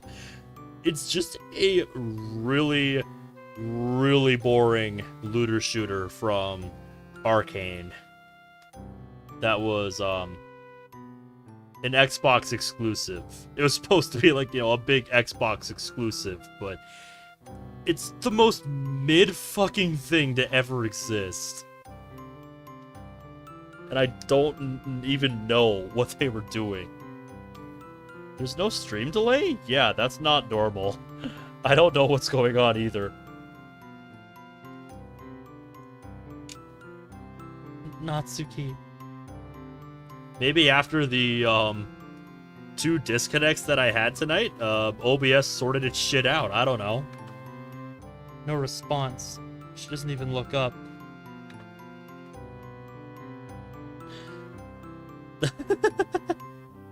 Must be nice having no delay. It's kind of nice for a change. Natsuki, I'm so sorry.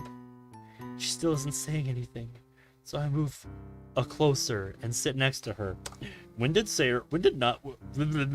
I cannot English. When did Yuri turn into Mario? I move closer. Natsuki, please say something. Good one. Good one. Ouch.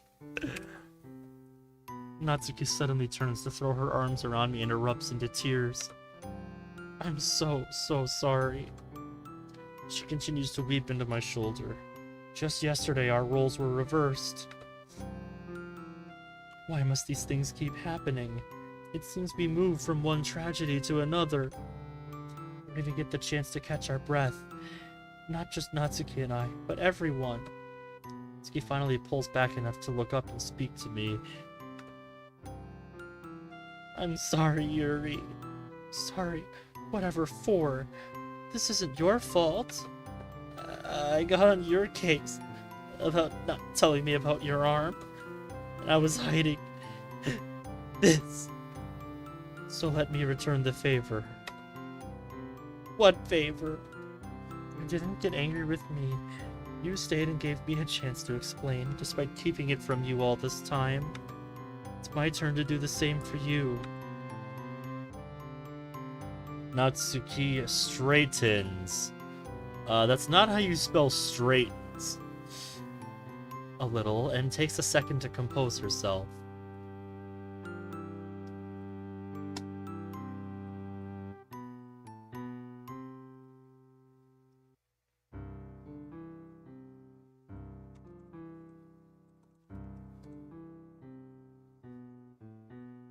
That is how you spell it.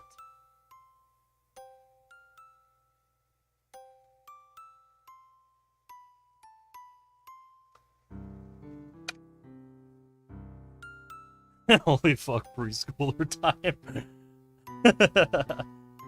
Germany! I have not seen you in a while, dude.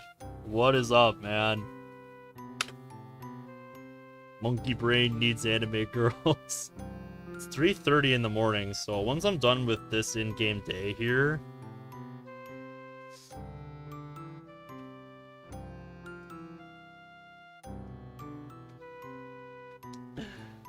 So after we get done with this in-game day, I'm gonna be signing off. Because I still have work tomorrow. If I didn't have work, I'd keep going, but no. Do you want me to go? I'd almost forgotten Sarah was still here, even though this is her room. Also, Koniko, that's how I feel on nights where it's just too late for me to start streaming.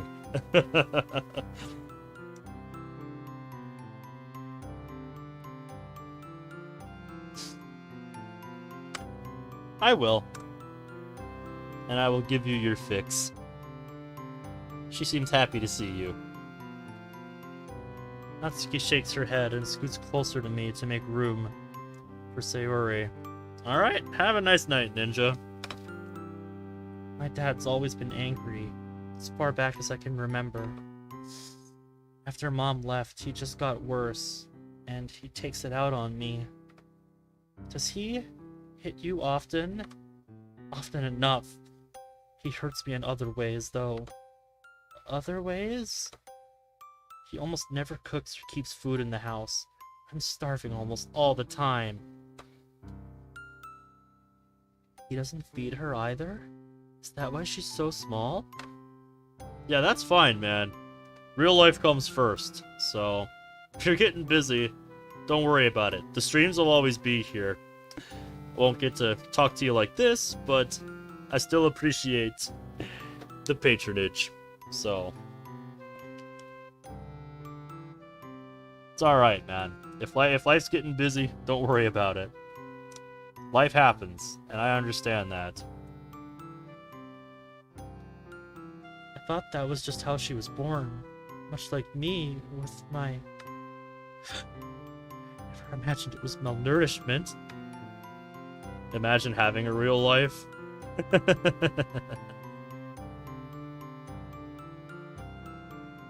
Could it be Monica?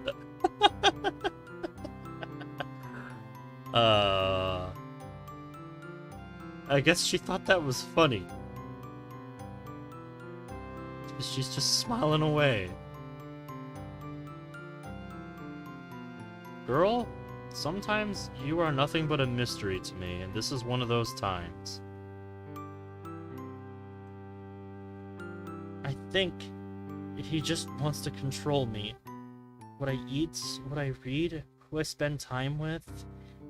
It's why I keep my manga collection at school. He'd burn it if he found it at home. And the sleepover, the one at Ben's house, I never got his permission for that. He hurt me when I got home. Got his permission for that? Sorry, I read that wrong.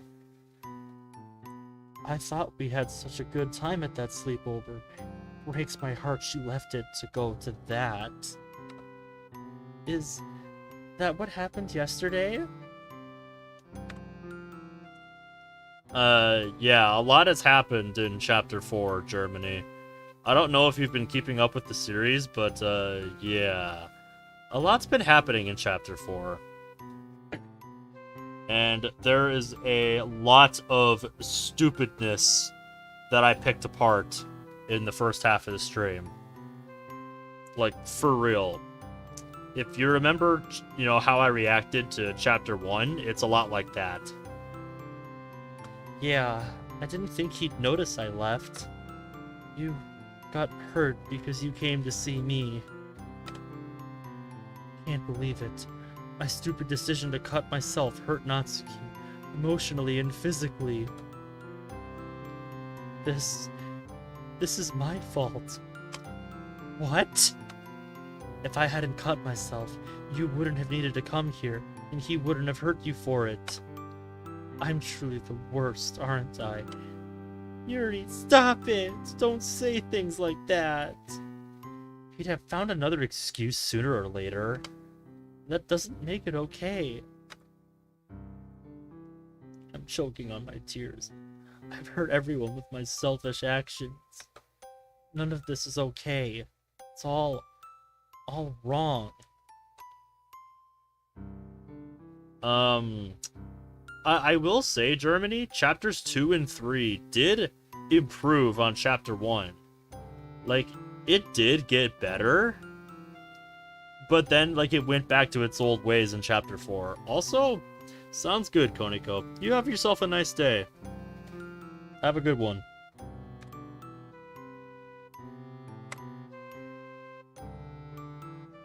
Natsuki and I embrace once more, and I feel Sayori join in as well.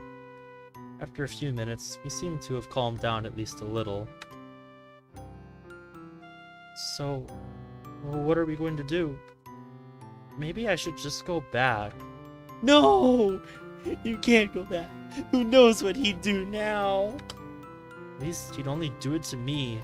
The longer I stay here, the more likely he might do something to you. I may not be able to protect myself, but at least I can still protect all of you. Natsuki stands up to leave. I quickly stand up and grab her shoulders. No! You can't go. I won't let you. Zura quickly stands up as well and puts her arms around Natsuki's waist. Me neither. We can protect you instead. We will. I can't just stay here forever.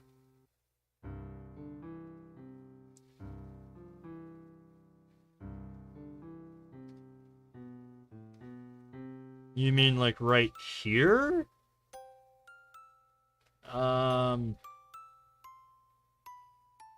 I guess I can see it.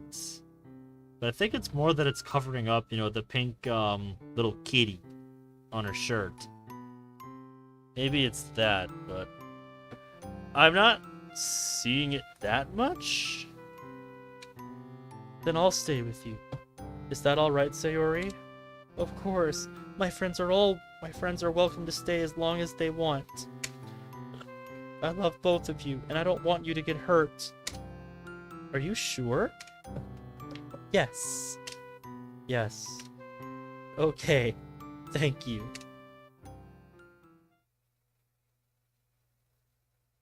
Oh, this day's longer than I thought.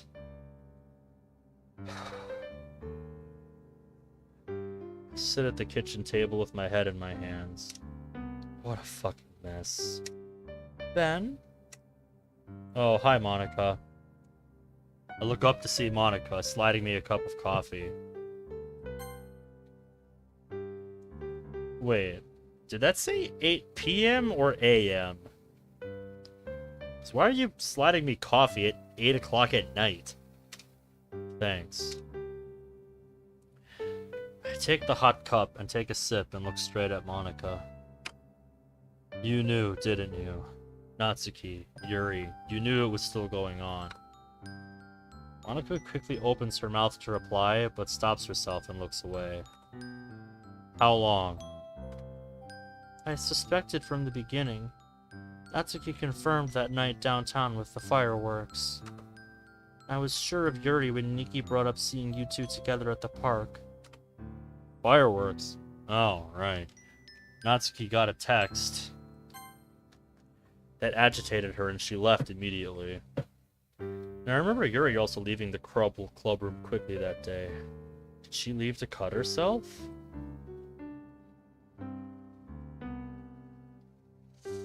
She must have. She did that in the world before, but I was too dense to put the clues together. Not like I was much better this time around.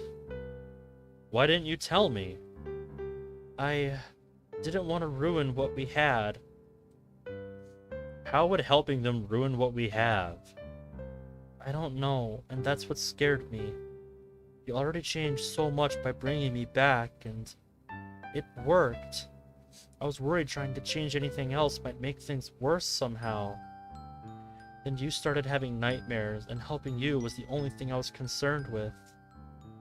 I hoped, maybe if I wasn't there messing with things like last time, then it would work out. Or at least, maybe it wouldn't get so bad and they could work through it. Work through it? It sounds pretty bad out loud, doesn't it? Yeah, just a little bit. Monica stands in silence, reminding me of a condemned man on the steps of the gallows. You realize they could have all died, right? It's nothing but a stroke of blind luck we were there in time. You're right. I was wrong. I should have tried to help them, or at least told you so we could do it together. Seems obvious in hindsight. I was just so scared and unsure of everything. I wanted to die. What? The day in the club when I told you all about the nightmares, I was ready to give up. I very seriously considered jumping out the window and ending it all. I figured since we're being upfront with things now, I suppose while we're at it, Niki made a pass at me on Sunday.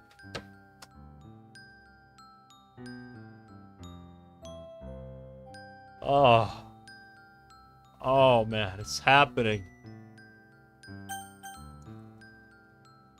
The thing that I said, like, almost 4 hours ago at this point in the stream, that he should have brought up on the very first day of the chapter, is only just now being brought up. This topic of us confronting Niki at our house the day before Chapter 4 started should have been brought up hours ago. Days ago in game time. This is not something he should have kept to himself. No. No. This is when they went back to moron logic in this chapter. Oh boy. Monica looks like she wants to say a thing or two, but appears to be letting me finish first, albeit with a considerable amount of effort. She came over to say sorry for Friday and to ask for a second chance and all that. Part of her confession included her apparent love for me. Yeah, this isn't the kind of thing you should have kept to yourself for like 3 days, bucko. And what did you tell her? do you think? I told her I loved you, and that was that. Monica again catches herself before speaking, choosing instead to drink her coffee and think. While we're on Niki, I think she's the one who's really to blame for this. I think she's more than she appears and is somehow connected with your nightmares and the world before. I'm listening. That's something I've suspected from the very beginning. She's obviously obsessed with you. She writes you poems, waits for you every day, and only says awful things to us. Yeah. What I have been saying this whole fucking time.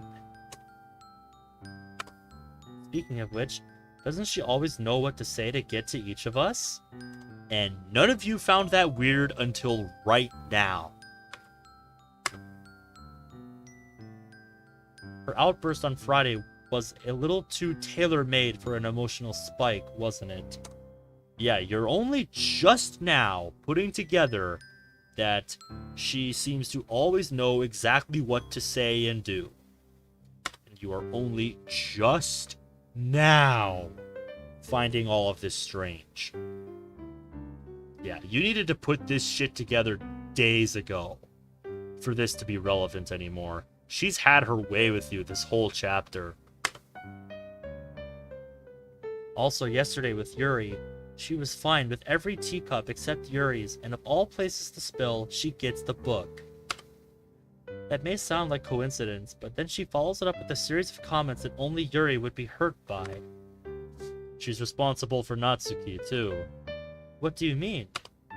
She tipped her dad off to her being gone, said she was bringing her back something from the club. Niki?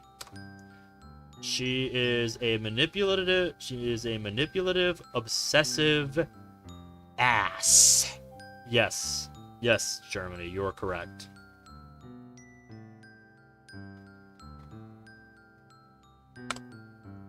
So she's been spying on us too? Didn't we establish this, that she was stalking our boy in an earlier chapter? Did we not already establish this? This should not be new information. Yeah, she said as much on Sunday. Again, I feel like this should have been brought up the day after, or the minute after she left your house, dude. This is something that should have been brought up much sooner. Because if this had been brought up the moment after she left our house, none of this chapter would have fucking happened. The club would have been in unanimous agreement that Niki was a toxic presence within the club and needed to go. But instead, we get the most baffling logic I've ever seen. And we get this 4.5 hour waste of time. That's what this is.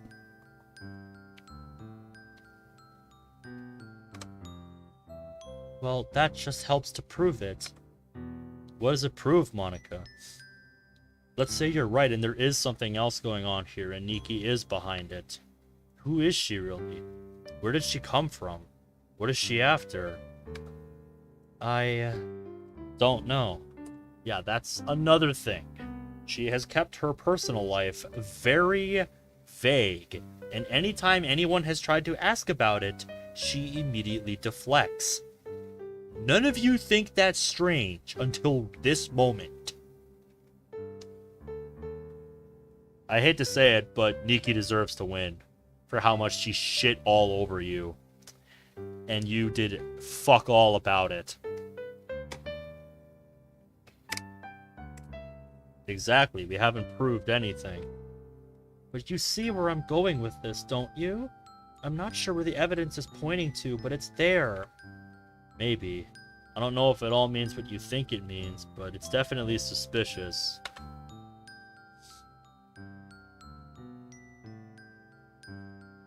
Pretty much, yeah. So maybe it's time we get some answers. How? We meet her at the club tomorrow and see what we can learn. No. No.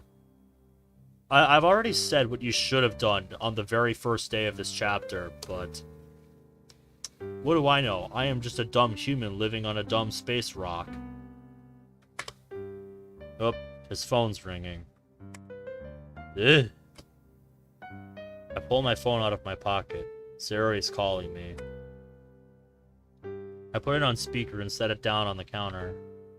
What's up, Sayori? Is everyone alright? Yeah, Yuri and Natsuki left to get some clothes from Yuri's house. Towards what purpose?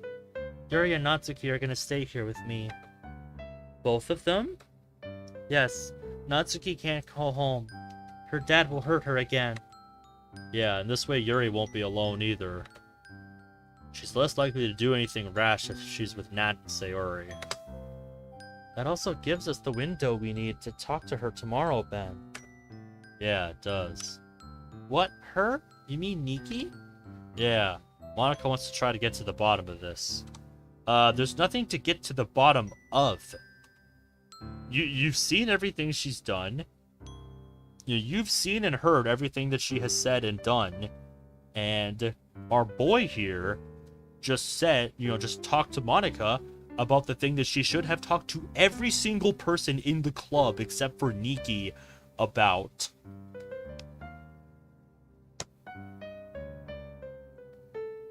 There should not be any debate about this. There should not be any discussion about this. When this information is revealed, putting everything into context about Niki's behavior, that should be an immediate red flag to all of them to boot her from the club and tell her to get lost. I agree with her. I can look after everyone here while you do that. Natsuki and Yuri could use some more time to heal anyways. Damn. I always thought Sayori was an airhead, but this arrangement she just presented is just this side of perfect. Alright, Sayori. I'm counting on you to hold down the fort tomorrow. I'll take care of everyone. I promise. Alright, don't hesitate to call Monica or I if you need anything. Actually, could I borrow some food? My kitchen is pretty empty. I'll bring some over. I have to go home and get new clothes and shower anyways. Thanks, you two. I promise I'll pay you back for it. Not important, Sayori. Just worry about Yuri and Natsuki for now. Don't forget about yourself either, okay? Serious. I won't. Good night, Ben.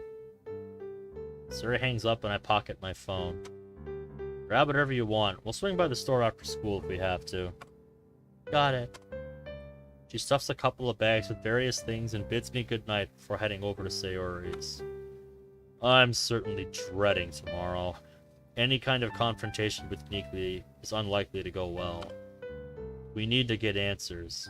This needs to end. Alright, and that's where we will pick things up next time. Next week, in part 6, the confrontation with Niki. The second time. Something that should have happened much earlier in this chapter, if they were smart, but we've established that they are not. So, yeah. We will see where things go from here next week. So, yeah.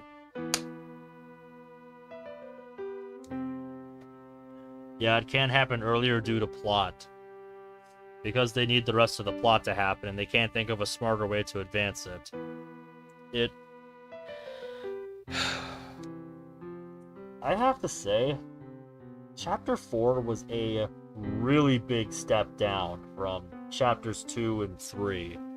Like, those two chapters, it's like, okay, this mod is starting to go somewhere. It's, it still has problems, but it's starting to, actually go somewhere. It's starting to get its act together. It's starting to actually feel like a mod. But then Chapter 4 was just like, going back and reading Chapter 1 again. It just... Oh, this was painful, dude. I'm not gonna lie, this was painful tonight. And I went a lot longer than I wanted to.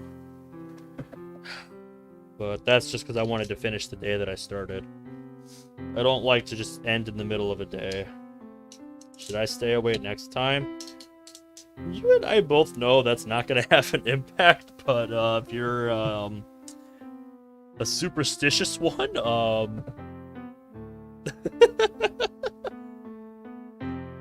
I mean, that's up to you, Germany. I'd love to have you.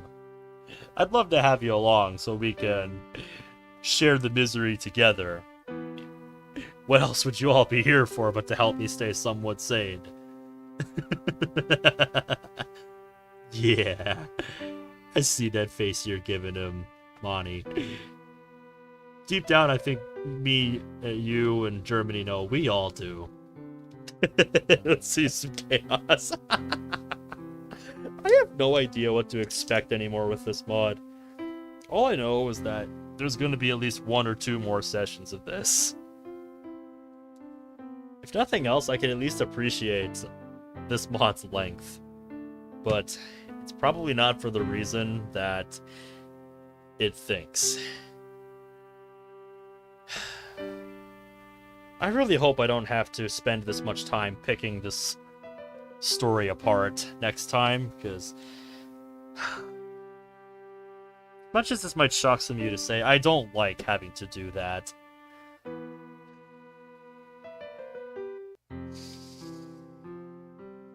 I really don't like I don't like having to pick mods like this apart.